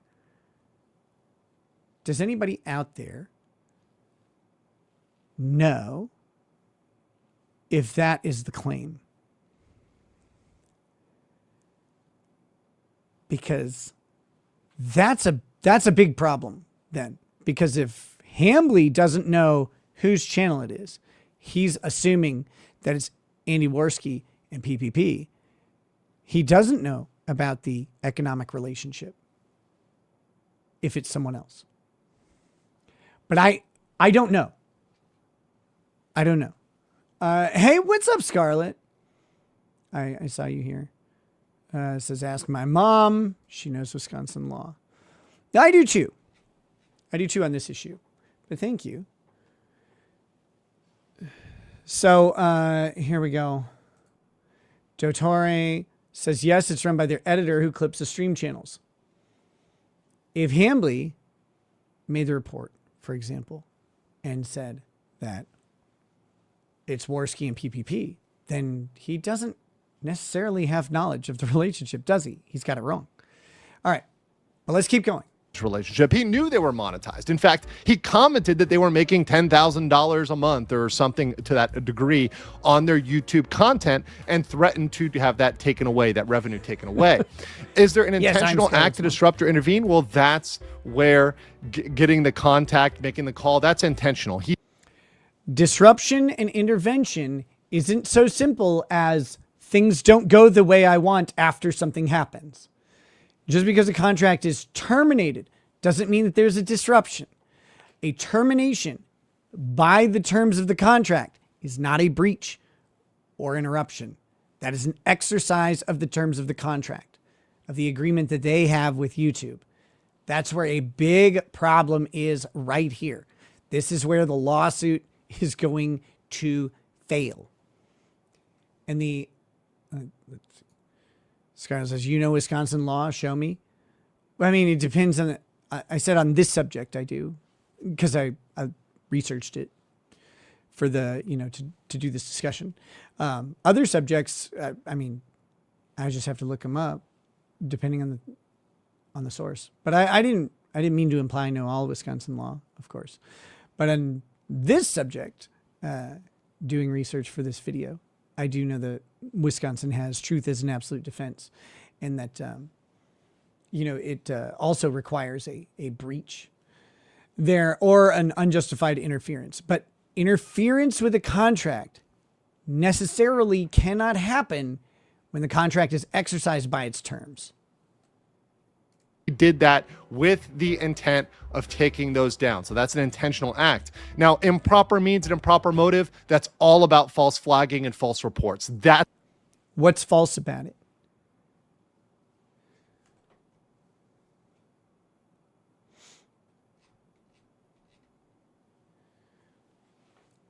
What's false about it?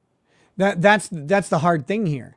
If YouTube agrees and then exercises their terms of service, then it's not false. That wouldn't be a false thing. In theory, YouTube could find out they're wrong and refuse to reinstate the channel. Is that false or not? Maybe. Maybe.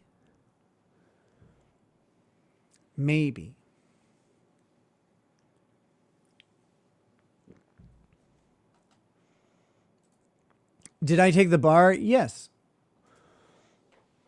Yeah, I took it in Minnesota, but the bar has two parts.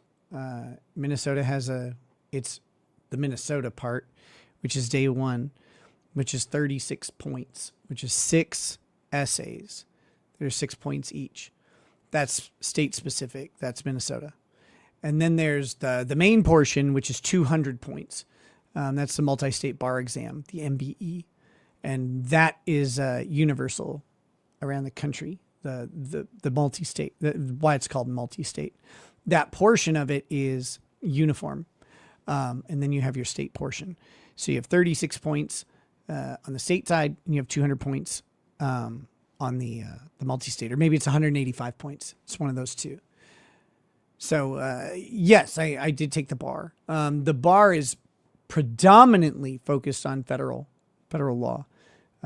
The state section is, of course, relevant to whatever state you're in, but it's also it's a much smaller thing. But yeah, I took the bar. I passed it on my first try. Pretty good at taking tests. Okay, but here's the thing. Improper means or improper motive. So it's an improper means. If Jeremy has a contact at YouTube, the means aren't improper. If he uses a reporting system, or if he reports to a partner manager, for example, and that partner manager, part of that is the assistance of the channel.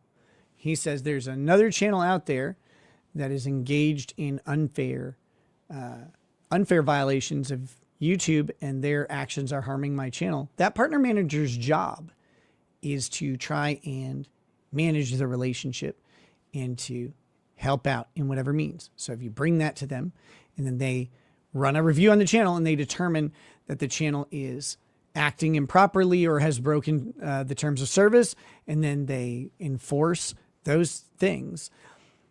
Sorry, that's not improper. Again, improper as far as the internet goes. Yeah. You're breaking the cardinal rule or whatever. Improper legally. No. Improper motive. Some people are saying that Jeremy's desire to end the Kino Casino for making fun of him is an improper motive. That would be ignorant of the law. And this is a hard thing for people to get around, because they go, that's unfair. We don't want people to do that. So then they assume that that means that it's improper. That's not correct. Actually, it's specifically incorrect. It's specifically incorrect.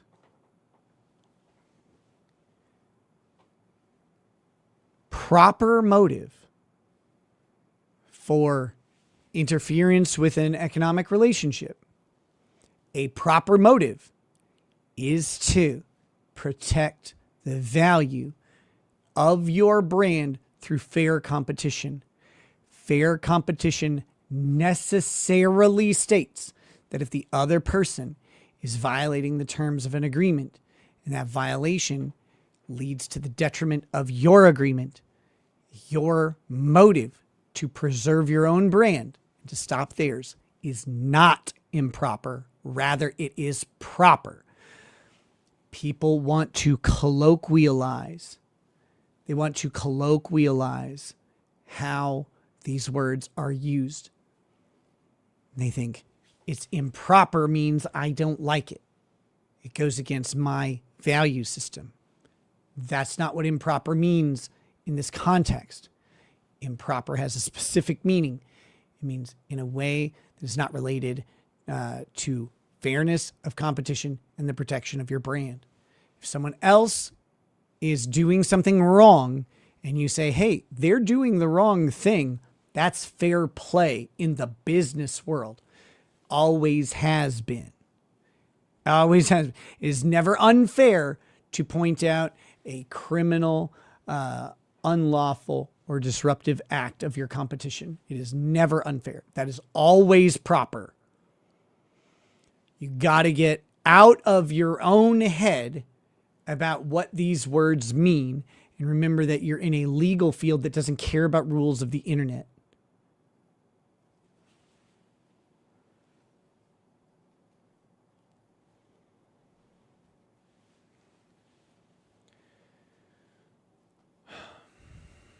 It's really tough for people to do that. It's like, yeah, it seems like Jeremy's got the wrong motivation, the wrong means. Well, you got to ask yourself what the proper motivation for flagging a channel is. For a terms of service violation, what's your proper motivation? If you say nothing, then okay, your opinion has to go. Because there is a proper means, because YouTube created a system that you can do it. So what is it?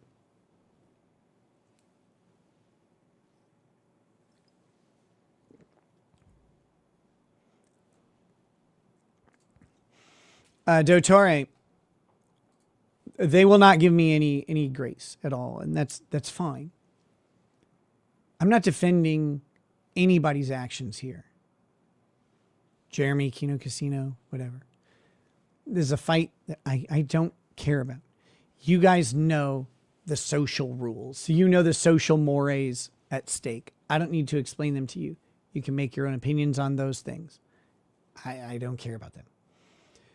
This is about Andrew, who I like, or whatever, making an incorrect legal assessment of the situation. I'm here to correct it. As the only person with 100% correct opinions at all times, I'm here to say that saying that there is a tortious interference claim here is almost assuredly incorrect. Almost assuredly incorrect.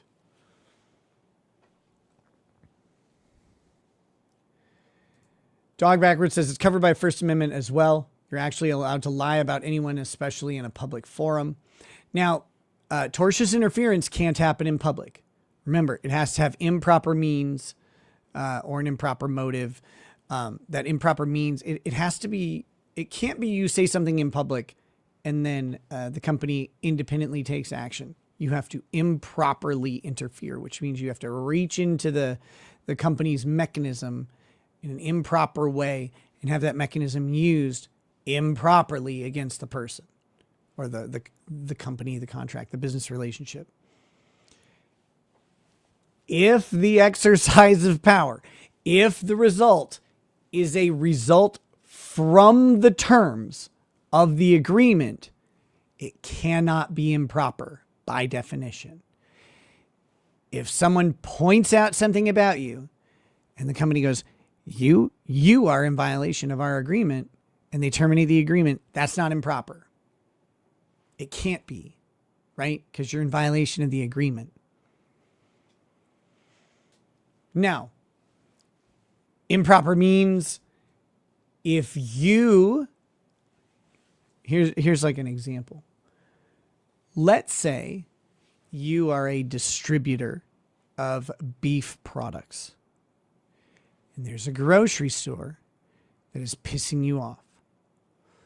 And you find out that that grocery store has an economic relationship with a local butcher where you are a beef distributor.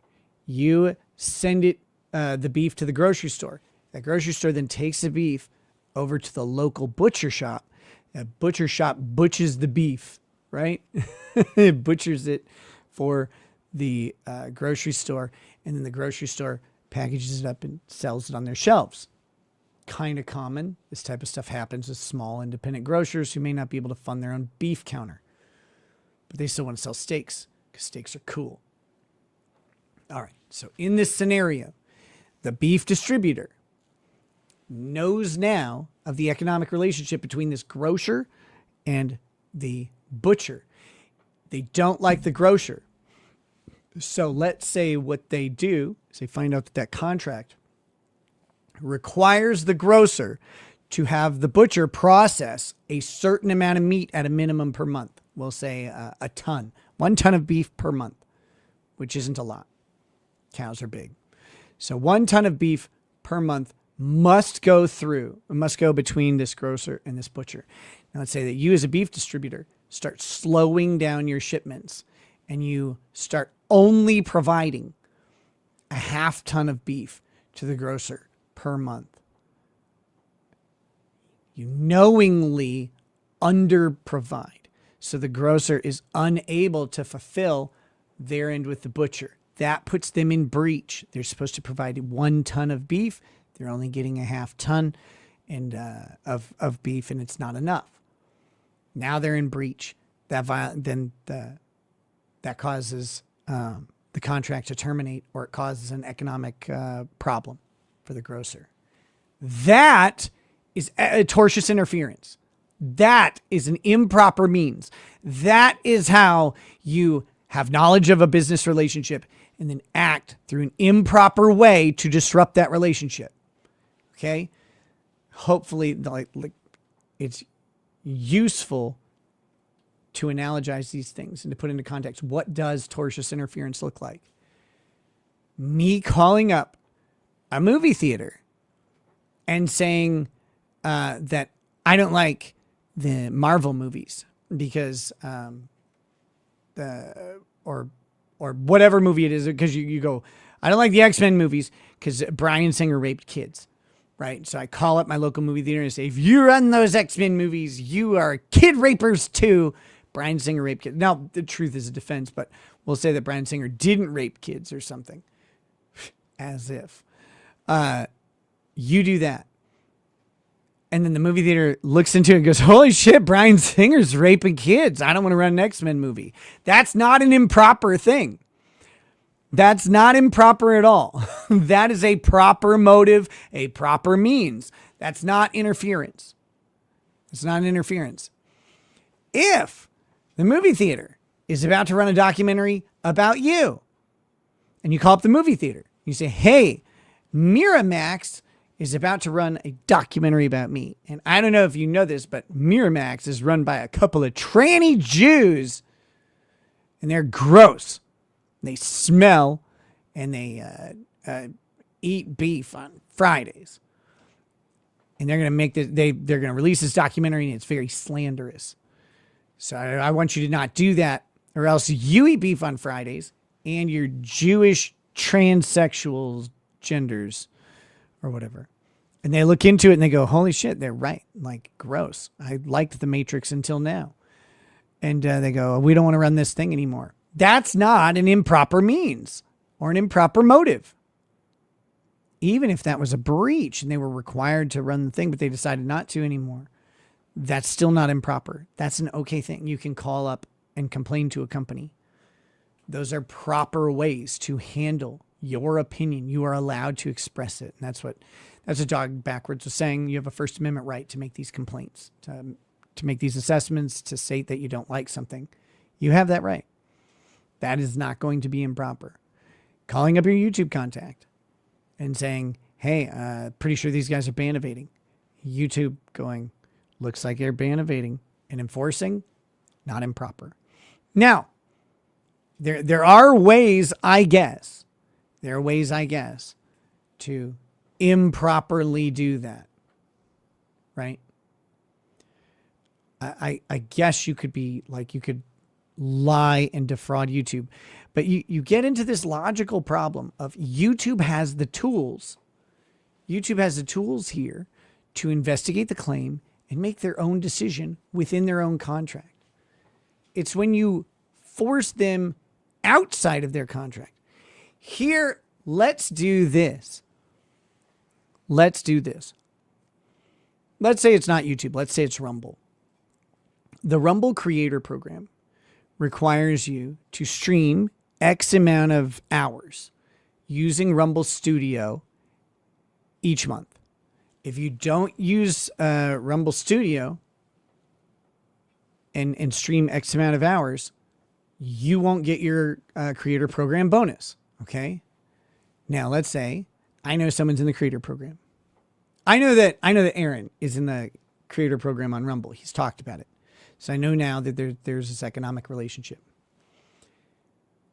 If I call Rumble and complain about him and be like, he's a bitch who likes to drink cum. And I know you have Dan Bongino on there, but other cum drinkers aren't allowed. Okay, let's say you do that, right? That's not tortious interference. Let's say, however, that I go in and I shut down his internet with my Google hacking skills that I definitely have. And I send zip files to his computer and shut down his internet every time he streams. And it prevents him from being able to stream 30 hours of the creator program through Rumble Studio. And he loses out on the creator program, and he loses out on his $300, probably $380 bonus that he claims. And it is like the biggest thing ever. He's like, gosh, so much money. So he loses out on his $380 a month bonus. And he's out of the creator program. That is tortious interference. That is where I am improperly preventing him from fulfilling a term of a known economic relationship to the point where it has disrupted the economic relationship.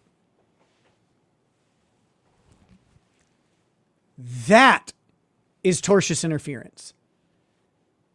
Calling up a rep or using a back channel or a front channel communication to make a complaint about someone and alleging they're violating the rules, and then having the streaming platform investigate it and say, oh, they are violating the rules. Terminate the channel. That's not tortious interference. That's not. Doing an intentional act that will knowingly disrupt the economic relationship improperly. I'm going to shut down your ability. For example, here's an example of how this could happen, actually. So DSP, right? You guys know DSP. I was on a stream one time with, what's his name? The meme news channel. The funny guy. What the fuck is it called? I can't.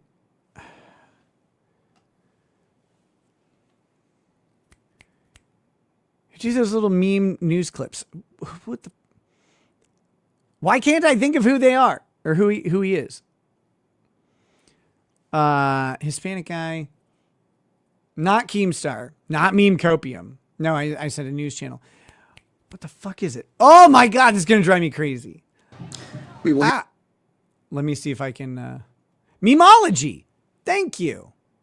Memology. Memology was on, I think, Flashcast one time while I was on there. And he told this story. Memology used to work for Spectrum or Charter or whatever.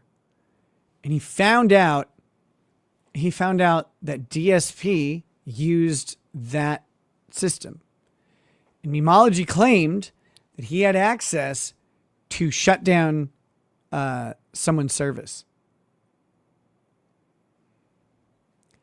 So when DSP would go live, he would shut off his internet for a couple minutes just to fuck with him.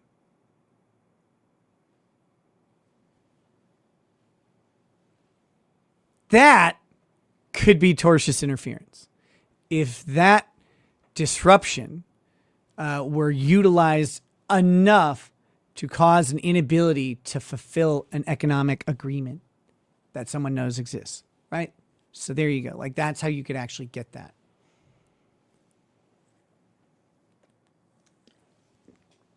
And for the record, memology doing that is one of the funniest things I have ever heard. It's such a shitty thing to do, but it's so funny. It's so funny.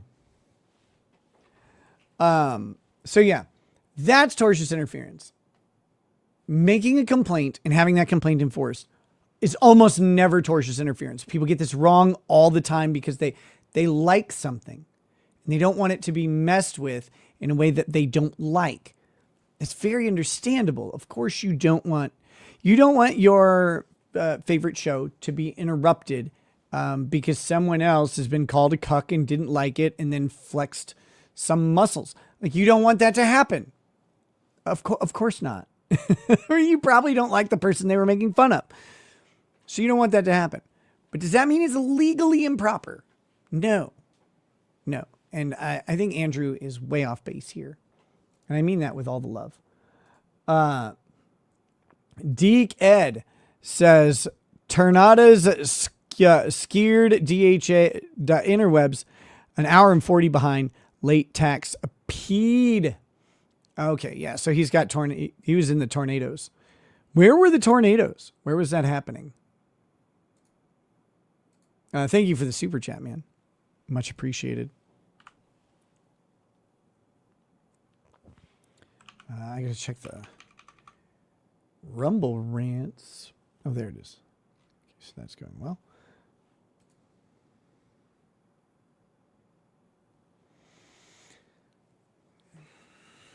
All right. So I hope that helps. By the way, I did the Rumble Creator Program, and did I report back on the bonus? Because it was like I wanted to see what the bonus amount was with the amount of streaming and stuff that I did last month. It was $419, baby. Boom! Biggest bonus of all time. I'm not complaining. It's free money. It's money for doing what you're already doing. But it was just kind of, it's like, all right, $419. Cool. I was just disappointed because the way Aaron described it, he's like, it was so much money. It was a transformative amount of money. It's like, okay, I guess that is. All right, here we go. That's where the false reports come in. What exactly did Jeremy Hambley say to his contact or connection to have them taken down?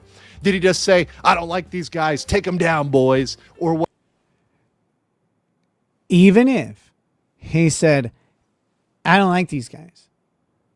They're fucking with my business. They're fucking with my channel. Take them down, boys. And then YouTube did a review of the channel and found out that it violated their terms of service. And then they took action on the channel. Jeremy did not commit tortious interference. That's okay to do. That's actually proper. That's why the partner manager exists, to help with the development and maintenance of a partnered channel that has a special relationship with the company. That is okay. I don't know how else to say it.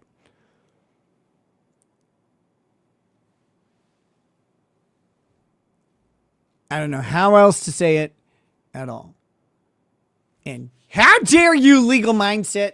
I'm going to fly to Thailand and suplex you into the incorrect category.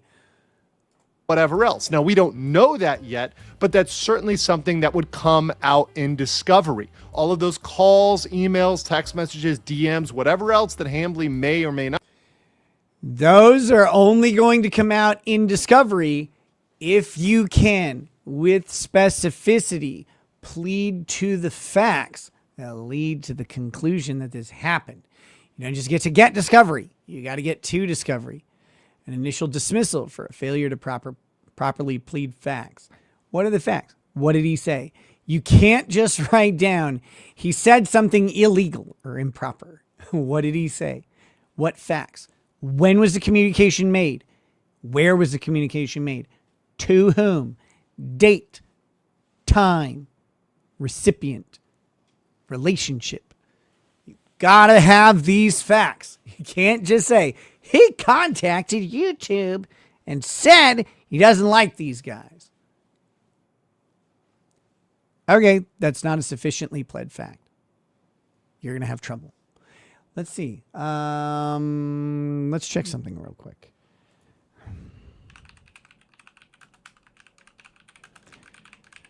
So, again, this is going to be in federal court, most likely, which means it's most likely under the federal pleading standards, which means that you have to have a well-pled complaint. It's not just notice pleading.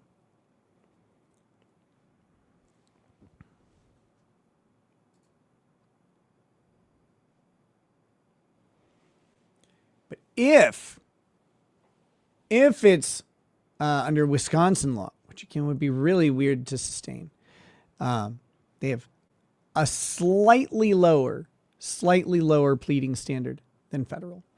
But I've talked about this plenty of times before. The federal pleading standard is Iqbal Twombly. Iqbal Twombly means that you have to have a well-pled complaint. It has to allege with specificity the alleged tort, for example, the alleged lawsuit claim, and then facts sufficient to support, if true, and if taken as true, each element of each claim. That has to exist there. Those facts cannot be legal conclusions. So you cannot say that Jeremy contacted someone at YouTube by improper means and with an improper motive asked them to take down a channel.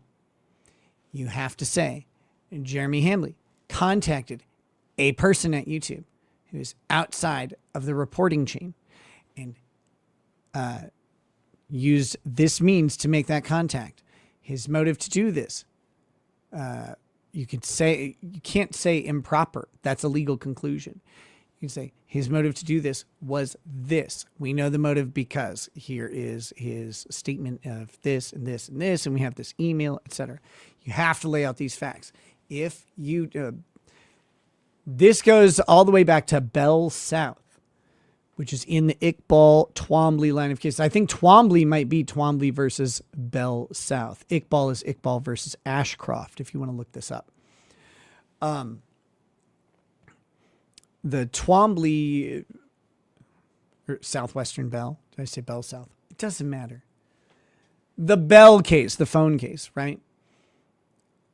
They alleged in that case that there was a conspiracy amongst phone companies for non-competition in metro areas. Effectively, that the telecom companies of the day, this is in the 80s, I believe, telecom companies of the day were setting up in these metro areas, and they would have an unwritten agreement to one company would go into a metro area and the other companies would stay away. That one company would then be able to set prices at whatever they wanted. Yes, of course, the phone companies were doing this. 100%. Everyone knows that this was happening for a fact. 100%. But in the complaint about them doing this, they never could produce a date of a meeting, a date and a location. Where did the meeting take place? Where Bell talked to some other, AT&T and said, we'll take New York, you can have New Jersey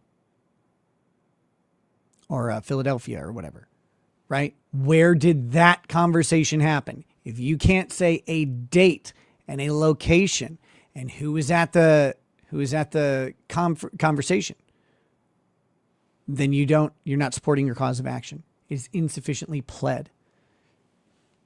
There's no way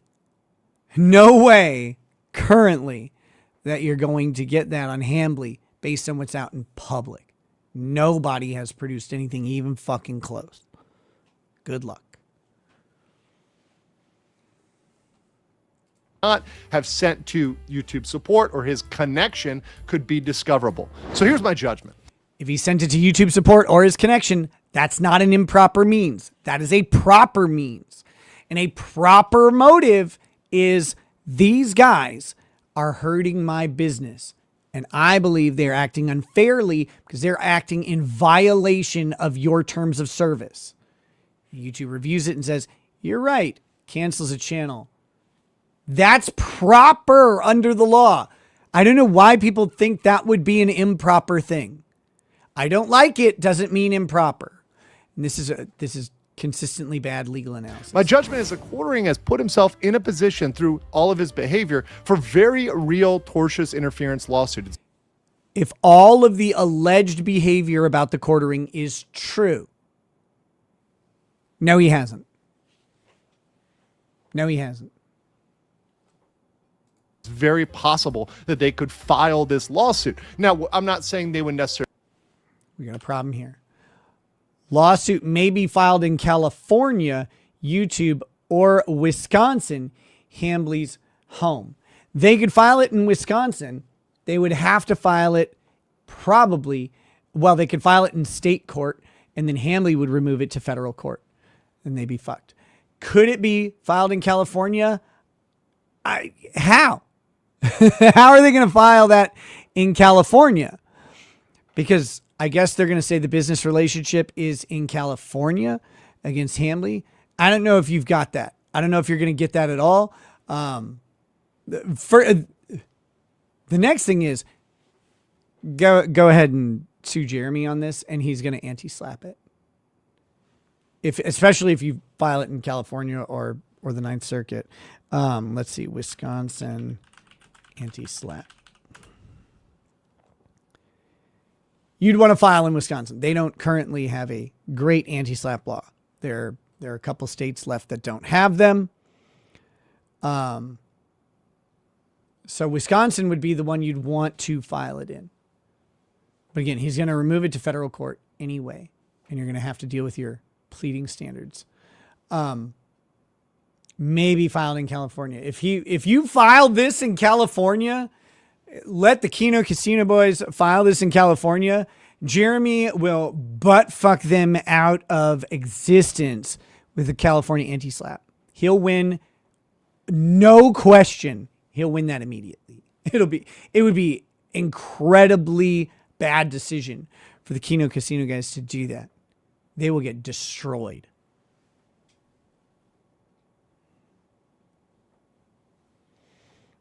Jeremy is no stranger to lawsuits as a plaintiff, but being a defendant flips the script. Discovery would be wild.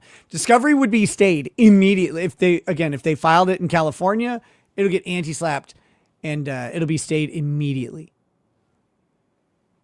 Immediately. Let's see.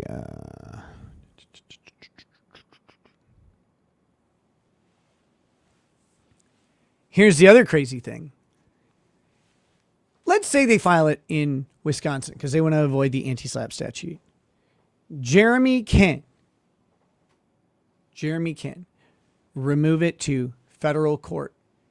And then he can also make the argument, that the choice of law has to be California, which means that the Wisconsin Federal Circuit would have to apply California's law.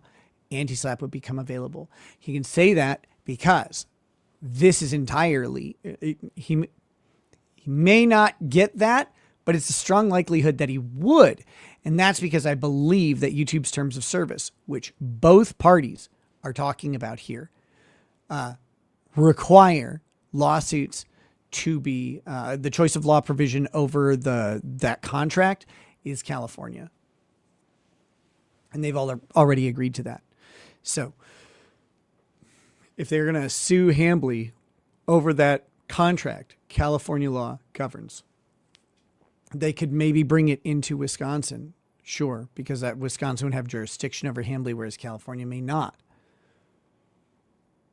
Jeremy can remove it to federal court. He can argue choice of law being California. Then he's got access to California's anti-slap as applied by a Wisconsin federal court. And again, Kino boys would get really, really fucking boned in that lawsuit because they'll end up paying, discovery will be stayed immediately, and then they'll end up having to pay Jeremy's legal fees by statute. Andrew here is like, if they got this, discovery is going to be wild. You got to get to discovery first. You can't, and he's got a problem in his whole analysis here. He's saying that discovery of those emails would allow them to sustain this cause of action. Nope. You're getting out ahead of yourself, buddy. You're not thinking with your law penis. You're thinking with your YouTube penis. And both are wonderful or whatever. But you got to think with your law penis here. And I know that's tough. To make the complaint, you have to have the facts prior to discovery. You have to have well-pleaded facts. You can't go, in discovery, we'll unlock the issue here.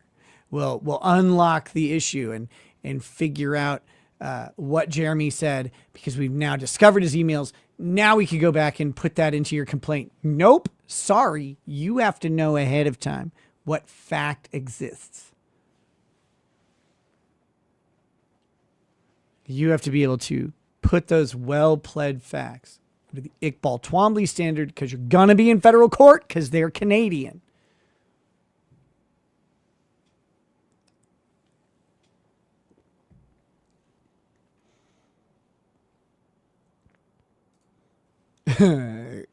Hello, Rachel. What do you mean by this? I have slapping experience. Any chance Nick will give his take on the Turtle Boy hearing? I'm just joining. Not tonight. But yes. Great chance on it. Like, very possible that that'll happen tomorrow.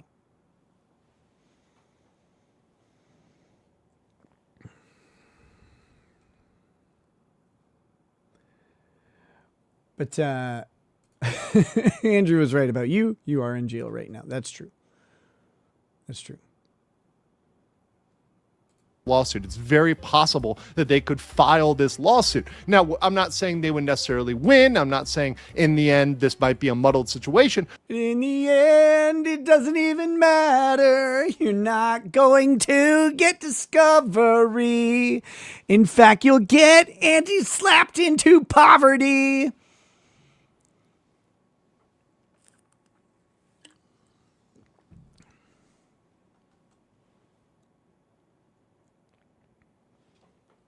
Fucked.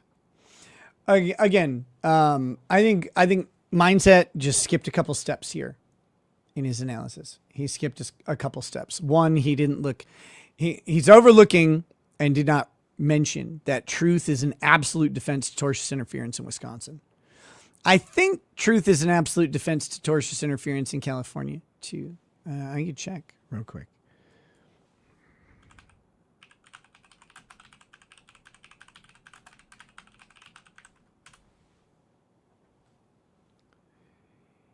Galaxy Shop, Gas Shop USA says, what did you say? Congrats on 1 year sober, sorta.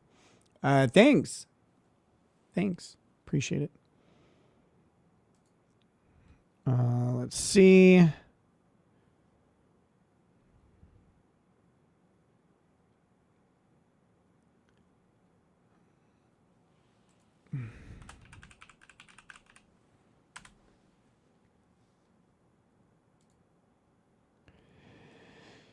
So the key defense is tortious interference in California. This is AI, but like we don't really need to get super deep into this because the main thing that you're going to do is if you get a TI claim in California, you're going to get based on an email that you sent or whatever, you're going to get anti-slapped. It's going to be bad. Justification / privilege. Competition privilege. In cases of prospective economic advantage, competitors are free to lure customers provided they do not use wrongful means. Independent wrongfulness rule for interference with an at-will contract. That's not really important here. Lack of knowledge intent. Advice of counsel. Consultant privilege. Honest requested advice from a trusted advisor is often protected provided the advice is given in good faith. That doesn't apply here. Invalidity of the contract. If the underlying contract is found to be void, illegal, or unenforceable, it cannot be the subject of a tortious interference claim.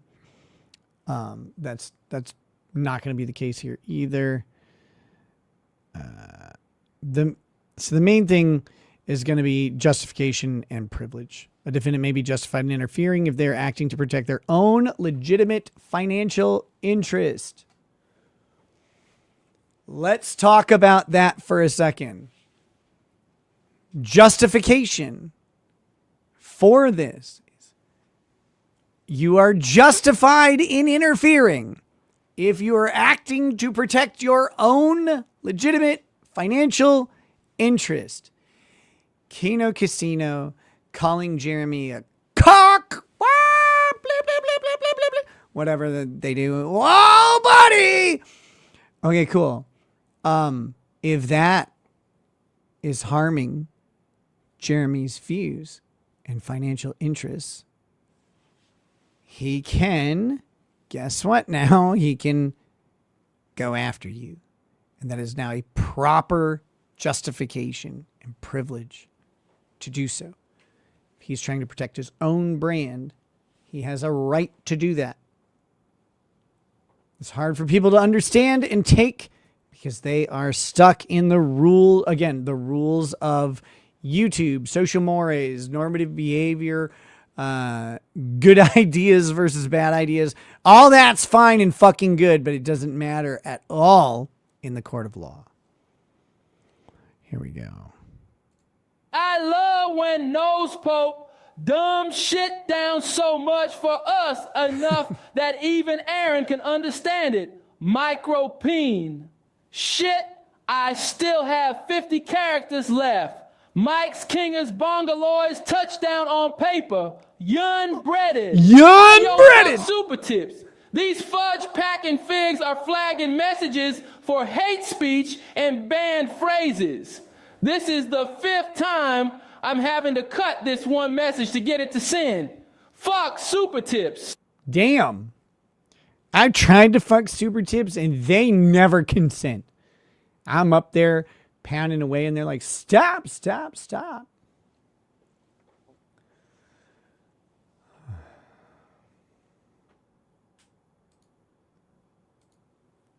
Tortori says, Nick, come on, even you can't believe that. Have you seen his show? Can't believe what? If Jeremy alleges or asserts that he's protecting his own financial interests, it's not about whether I agree or disagree. I don't care. That is a privileged communication, and it destroys tortious interference right away. But I know that Jeremy is publicly stating that he's protecting his wife and family, which that may also be a legitimate interest in the court's eyes. You gotta remember something. The Kino Casino guys are outside of the internet. They're awful, like to socio-normative behavior. They're awful. If you acted like Andy Worski and PPP in public, people would revile you. The internet kind of allows that to happen. And that's fine. But they're awful. And if you go before a judge, and trust me, I have this same problem, okay? I know this acutely. I have a judge right now who's like, can you stop calling this guy a faggot? And I'm like, no, I can't. I never will. There's nothing you can do to stop me. I'll call him a faggot until I'm dead. Anyway, they have this problem that if they have to go into court to explain the situation, what they have to do is go into a court and say, well, we found out that he may be into some poly relationships. So we wanted to say over and over and over that his wife was a whore getting ran through by bulls and he's a giant cuck. And a judge sitting there is going to go, why?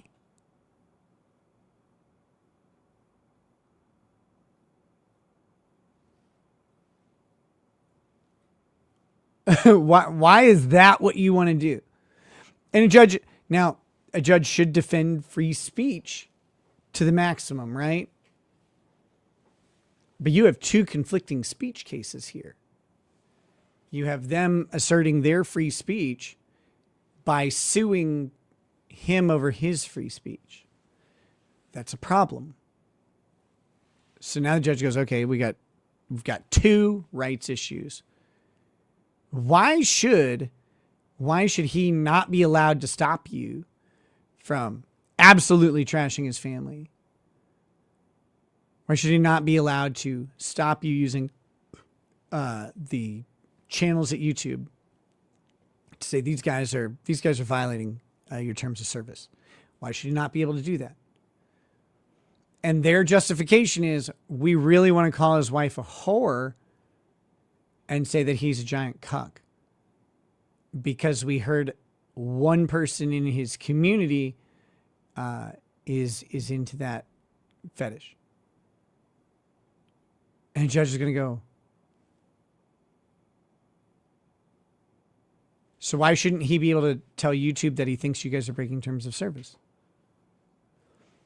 You've got this conflict here. Everybody's looking at this as they have their free speech rights or whatever, and they're forgetting that Jeremy does too. Again, I know I'm going to get painted one way on this. Someone actually contacted me before this stream, was like, don't do it.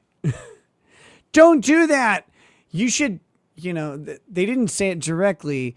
The implication was I should compromise the legal analysis that I have, or just avoid the legal analysis because it's the Kino Casino or whatever. Like, why would I do that? Why would I do that? The legal analysis just is what it is. And here, the legal analysis is that my friend Andrew, I believe, has overlooked critical elements that would cause his case to fail. And as funny as I think it would be for the Kino Casino guys to sue Jeremy Hambley and then get anti-slapped into fucking oblivion through the very obvious method of removal to federal court and assertion of California law controlling, because it involves a YouTube contract and therefore being subject to anti-slap. And by the way, Ashton and Andy or whatever would have had to agree to that. We have another problem here. Let's go back. Record scratch. Didn't you guys tell me that Andy and PPP don't own the clip channel that got flagged down? But rather, it's some other guy? It's their editor? What cause of action do they have if they don't own the channel?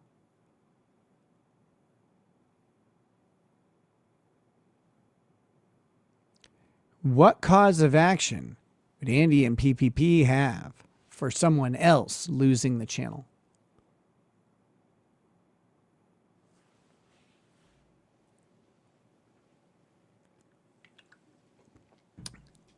Zero. Zero cause of action if they don't own the channel. He might, I guess.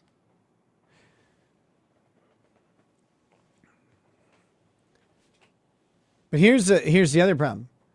Okay. Someone says they've claimed it and not claimed it.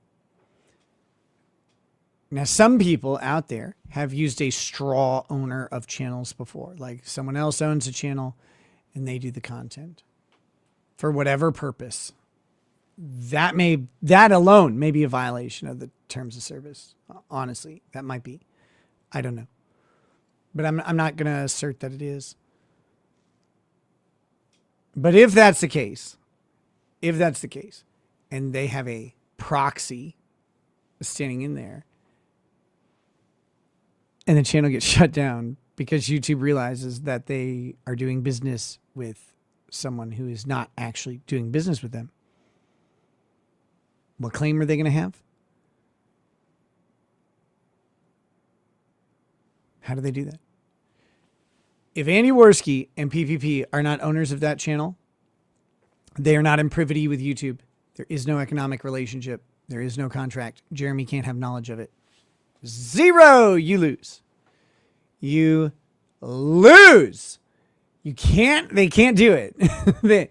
They have to have the contract that Jeremy has to have knowledge of. so that Jeremy can interfere with it. If they don't actually have the contract, because it's someone else, you can't sustain a cause of action. And I don't know how that's getting overlooked by everybody on the fucking planet.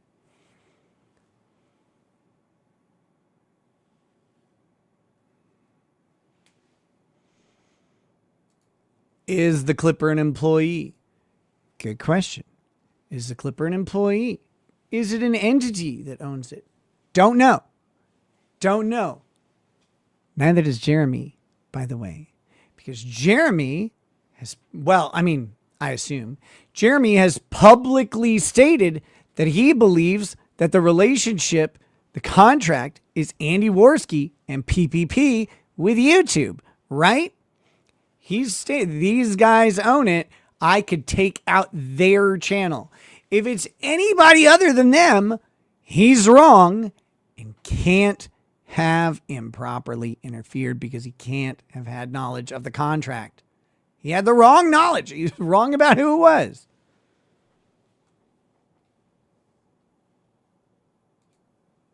Either Nick doesn't understand Andy's channel was struck to, or he's gaslighting. That's a different thing. I don't know if I read that or not, but let's do a quick analysis of it.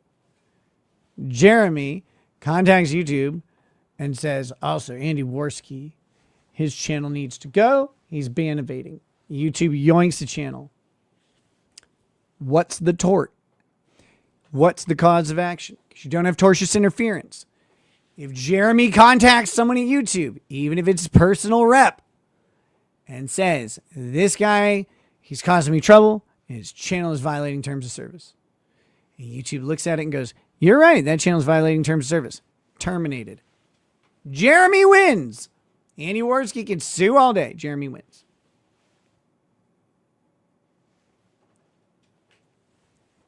There's just no, like, I'm sorry, there's no way around it. It doesn't mean that what Jeremy is doing is right or within the socio-normative behavior of the YouTube community in circles that he travels. I'm not saying that. Can you sustain a cause of action? The thing I've asked is, how do you do it? And no one has provided an adequate answer. No one has actually gone through the analysis. They could sue. They will likely get anti-slapped. That'll hurt. And we all know Andy Worski was banned at one point. We know that's true. I don't believe that Andy Worski is ban evading, because I remember when Andy Worski came back to YouTube. Do you know how I remember that Andy Worski came back to YouTube? I interviewed him first. I was the rising of the retarded phoenix, Andy Worski. His triumphant return to YouTube happened on my channel. First interview. Learn the fucking lore, y'all. I was there for a lot of it.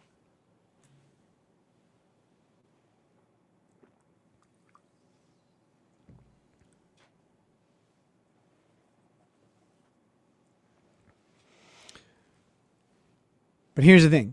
So if Jeremy then calls and says, Andy was banned on YouTube, and I believe he's ban evading. YouTube goes back and looks and says he was banned on YouTube. And YouTube brought him back, right? So I don't think it's ban evasion at that point. If they bring you back, it's kind of hard to claim that you're doing something wrong. But what if they found some other reason to yoink the channel?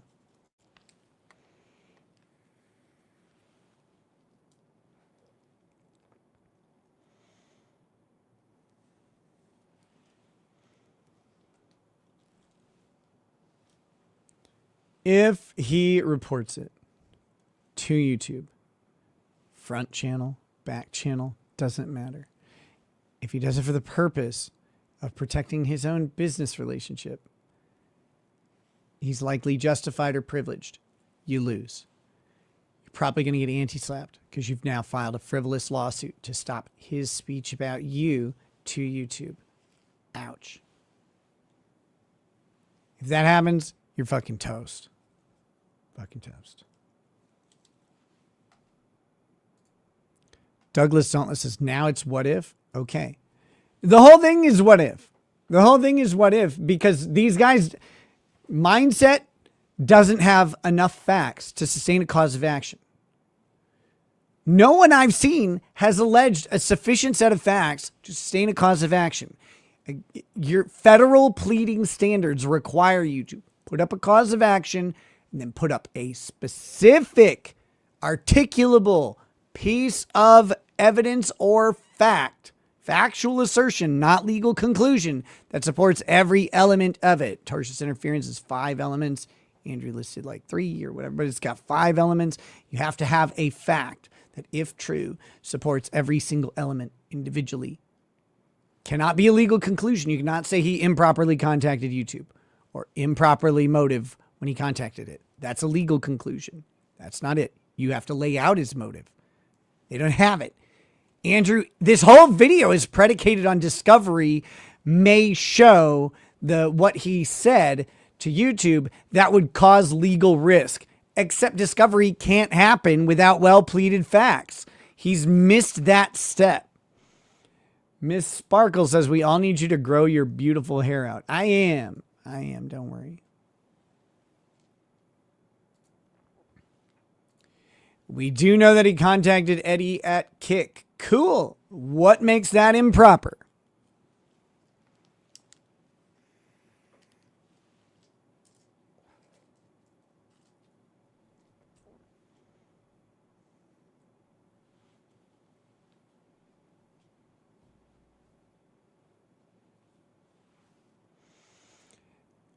Dottore says, yes, they unbanned him and he hadn't uploaded as per his claims. I think a lot of this, since none of us are involved, are who do you think is less likely to lie? Basically, I'm on Kino Casino side, but I'm ... Just saying, we're all here kind of blind, so people shouldn't assume ill intent on Legal Mindset or Nick. I don't think Legal Mindset has any ill intent. I don't. And again, I don't give a shit what people do with this. I'm telling you what will happen. And this is one of those things where I will confidently say, this is what will happen. This is the legal outcome. This is the legal challenge you face. I'm right here. No matter what anybody says, oh, Nick's never right on the law. I don't care. I'm right on this, 100%. Fuck you. I'll win. I'll win on this analysis. It's more thorough than what's been done elsewhere. And that's my criticism of Legal Mindset's thing. Not that he's malicious or like, oh, he's dumb or whatever. None of that. It's that I think he got ahead of himself on this. And he skipped a couple steps of the analysis. One, analyzing what it means in whatever venue they go after him on. You know, those sort of things are difficult to do if you don't do those analyses. If you don't look at the choice of law provision, if you don't try and consider anti-SLAPP, if you don't look at the defenses like privilege, justification, truth as a defense if it's brought in Wisconsin. Like there are so many ways to fuck this lawsuit. He's just like jumping to discovery. And in his excited state, like, oh, discovery could show so much, he forgets that he's talking about an essential element needing discovery to get the proof that's there. How are you going to do it? How are you going to do it? When did this message take place? Yeah, I know you see that those little messages, you saw links to whatever those messages are. You have no idea if those messages have anything to do with Kino Casino. Nothing at all. So without knowing the contents of those messages, you can't allege that those messages were about Kino Casino.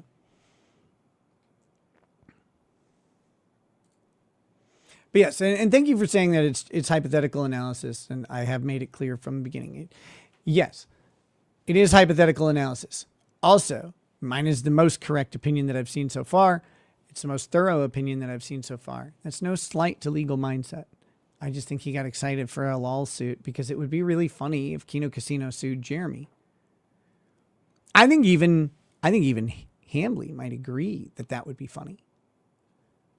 Different reasons than other people would say, but it would be funny. It'd be ridiculous people suing each other. That's always funny. And in this world of YouTube, the courts are not ready. for. The courts are not ready for Kino Casino. Like, can you imagine Ashton's fat ass being in like having to be craned into court, right, with one of those helicopters with like the 2 propellers because someone's so fucking big,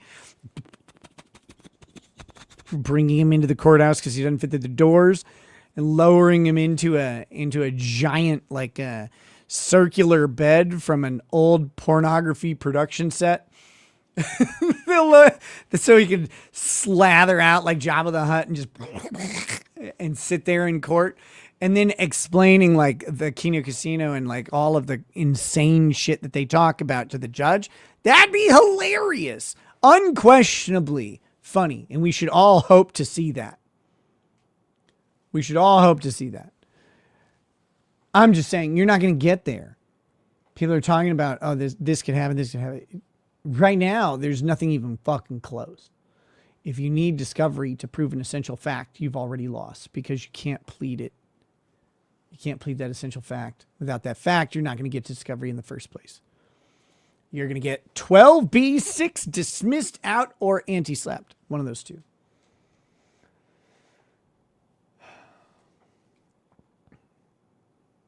All right.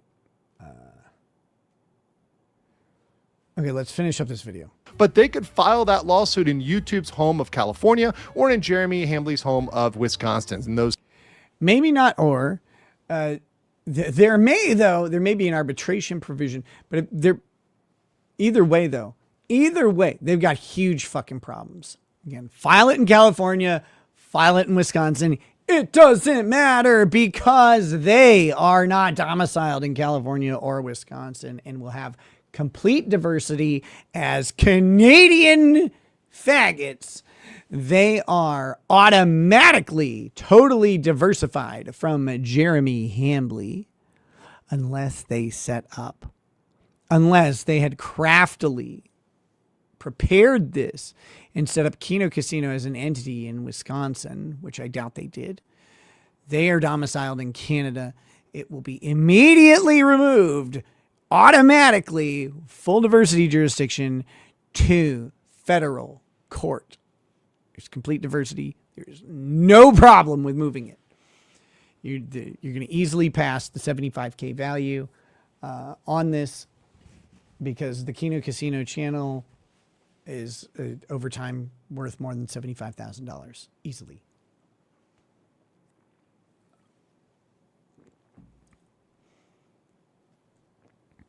Doesn't matter which state you file in, though. You're going to be in Fed court. You're probably going to have choice of law be California under the contract that they're arguing over. I believe it requires California choice of law, which means that Hambley will assert the California law controls, and he will get an anti-slap no matter where you file it. You are fucking facing hundreds of thousands of dollars in fees if you lose, and you're likely to lose. Not like you might lose. You are likely to lose this case at the anti-slap level. There will be no discovery. It'll happen pretty quickly within a year, and then you will be. If he hires a competent attorney on this, who costs a lot, they would be on the hook for $250,000 to Jeremy Hambley. They'll lose. They'll be paying him, and paying him a lot.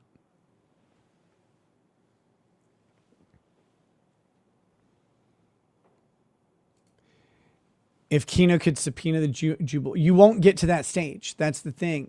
You'll get anti-slapped, which automatic stay, statutory stay on discovery in California. You will not get discovery. You won't get to subpoena anybody. You won't get depositions on anybody. You will be immediately facing a dismissal under the California anti-slap statute. You will lose. It will be brutal. Done, done, done.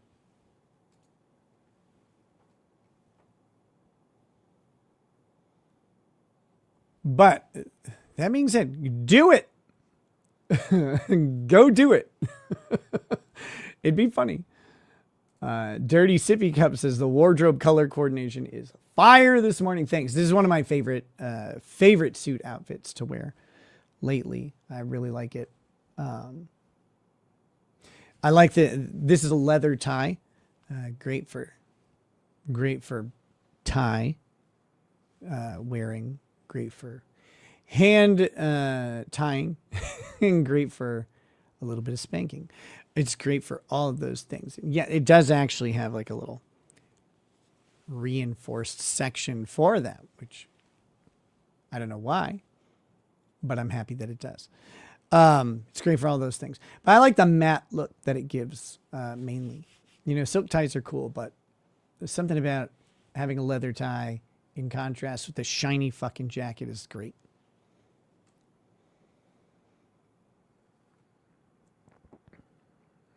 Let's see.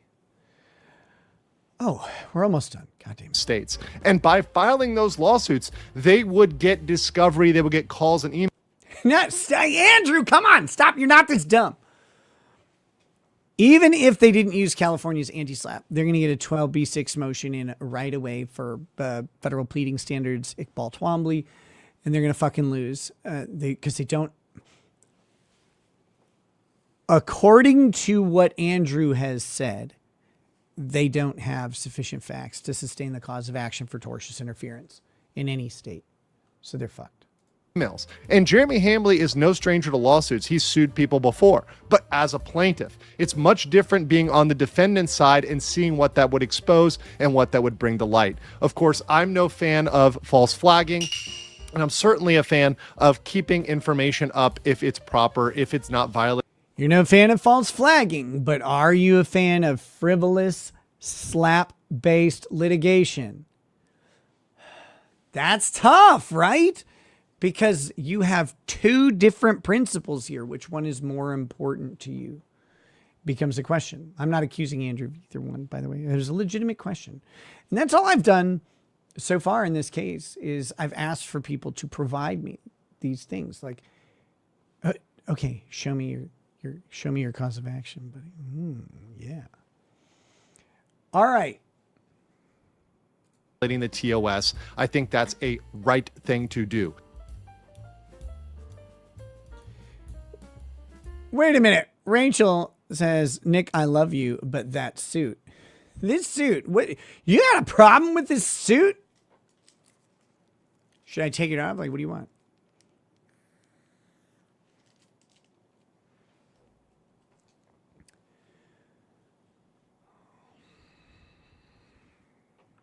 What are we doing here? What are we doing? Okay, there we go. There's Legal Mindset's take on it. Again, I hope everybody understands.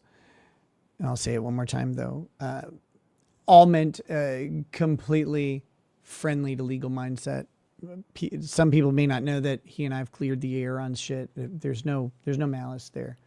I want Lawtube, and I think this would be useful. I want Lawtube to start arguing and criticizing with each other in a like a professional manner, like, and analyze their legal take and take it down, and then they could respond.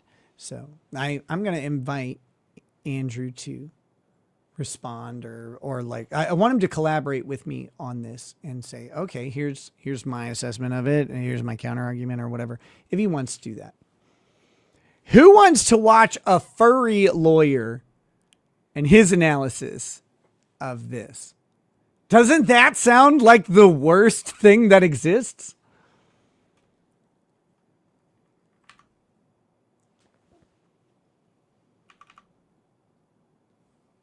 All right, let me get it.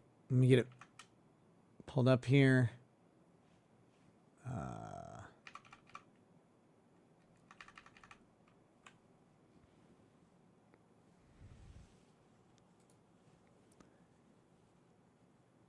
Let's see. Here we go.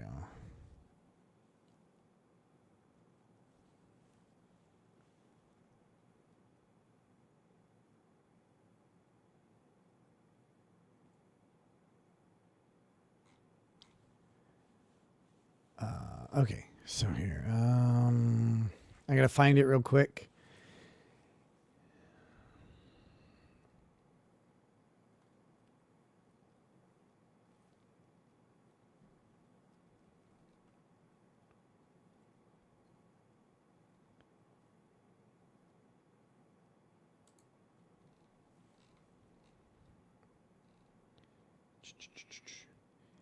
I gotta find this.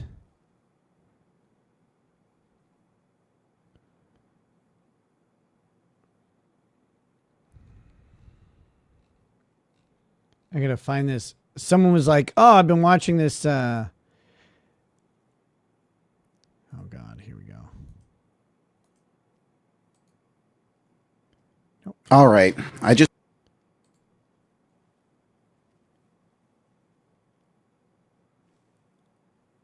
Where is it?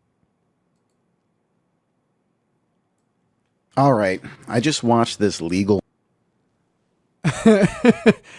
Someone had said that this video by another lawyer out there said that legal mindset was completely wrong. I believe COG, which I believe COG was watching this video earlier. Wait, what the fuck? And I didn't see it, and then they posted the link on Twitter, and they're like, "Oh yeah, no, this is the video. It's a fucking furry." So here we go. Life in general says sounds good in practice, but that would expose a bunch of them as being pathetic and unable to articulate a coherent idea on the fly. Well, they don't have to do it on the fly. They could do prepared videos and stuff. Fantastic Mr. Knox says furry lawyer. That's new. I don't know if it is. All right. So this is from Showtime Lycan. 536 subscribers. I've never heard of this person. I have not watched this video. But here we go. Mindset breakdown of the Kino Casino versus quartering situation, and I'm not gonna lie, this might be one of the most confident displays of completely backwards legal reasoning I've seen in quite a while. Not because the situation isn't messy, but because the conclusions don't match the evidence at all. Already, you know, I gotta agree. Like I said, I don't mean this in a negative way towards Andrew. I think Andrew just got out ahead of himself, got excited for a lawsuit, and he overlooked some of the most important shit that he has to pay attention to. Now let me be crystal clear before anyone clips me out of context. I do not like Jeremy Hambley. I think he handled this entire situation like a guy who saw trolls, took the bait, then kept eating the bait over and over and over again. I also really like the Kino Casino guys. I think they're funny. I was really enjoying their coverage of the quartering. Then poof, they just disappeared. However, that has absolutely nothing. Wait, why was I pictured? What the fuck? What am I doing here? What the fuck, bro? Coverage of the quartering, then poof, they just disappeared. However, that has. Do you wish Andrew $1 million? Absolutely. Everybody gets me wrong on that. Every single time I've said, I hope they make $1 million. I meant it. I legitimately meant that I hope they make $1 million, because even if I don't like something, I want people to create stuff that people want to consume.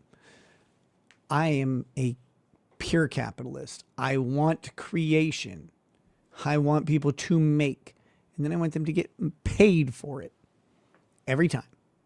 Absolutely nothing to do with whether Jeremy Hambley is legally liable. And that's the problem with this video. It lives squarely in the court of clout, while it's pretending this is the court of law. So the video starts with saying, Josh, can we agree I can take their kick in YouTube, right? If I actually wanted to, they would be deplatformed outside of DLive in a week. Okay, let's slow down, because what we actually have is internet trash talk, bragging, emotional venting, and we even have this. Jeremy says, I don't want that. I just want them to leave my family alone. Oh, so not only is that not malicious intent, that's literally, please stop bothering me. Now, as I said earlier, that is a proper motive in the legal world. I know it's against the internet rules, because in the internet rules, people can absolutely trash everyone that you care about, if you say a single word back, like that, they can lie about and defame and destroy everyone you care about. And if you say a single thing to them, you're a giant pussy. And you just don't know how the internet works. That's the internet rules. I don't know how we got there. But that's the rules. And I'm not saying that ironically. That's the rule. You cannot you just have to not respond, and you just have to take it. And if you do anything other than take it, you're a giant bitch, giant pussy, and you shouldn't be able to have access to the internet, and you should probably be killed also. Like, those are all true. That's how it goes. All right. But that's not court, and that's not the law. That's the internet. Those are different things. Stop bothering me. Stop bothering my business. Stop harassing or harming my family is not an improper purpose. It's a proper purpose. It is justified. It is privileged. You lose the lawsuit. Whether he has a point or not about the Kino Casino actually harassing him is a different story entirely. The only question is intent. So again, the master plan to destroy their business starts with, I don't even want to do that. Fantastic. And this matters because for tortious interference, which is the main thing Legal Mindset is trying to argue in this video, you need an intent to disrupt a business relationship. Not, I'm mad, I'm talking trash, I said something edgy in DMs. Actual intent. Instead, we get a denial, a defensive motive, and statements saying if they were wrongly banned, restore them, as was later quoted in a post by the Quartering. That's not malicious interference. That's the opposite of that. Then we get what might be my favorite part. The quote-unquote evidence that he has God mode reporting powers. And his response in the screenshot is, LOL, yes, I press a button and poof. Are we serious right now? We've done it. We've discovered the secret YouTube delete channel button. Only one man has access. Only one man can truly take down all of YouTube with what's... This is good. This is good. I mean, maybe a furry probably needs to be gassed and then lit on fire or whatever, but he's right here. Single press of his Cuckian button. This is clearly sarcasm, hyperbole, internet exaggeration. And the craziest part is Legal Mindset treats this as if he's being serious. You can see here he kind of reinforces this when there's a question saying, an assumption I see being made is that you, the Quartering, have God mode reporting powers on YouTube. Is that true? He confirms this and says, yes, all I have to do is press a button and poof. I also shouldn't even have to report the channels either, apparently. So once again, he's confirming his ability. He's saying, I have this power. Now, would a reasonable person take this literally? No. He literally says LOL in the comment. JB from Texas, help me out. What aren't you buying? Are you not buying the furry? Are you not buying what I said? Are you not buying what Andrew says? Let me know. Apparently at the end of the sentence shows that he's being sarcastic. Now, unless we want to prosecute every YouTuber who's ever said, I ended his career, this doesn't hold any legal weight. Then it somehow gets worse. They zoom in on a search bar and we see, thank you for your report to YouTube. You see these YouTube support tickets. A support ticket. Oh my God. He used the report button. Lock him up. The report button is privileged. Pretty much absolutely.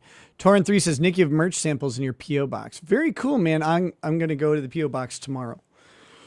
Or Lady Raggetsville, one of the two. We just haven't been there since getting home.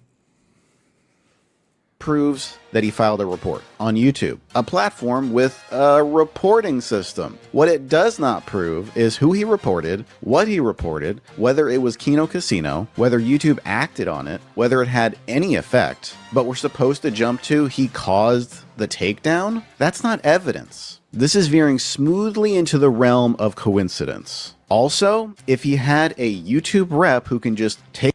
Yeah, so you don't get to allege that Jeremy reported them with those emails. You also don't have the date of those emails. You have no idea what the subject of those emails is. You just say, in those emails, he alleged something. What are you basing that on? Where'd you get that knowledge? How would you know it? Who's the email to? But again, the report feature. The report feature that you're talking about. If he's using the reporting thing, It basically privileges the report immediately and automatically. Take down channels by the press of a button. Why would he need to make a support ticket, right? If the other claim is that he just picked up the phone and called his friend over at YouTube and took down the channels that way, why would he have to make a report to YouTube? It makes no sense. And this is where the entire theory dies. To win this legally, you would have to prove the following. Getting the contact, making the call, that's intentional. He did that with the intent of taking those down. Meanwhile, in reality, YouTube makes independent decisions, multiple reports happen, automated systems flag content, but sure, it was definitely one guy pulling a giant lever labeled delete channel. Now, I've seen some instances where channels have been taken down by having a certain contact over at YouTube, but that's for like egregious situations. In a case like Kino Casino, I really don't see it happening. Why me again? What is going on? What the fuck? Why is it always me? I'm not involved. I'm not involved. Now, here is where we get the strongest evidence in the entire video. You ready for it? Is that he asserted that he did this perhaps by phone call and by use of a back channel connection. And this is bolstered by Yellow Flash, who actually reached out to somebody with connections to YouTube. And this is what they had to say. The YouTube individual. They said, just for your own peace of mind, I pinged one of our guys last night about the quartering drama. His estimation based on the back end is that the casino was taken down from a personal request. A guy who talked to another guy who pinged another guy who gave an estimation that it was almost certainly a personal request. Ah, yes, the legal standard of proof. Trust me, bro. This is not sworn testimony, not a document, not verifiable. It's hearsay stacked on hearsay wrapped in speculation. Then Legal Mindset shows this as an exhibit. If they were wrongfully banned, they should be restored. I didn't do it. And I'm sitting here like, you realize this helps the defense, right? Because this shows no desire for wrongful takedown, acknowledgement of platform rules, a denial of involvement. That is not, I destroyed their business. That's, if something wrong happened, fix it. He's literally removing all malicious intent from his actions. Prove the opposite of what that guy just said with something other than, I don't believe Jeremy Hambley. To quote Tommy Jordan, "Ow, wait!" You have to prove that he had malicious intent, that everything he's saying is the opposite with something other than, I don't believe him. You have to have a fact to show the malicious intent, which means you need a quote from him with the malicious intent. How do you do that? Where do you get it? Where is it? Is it, maybe it's out there. Where is it? You can't get it in discovery. You need to have that quote in your complaint to get to discovery. Which kills tortious interference. And this is the real issue. This entire video runs on suspicion, timing, narrative, but in actual law, you need evidence, intent, causation, improper conduct, not just vibes. Listen, you can think Jeremy Hambley acted like dog backwards. Legal Mindset is 6'3" to 6'4", somewhere in there, probably 6'3.5".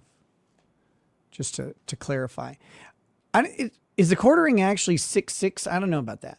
I've never met him in person though. I have met Legal Mindset in person. An idiot, which he did. You can think he fed into the trolls. You can think this whole situation is embarrassing. All fair. All the cuck allegations, really humiliating. But legally, that's irrelevant. Because the question is not, does this look bad? The question is, can you actually prove a case? And based on this, no, you can't. So if you're going to be calling yourself Legal Mindset, maybe focus a little less on what sounds like a lawsuit and a little more on what actually survives one.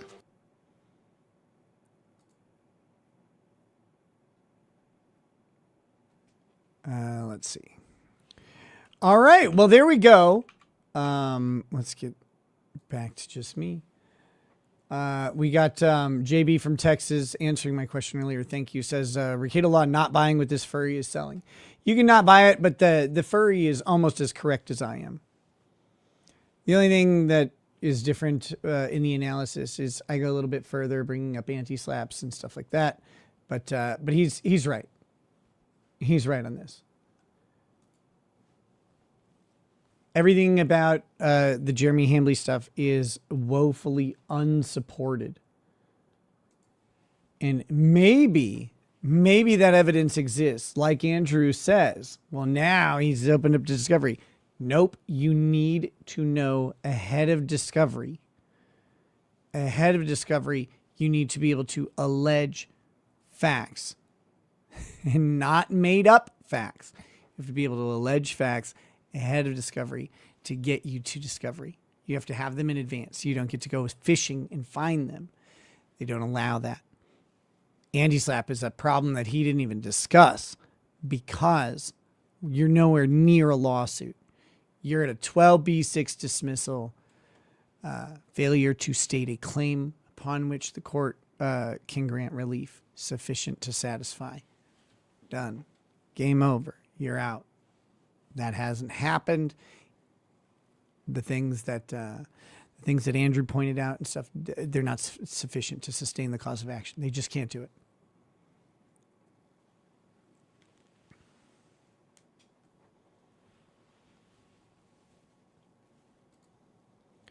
Legal Mindset is about 6'6". He is not. I promise you, I've been around him. I'd say 6'3" to 6'4" is more likely. I remember hearing him say he's 6'6". He's not. Well, I shouldn't say he's not. I don't think he is. At the highest, I would put him at 6'4".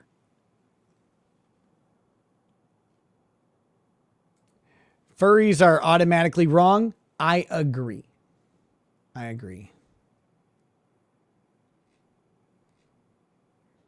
But in this case, you can ignore the furry who's wrong by default, and you can just pay attention to me, who is absolutely correct. The most correct, most handsome as well.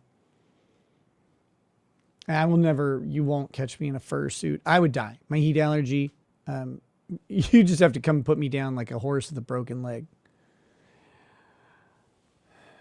Okay, I think that's about it. I'm going to check the super tips real quick. I didn't see any come in, but we're going to end this show. Oh, wait, there is one. Yay, that's fun. The Kino Casino stuff is retarded. And more mad that Johnny Somali only got 6 months and 20 days of detention.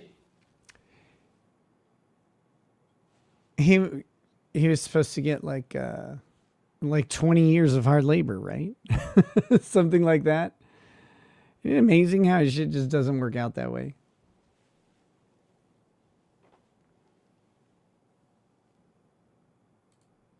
Nick is more of a leather daddy. I just like being naked. I don't need to put on leather or, latex or any of that shit. What the fuck are we doing here? Give me a suit or give me no suit. We're in good shape. Maybe a swimsuit, briefly. All right, guys. I think that's about it. Miss Fargo says it all leads to you, Nick. Nick is 5'5". I am not. God damn it. What is that weird thing behind him? Behind who?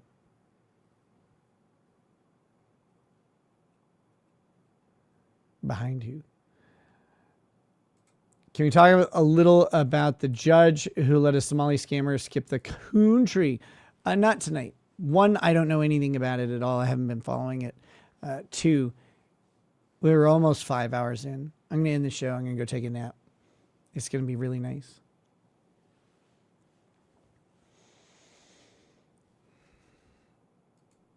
I mean, I have a harness for the aesthetic.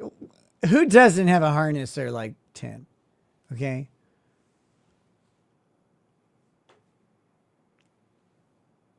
Who doesn't have several of those?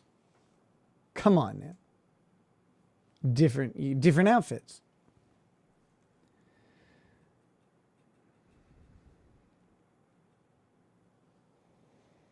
Let's see. That's about it, guys. Look, I hope you enjoyed the analysis. I hope you enjoyed my storytelling about Hackamania and my subsequent HRO hearing. Eventually, this HRO will get taken care of. Looks like in June, right when it's about to expire. As a reminder, Aaron Imhalt is a colossal faggot with a tiny penis, and I can prove it. And that's the funniest thing. Everything I have said about him is not only true, but it is provable by text messages from his own phone in 99% of cases. But also, the cum drinking story did come from the platter. Fantastic Mr. Knox says, once Johnny gets out, he needs to register as a sex offender, and that includes when he gets home. Damn. That's not going to be fun. I don't know anything about what Johnny Somali did. I just know that he was like a piece of shit.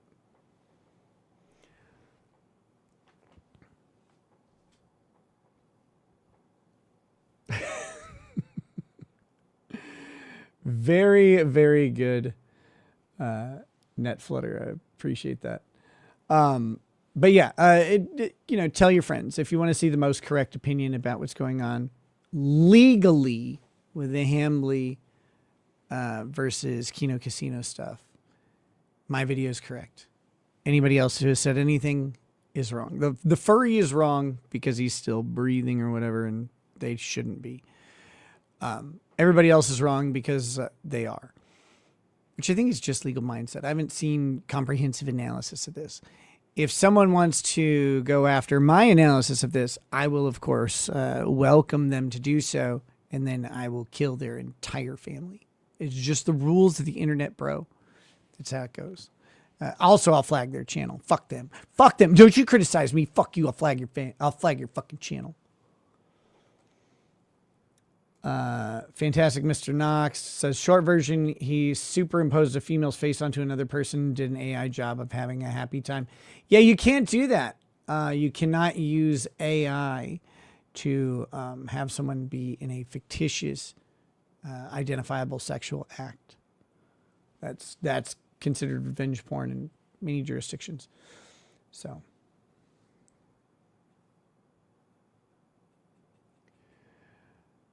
All right, what the fuck is this? How are you going up to for the weekend? What is that? I don't know what that means.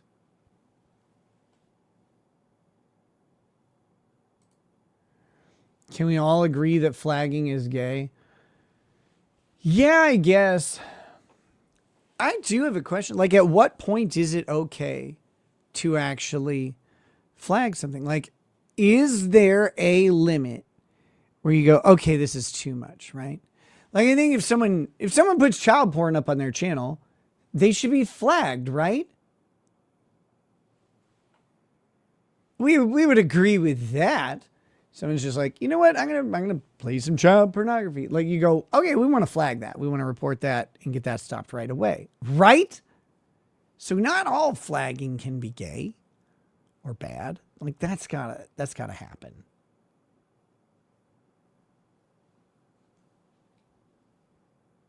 Wait a sec. How's your last weekend getting up to? What? That's not a sentence that makes sense.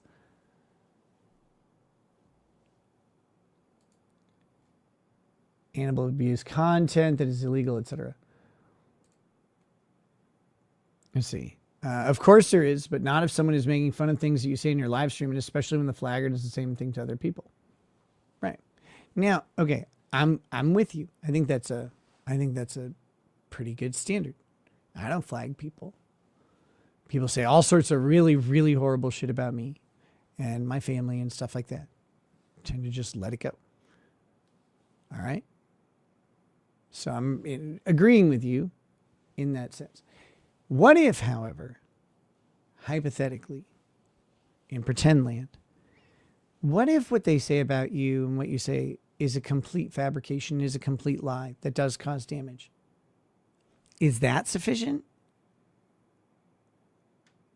At that point, do you flag their channel, or do you have to sue them for defamation? If you sue them for defamation and win, can you then flag for the false statements that caused harm? That's a real question. Like, I want to know.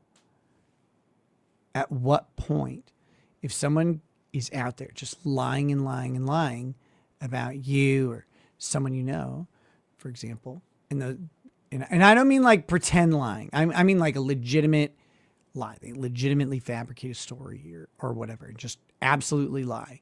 And it causes real harm, like someone loses a job or a relationship. At that point, is that okay to flag someone? I legit don't know. I don't know. These are the hard questions because you're getting into what are the actual social rules. Fantastic Mr. Knox is on top of harassing Koreans. That's the Johnny Somali thing.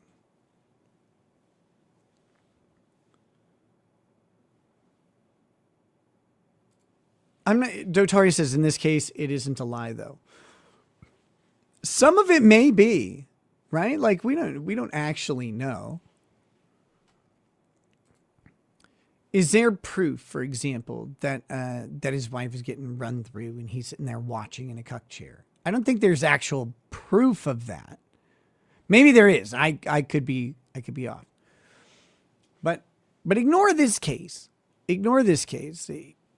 Is it okay in the hypothetical that is not the quartering, that if someone is completely fabricating something that does cause damage to someone? And again, I'm not talking about sexual stuff. Let's take the analogy away and let's put it into a job. That what you say actually causes the loss of a job, but it's completely fabricated. Is it okay to flag them at that point?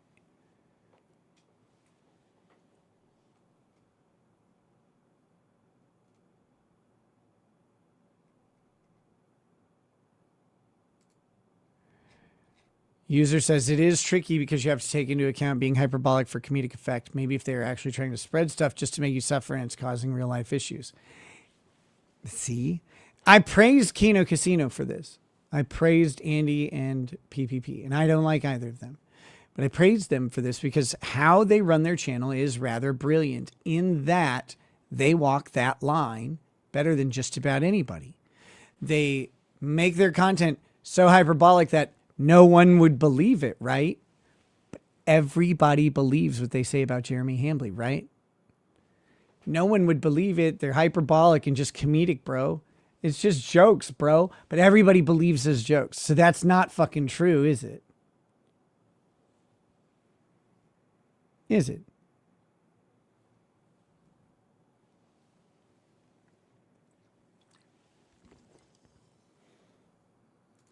Dotori says, I do know because it comes from his streams. There's proof there's a bull. Well, there's a proof that he's friends with a bull. And maybe even that the bull comes over to his house. That doesn't mean that the bull is fucking his wife, necessarily, right? And the bull has a criminal history. Hence, in this case, in a hypothetical where intent was malicious, then yes.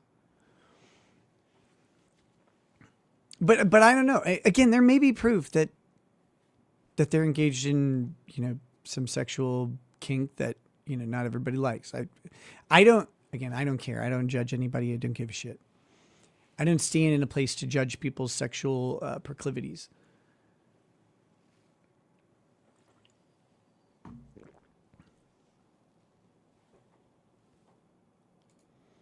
But in this case, it is actually true. Like, forget Casey, just watch Jared's own content and you can see it. I don't think that again, I'm not aware of a specific admission or whatever that he said that his wife is fucking other dudes or this bull guy. Like, I'm not aware of that. Is that out there? Or are you just like, well, no, it is out there that he's friends with this guy and that guy comes over and stuff like that. Okay. Rachel Hume says, Daddy Nick, you expect too much of us at this hour. We can't think straight. I expect nothing of anybody other than to hopefully have a good time, smile and laugh a little bit. My Avitex says, define what loss means. Lost sub equals lost money. There's a lot of different types of loss. This is a fucking meme. Is this loss? Like, where's the little butterfly? Shit.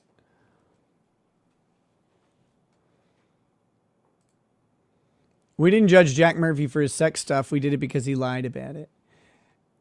Jack Murphy's sex stuff. The thing that I judged about Jack Murphy's sex stuff is because he said that was peak masculinity. Peak masculinity was going on Tinder and picking some guy and sending your wife away so you can get some work done on your cool blog. Like, well, I don't know if that's peak masculinity, right? Like, I'm not sure about that. And then I thought his Chatterbait content was really funny because he's like sitting there with his fucking heels up by his head and he's like, I love them college boys. Come touch this hairy butthole. It's the funniest shit I've ever seen. But I don't care that he did it. I'm not like morally condemning him. Just like, wow, this exists. This is amazing. I thought that was so fucking funny. And the thing that I condemned Jack Murphy about the most was him selling the masculinity school or the business relationship thing, the liminal order, which we call the seminal order. $100 a month is a tall order for like for that. I thought that was insane.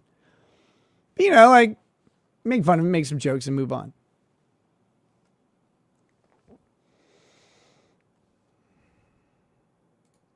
Ocean Redux. No, I'm here. It's not a replay. It's me.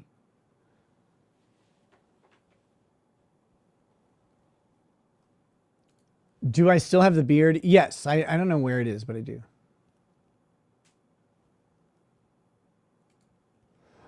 User says, all I'm saying is if you saw the clips of Jeremy and what has come out, you would have come to the same conclusion.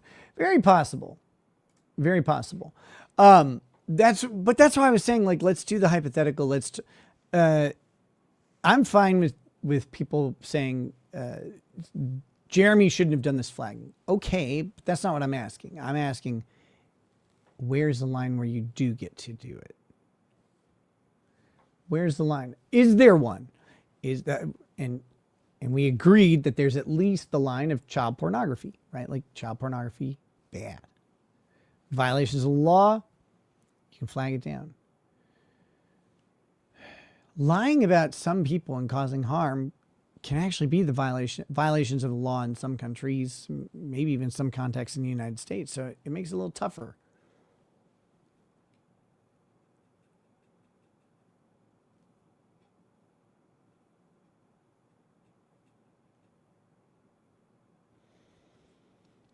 So that's all I want to know. Like, because people popularly and generally correctly say flagging is not acceptable.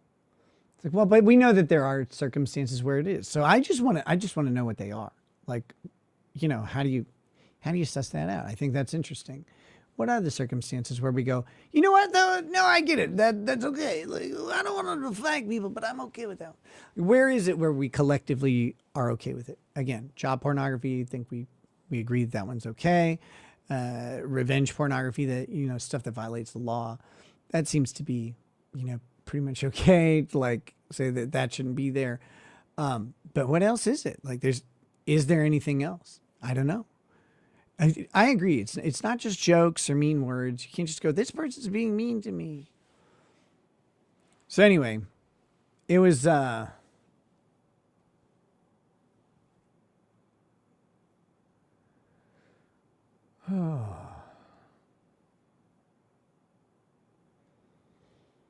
just it's just a curiosity for me. Yeah. Also, so I can weaponize the answer. Nunya Business says, what if a channel is restricting free speech to Nazi levels?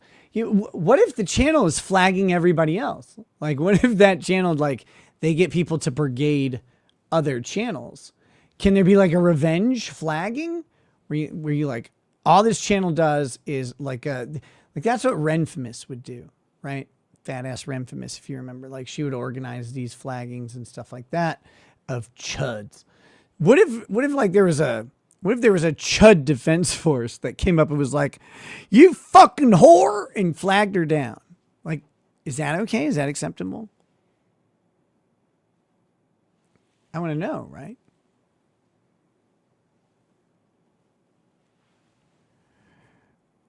Arklux says, don't flag people, man. You have enough shit going on. I have not flagged people for fucking 8 years. I don't intend to start.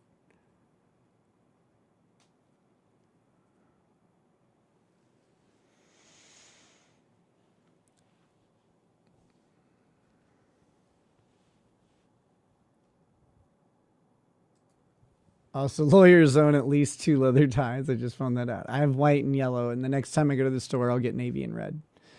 It's just been a while since I've been to the store that sells them.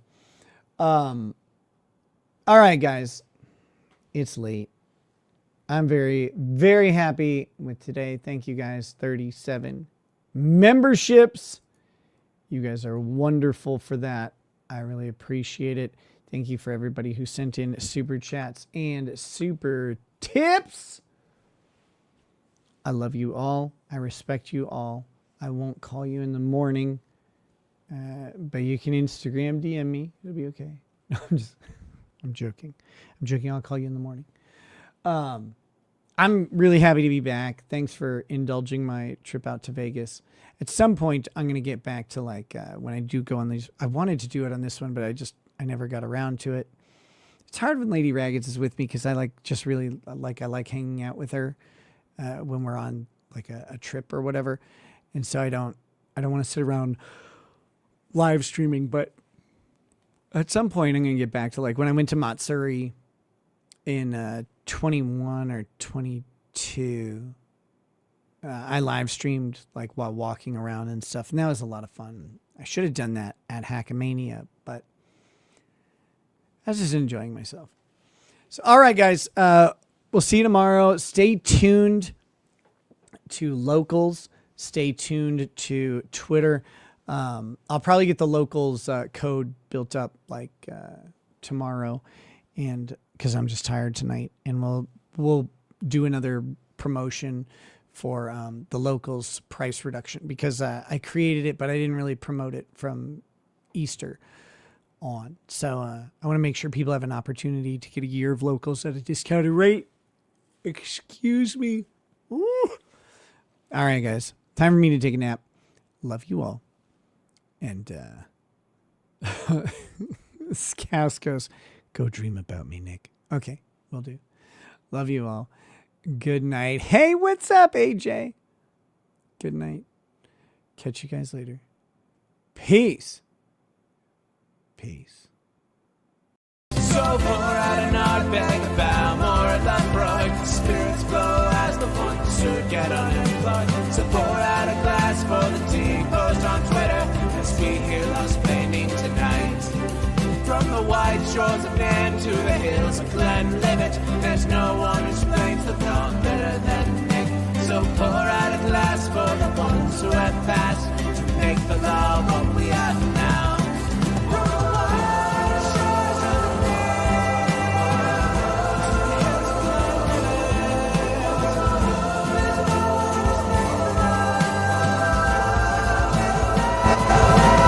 Shit, I didn't see Ocean Redux say that this man's locked in at 10 in the morning. Based. Also, Nighthawk returns LFG. Thank you, Ocean Redux. Sorry I missed it earlier.